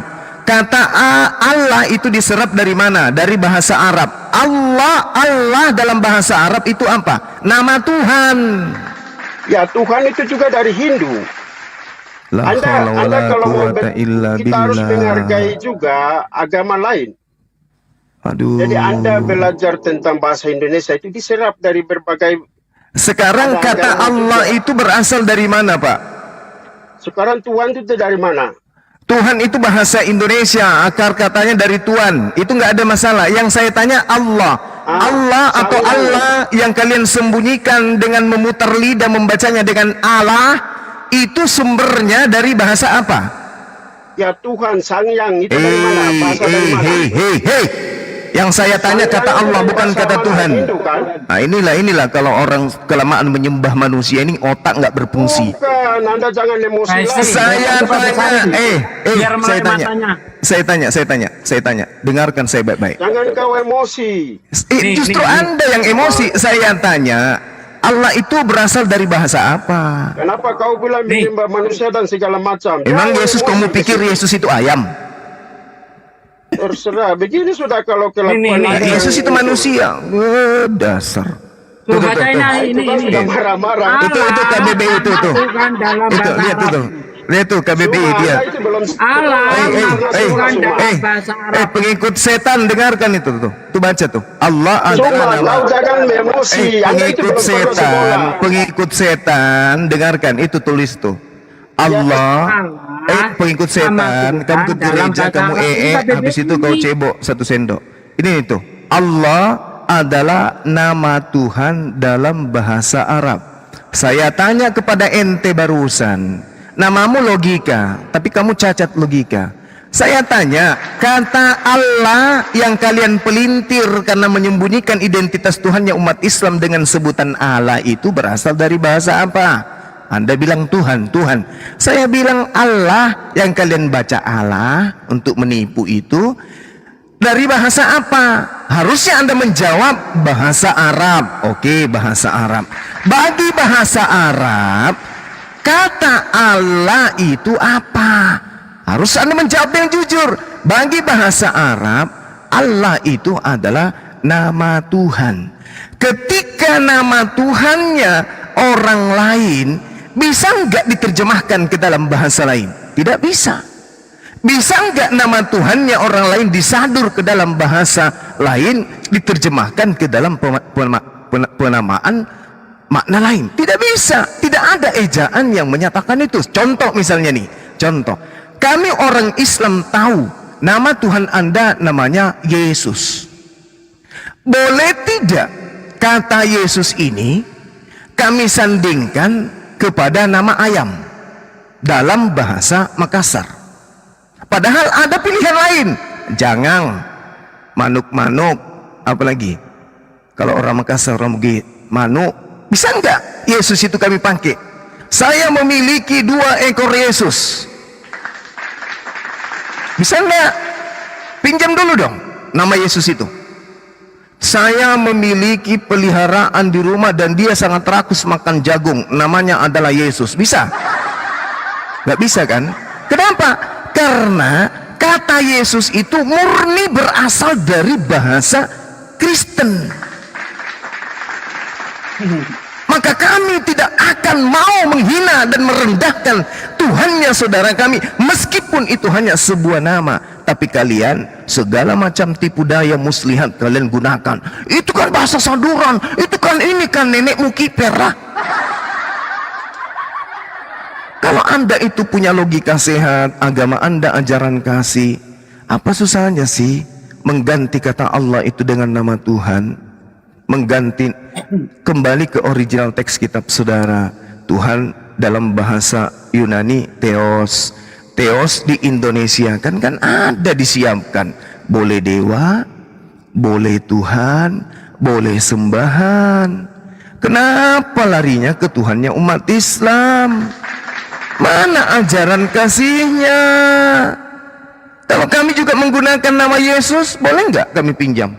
Pinjam dong nama Yesus, kami nobatkan. Misalnya begini, aku berlindung kepada Allah dari godaan Yesus yang terkutuk. Boleh nggak? Boleh nggak? Nggak boleh kan? Karena Yesus itu bagi pemiliknya adalah nama Tuhan.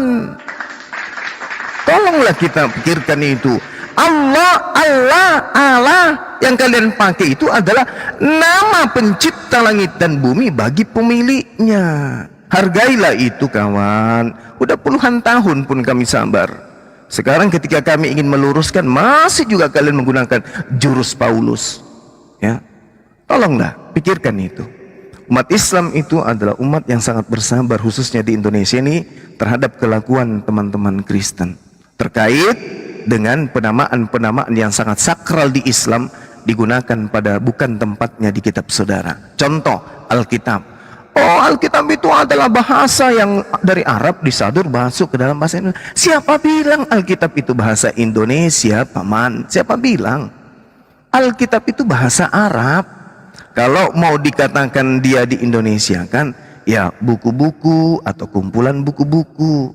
Kalau mau di Indonesia kan, jangan kemudian dikatakan Alkitab itu pada tulisan orang Yunani, nggak cocok. Cocoknya Biblos. Biblos di Indonesia kan apa? Buku-buku. Biblika, kumpulan buku-buku. Kenapa larinya ke Alkitab? Kan nggak nyambung. Tapi kalian tidak pernah merasa bersalah. Kalian selalu merasa paling benar. Kalian merasa kalianlah yang tersakiti. Kami pelaku yang menyakiti kalian. Padahal coba Anda lihat di dalam kitab kami yang bahasa Indonesia, terjemahan dari kitab kami, tidak ada satupun nama Yesus di situ. Tidak ada nama Yahweh, tidak ada nama apapun di sana, nggak ada. Karena menerjemahkan kitab suci kami pun pakai etika, pakai akhlak, pakai moral, pakai norma.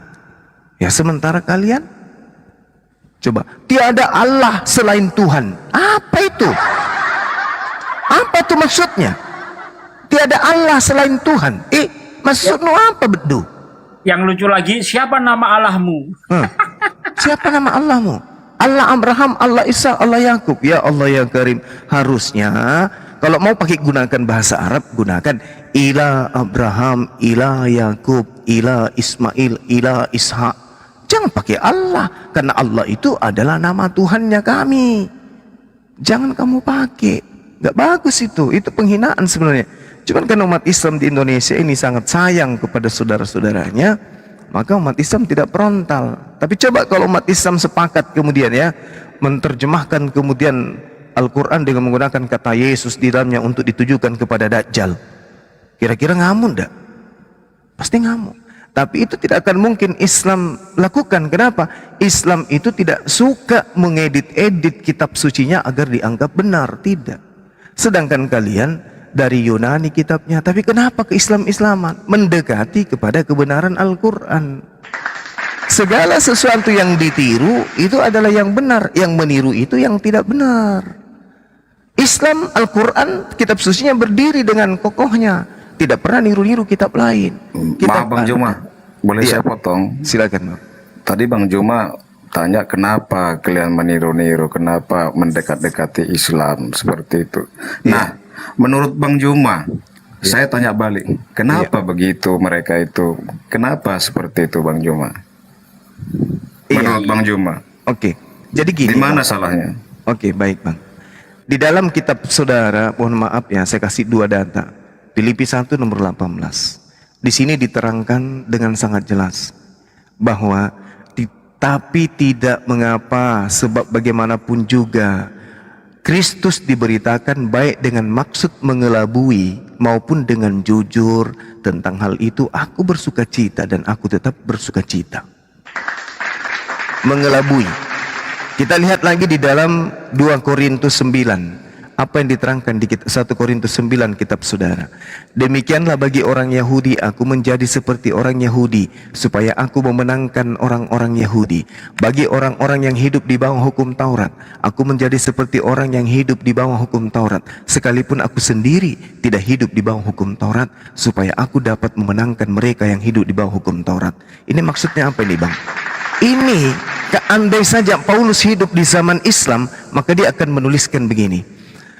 Bagi orang-orang yang hidup di bawah hukum Allah, aku akan menjadi seperti orang yang hidup di bawah hukum Allah. Sekalipun aku sendiri tidak hidup di bawah hukum Allah, supaya aku dapat memenangkan mereka yang hidup di bawah hukum Allah. Inilah yang dilakukan lembaga Alkitab sekarang. Karena Allah Tuhannya umat Islam, maka Kristen datang ingin menyamanyamakan dirinya dengan umat Islam supaya mereka bisa memenangkan banyak umat Islam untuk dimurtadkan. Ini sudah ajaran dari dulu ini. Ini sudah ajaran dari dulu. Bang Juma. Seperti itu bang. Iya silakan. Lu fenomena itu setujukah Bang Juma kalau itu hanya terjadi di Alkitab bahasa Indonesia?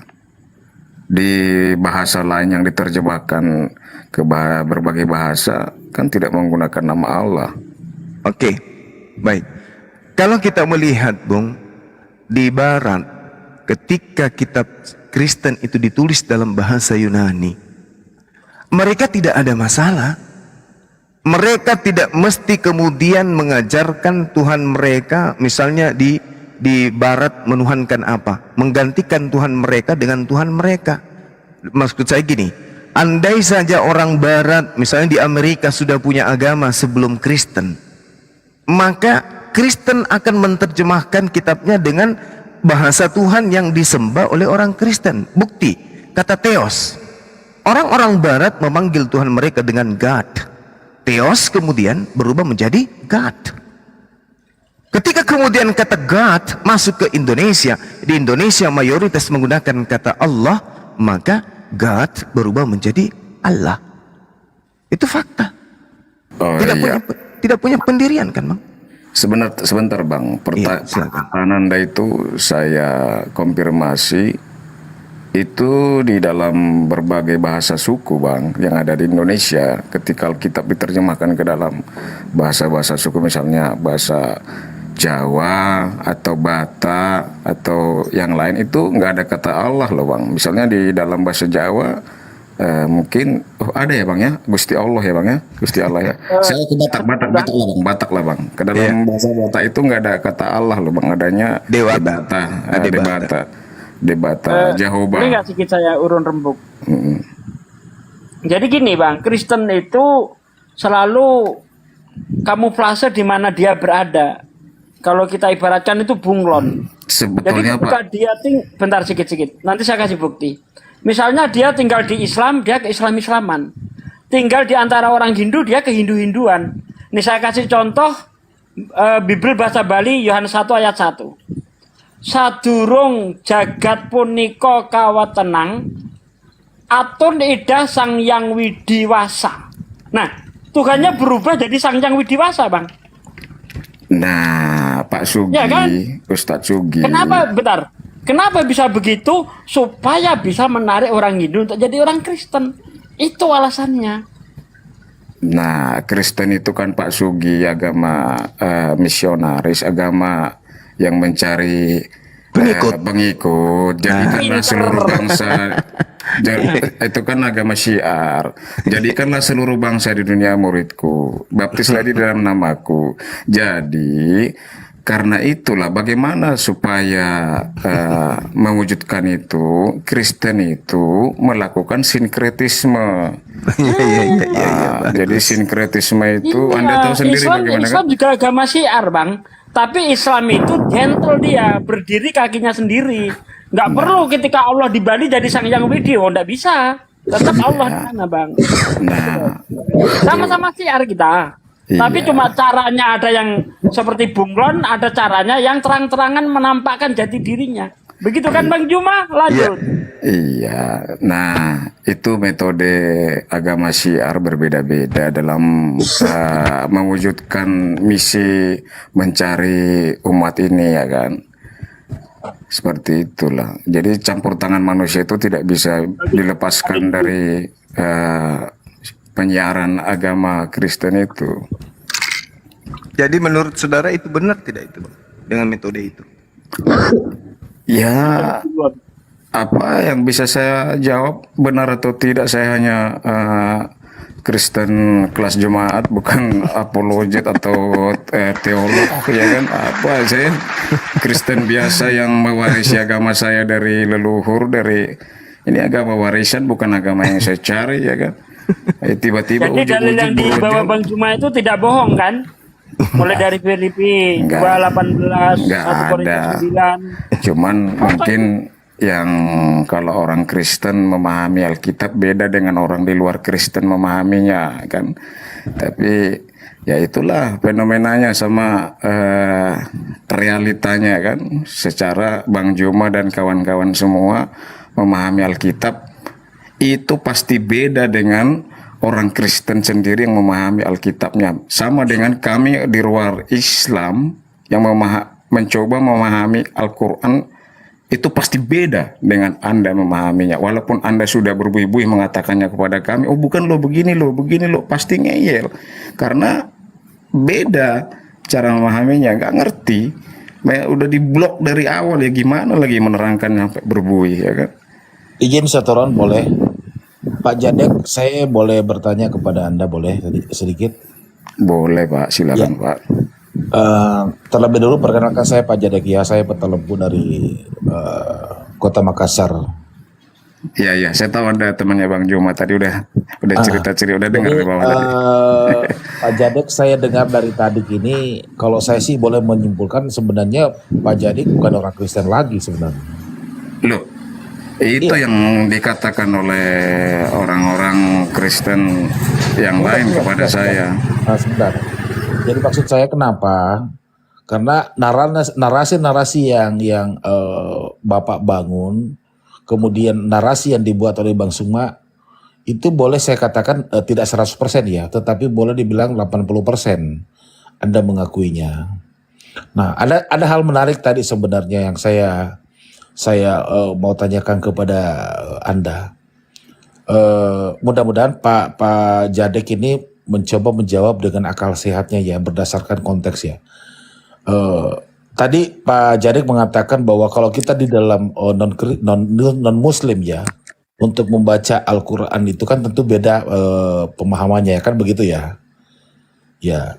Menafsirkannya dan Iya, menafsirkannya ya kan, gitu ya. Nah, antara kitabnya Bapak yang berbahasa Indonesia, saya tidak mau berbahasa Yunani dan sebagainya ya. Ada yang Anda pegang sekarang, yang Anda yakini sekarang, itu kan menggunakan bahasa Indonesia, menggunakan KBBI, kan begitu Pak ya, Pak Jadek ya.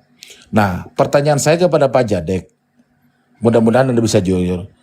Di dalam Pak Jadek membaca satu ayat, bagaimana Bapak bisa memahami arti pada kalimat itu? Apakah Pak Jadek itu mencoba membaca berdasarkan kaidah bahasa Indonesia, ataukah berdasarkan keyakinan yang Bapak miliki?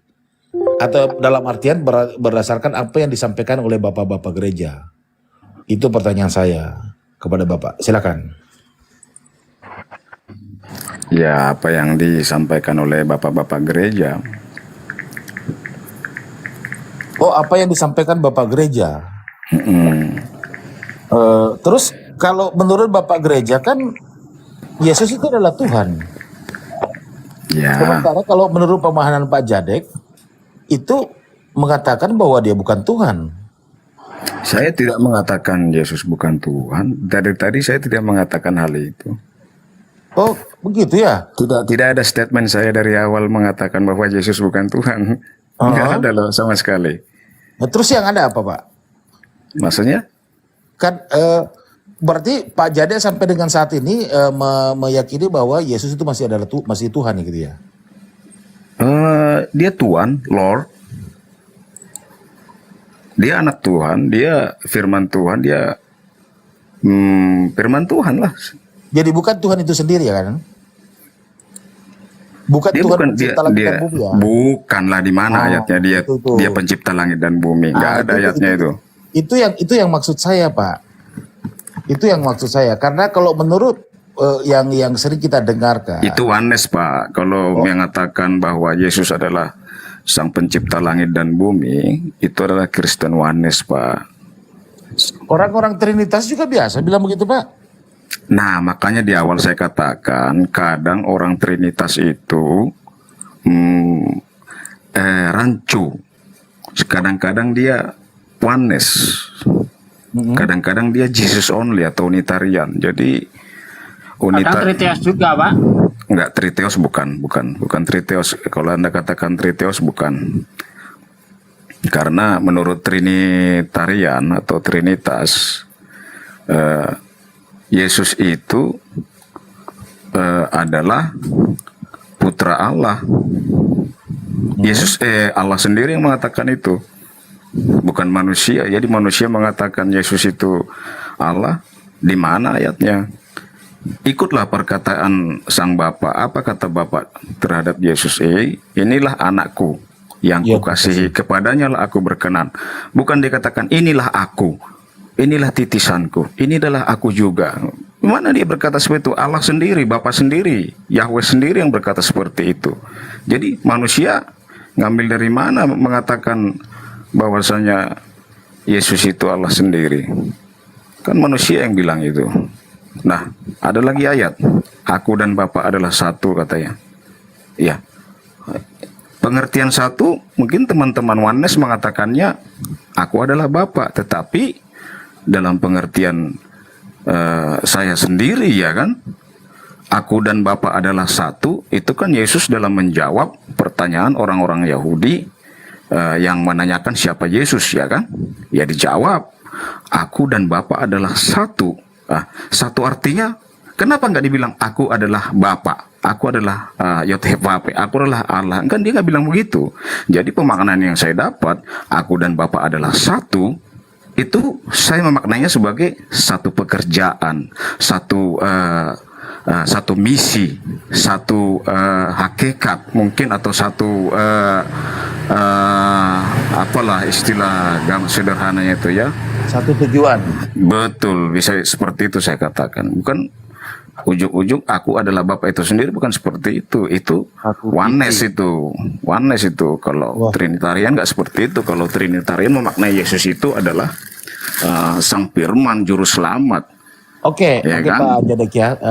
Saya persempit sedikit ya. Mohon maaf teman-teman, sebentar sedikit ya. Kalau menurut Pak Jadek sendiri, dalam pengertian definisi daripada Trinitas itu sendiri itu bagaimana? Nah, sampai sekarang saudaraku, saya masih bimbang soal penempatan Trinitas ini, terutama dikaitkan dengan Roh Kudus nanti. Jadi sampai sekarang saya masih mendalaminya.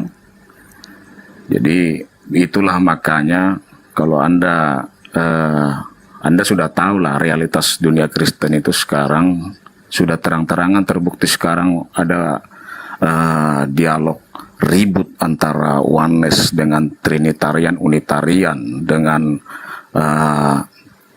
Jesus only, dengan oneness di komal-komal sudah mulai ramai sekarang. Jadi Kristen itu belum selesai dengan konsep ketuhanannya. Akan tetapi saya mau pesankan kepada teman-teman Kristen semua yang di bawah, soal apapun konsep ketuhanan kita, tentang siapa itu Yesus, kalau ditanya Tuhan atau bukan masalah, itu bukan intinya. Saya mau pesan kepada teman-teman semua Kristen, siapa itu Yesus bagi kita, cukup jawab, dia adalah juru selamat saya. Itu saja sudah. Mau dia Tuhan, mau enggak, mau apa, terserah orang bilang apa. Jadi teman-teman semua, biar satu, gak usah lagi ributin Trinitarian, Unitarian, Oneness, atau Saksi Jehovah, apalah pokoknya Yesus itu Mesias, juru selamat, sudah penebus dosa, itu saja. Jadi Pak Jadek, saya sedikit agak tergelitik ya. Tadi pertanyaan saya kepada Bapak bahwa yang dalam memahami kitabnya kan Bapak tadi mengatakan pengajaran Bapak gereja ya, betul kan? Nah, sementara yang Bapak jelaskan sekarang ini itu berdasarkan Alkitabiah.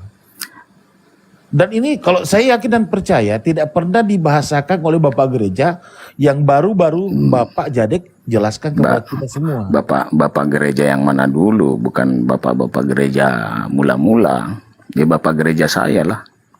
Oh begitu ya? Iyalah, bukan Bapak gereja mula-mula. Karena begini saudara, doktrin dan dogma itu sesuatu yang berbeda.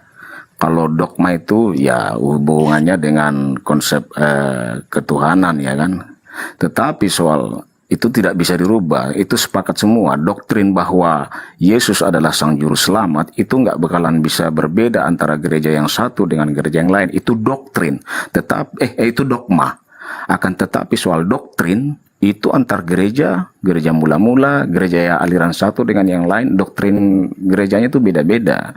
Jadi tergantung sedalam apa umatnya itu mendalami Alkitab itu. Bagaimana di bahasa aslinya, bagaimana gramatikalnya, bagaimana bias bahasanya, ya kan? Kalau saya juga sepakat dengan Pak Jade, kalau Yesus itu adalah juru selamat. Ya, semua para nabi itu juru selamat. Ya itu udah pasti itu. Karena seperti yang kalau tidak salah kan ada yang dikatakan tidak ada yang sampai kepada Bapa kalau tidak melalui aku. Itu kan jurus namanya, juru selamat. Musa juru selamat. Iya, semua. Artinya para nabi itu mengarahkan umatnya untuk mengikuti perintah yang diperintahkan oleh Bapa, oleh Sang Pencipta melalui Dia, kan begitu. Kan tetapi gambaran sederhananya ya kalau menurut Tritunggal ya seperti ini. Barang siapa melihat aku, dia sudah melihat Bapa. Saya menyederhanakannya begini. Supaya nanti tidak ke Triteos ya. Kalau menyembah Allah Bapa dan Roh Kudus kan nanti cenderung ke Triteos ya kan. Tritunggal ini kan, tetapi pengertian Tritunggal bukan Triteos, 3 dalam 1. Kenapa? Saya menggambarkan Yesus itu dengan hubungannya dengan Sang Holik atau Sang Bapa itu, Sang Pencipta lah begini. Ibarat pohon besar, pohon beringin yang sangat besar. Pokok utamanya secara keseluruhan itu adalah Sang Bapa, mulai dari pucuk daun sampai akar terkecil. Nah, Yesus itu saya perumpamakan sebagai yang bisa kita sentuh, kita bisa lihat mungkin akarnya kah beliau atau salah satu pokok cabangnya kah. Makanya perkataan barang siapa melihat aku, dia sudah melihat Bapa ya kan. Nah, akan tetapi apakah Yesus itu Allah itu sendiri? Ya makanya orang Kristen Tritunggal bilang salah satu hakikatnya, ya kan? Salah satu pribadi dari hakikatnya, seperti kita. Salah satu tangan dari penyusun tubuh kita, mungkin seperti itu. Makanya orang Tritunggal itu meyakini bahwa Yesus itu adalah bagian dari Sang Pencipta itu sendiri. Itu jelas-jelas dikatakan. Kenapa dikatakan salah satu bagiannya? Ya karena itu adalah firman-Nya, ya kan. Tetapi saya menganalogikannya ke dalam pokok pohon besar tadi. Jadi mereka tidak bisa dipisahkan, ya kan. Sebenarnya tidak ada masalah. Kalau kita tidak menyembah Yesus pun nggak masalah. Sembah aja Allah atau Sang Bapa atau Elohim itu, ya kan. Sembah Roh Kudus saja pun boleh. Sebut nama Yesus pun boleh tanpa menyebut nama Sang Bapa, sama saja. Akan tetapi satu hal yang perlu diingat bahwa Yesus itu mengatakan tidak ada yang sampai kepada Bapa tanpa melalui aku. Iya, Itu saja yang saya pegang. Ya. Jadi Jadi, apa yang ayat Pak Jade katakan semua itu saya aminkan. Saya aminkan. Nah, satu contoh begini ya. Barang siapa yang melihat anaknya Pak Jadek sama dengan melihat Pak Jadek. Itu kurang lebih seperti itu. tidak beda. Seperti Di mana ini, itu bedanya? beda lagi. Itu udah, ini kita analogikan saja ya. Pantas tidak pantas, Apple tidak masalah. Yang penting supaya sederhana saja. Ya. Kalau tadi kan Anda menganalogikannya, barang siapa melihat anak saya sudah melihat saya sebagai bapaknya. Beda, itu terpisah, dua individu yang berbeda. Saya mengatakan seperti ini. Mungkin manusianya bisa melihat ujung kuku kita, ya kan? Ujung kuku kaki saya, barang siapa yang melihat ujung kuku saya sudah melihat saya. Itu bisa lebih tepat dianalogikan seperti itu. Tetapi apakah kuku saya itu adalah Allah itu sendiri? Ya bisa tidak, ya kan? Bisa karena hanya sebagai bagian penyusunnya saja, hanya sebagai pribadi saya aja, sebagai partikel saya aja, atau itu variabel dari saya. Makanya Seperti tadi itu. makanya Pak Jade tadi saya buka dengan kata-kata, mari kita coba saya mau mengetahui Pak Jade dalam mendefinisikan atau mengartikan kitab Anda itu menggunakan kaidah bahasa Indonesia ataukah doktrin ataupun pengajaran Bapak Gereja Pak Jade kan gitu. Nah, itu kan ada kata barang siapa, Pak. Ya kan? Barang siapa melihat aku, kan begitu ya? Maka dia melihat Bapa. Ya. Jadi kalau mau ambil terminologinya seperti yang Bapak tadi katakan bahwa satu pohon, saya sepakat itu. Ya, saya sepakat itu. Nah, pohon itu kan punya daun, Pak. Ya. Kita juga manusia nih Pak Jade. Kalau saya senang sekali karena saya terus terang sering menjadikan sebagai landasan saya untuk mengoreksi diri saya dan melihat dunia ini dan seisinya melalui dengan satu pohon. Satu pohon, satu batangnya itu akan bertangkai, bercabang dan berdaun dan berbunga. Nah, kalau saya boleh ibaratkan, daun-daun ini adalah kita semua yang ada di sini. Ya. Siapa tangkai-tangkainya itu? Itulah para nabi. Itulah para nabi. Salah satunya tadi yang Pak Jade sampaikan bahwa di sini Yesus itu dalam hal ini salah satu bagian daripada tangkai atau apa dan sebagainya. Tapi bukan berarti seperti mengatakan bahwa bagian daripada dirinya. Lebih tepatnya seperti itu. Ya. Nanti kalau kita katakan bukan bagian daripada pribadi Allah, nanti cenderung ke Triteos jadinya. Ada Allah Bapa, ada Yesus, ada Roh Kudus. Ya kan, jadi cenderung memahaminya kawan-kawan semua jadi ke Triteos seperti yang Pak Sugi bilang tadi, ya kan. Oke Pak Jadek, mungkin begitu dari saya. Saya mendoakan Pak Jadek, mudah-mudahan Allah membukakan hidayah ya kepada Pak Jadek dan sekeluarga. Karena kalau bahasa-bahasa yang Pak Jadek sampaikan sebenarnya itu sudah, mohon maaf ya, saya boleh katakan bahwa itu sudah ada narasi-narasi keislamannya gitu. Iya. Oke, Pak Dek Sugi silakan.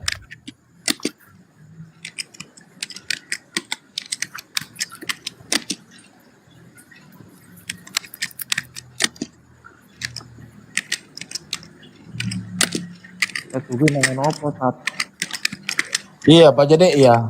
Pak Yeri kalau Ustaz Sugi lagi makan kali itu.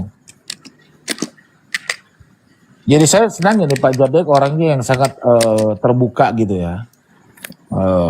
Tidak ngeyel, tidak bagaimana gitu kan. Beda dengan teman-teman yang terkadang Makanya kalau saya yang seperti itu saya mau berdiskusi gitu.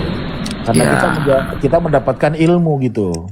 Nah, Sebenarnya Pak, di room-room lain itu saya sudah peringatkan teman-teman Kristen kalau mau naik debat itu paling tidak ya sudah baca Alkitab lah secara utuh atau tidak Pak, paling tidak memahami sedikit lah tentang ilmu teologi ya kan, dan juga ilmu perbandingan doktrin, ilmu perbandingan aliran ya kan, pahami dulu kekristenan itu sejarahnya gimana.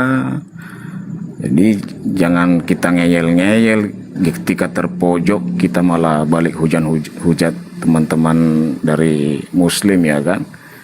Jadi berangkatnya jadinya bukan dengan niat ingin membela agama atau mengharumkan agama, malah menunjukkan kerendahan kualitas agama kita karena menggambarkan kita itu gini loh ajaran kasih, kok begini menghujat kok barbar kan kayak jadi kayak gitu. Saya terus terang pribadi saya Pak Jadek ya, bahwa saya tidak mewakili teman-teman yang Muslim lainnya.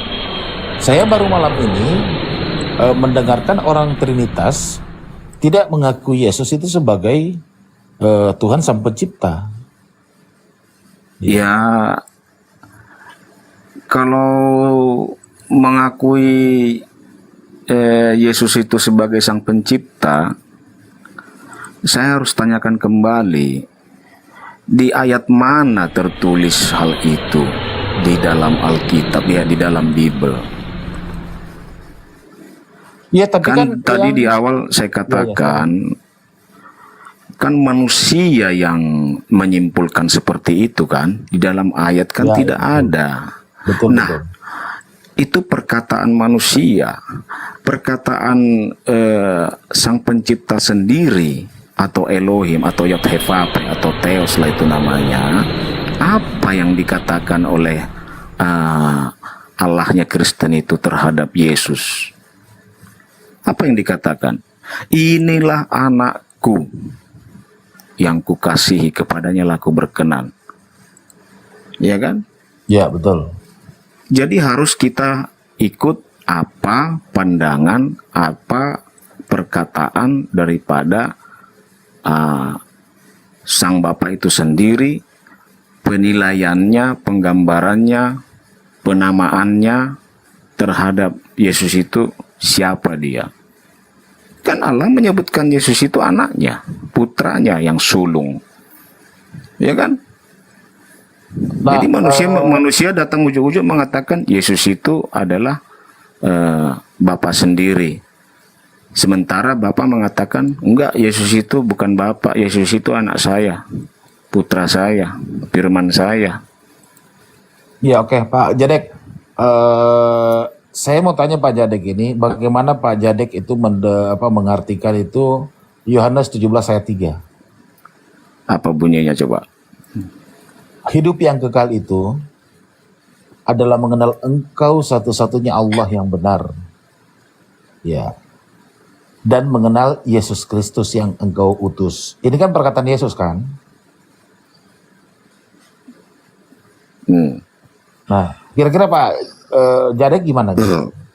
Iya kan, memang betul Yesus itu kan memang diutus untuk menyelamatkan domba-dombanya. Seperti ini. Juru selamat sejati itu adalah Yahweh. Ya kan? Jadi Pak Jadek sepakat bahwa Yesus adalah utusan gitu ya. Sesuai dengan Yohanes 17 ayat 3 ya. Ini kayaknya ada yang rekam layar ini, dimatikan dulu itunya doubling kayaknya nih. Kalau bisa dikecilkan nggak apa-apa direkam layarnya, tapi suaranya agak dikecilkan, agak dijauhkan ini. Iya.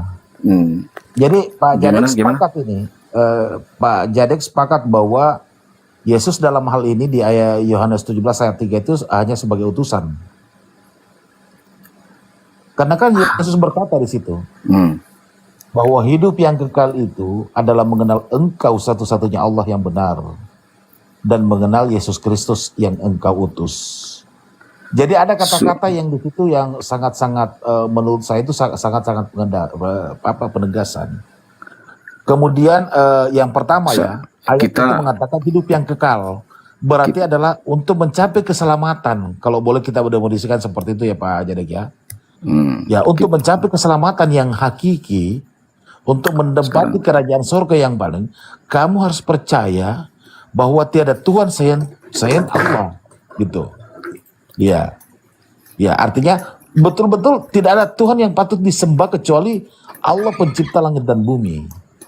Nah, kemudian dilanjutkan bahwa mengenal Yesus Kristus hanya sebagai utusan, penyampai firman untuk menyampaikan kepada umat manusia bahwa inilah yang disuruh kerjakan, ini yang benar, ini yang salah, yang tidak boleh kita kerjakan. Kan ada juga ayat kan, ada ayat juga yang mengatakan bahwa kan Allah itu tidak apa ya, tidak bisa dilihat, suaranya pun tidak bisa didengar, kan begitu. Makanya dia mengutus yang namanya Yesus Kristus untuk mewakili, ya kan tidak mungkin Allah pencipta langit dan bumi yang akan turun, yang punya gimana sih, kan gitu logikanya. Ya kan? Nah begitu seumpamanya Allah turun, sang pencipta turun di muka bumi, dia sudah bukan lagi absolut, tetapi dia sudah terbatas ruang dan waktu.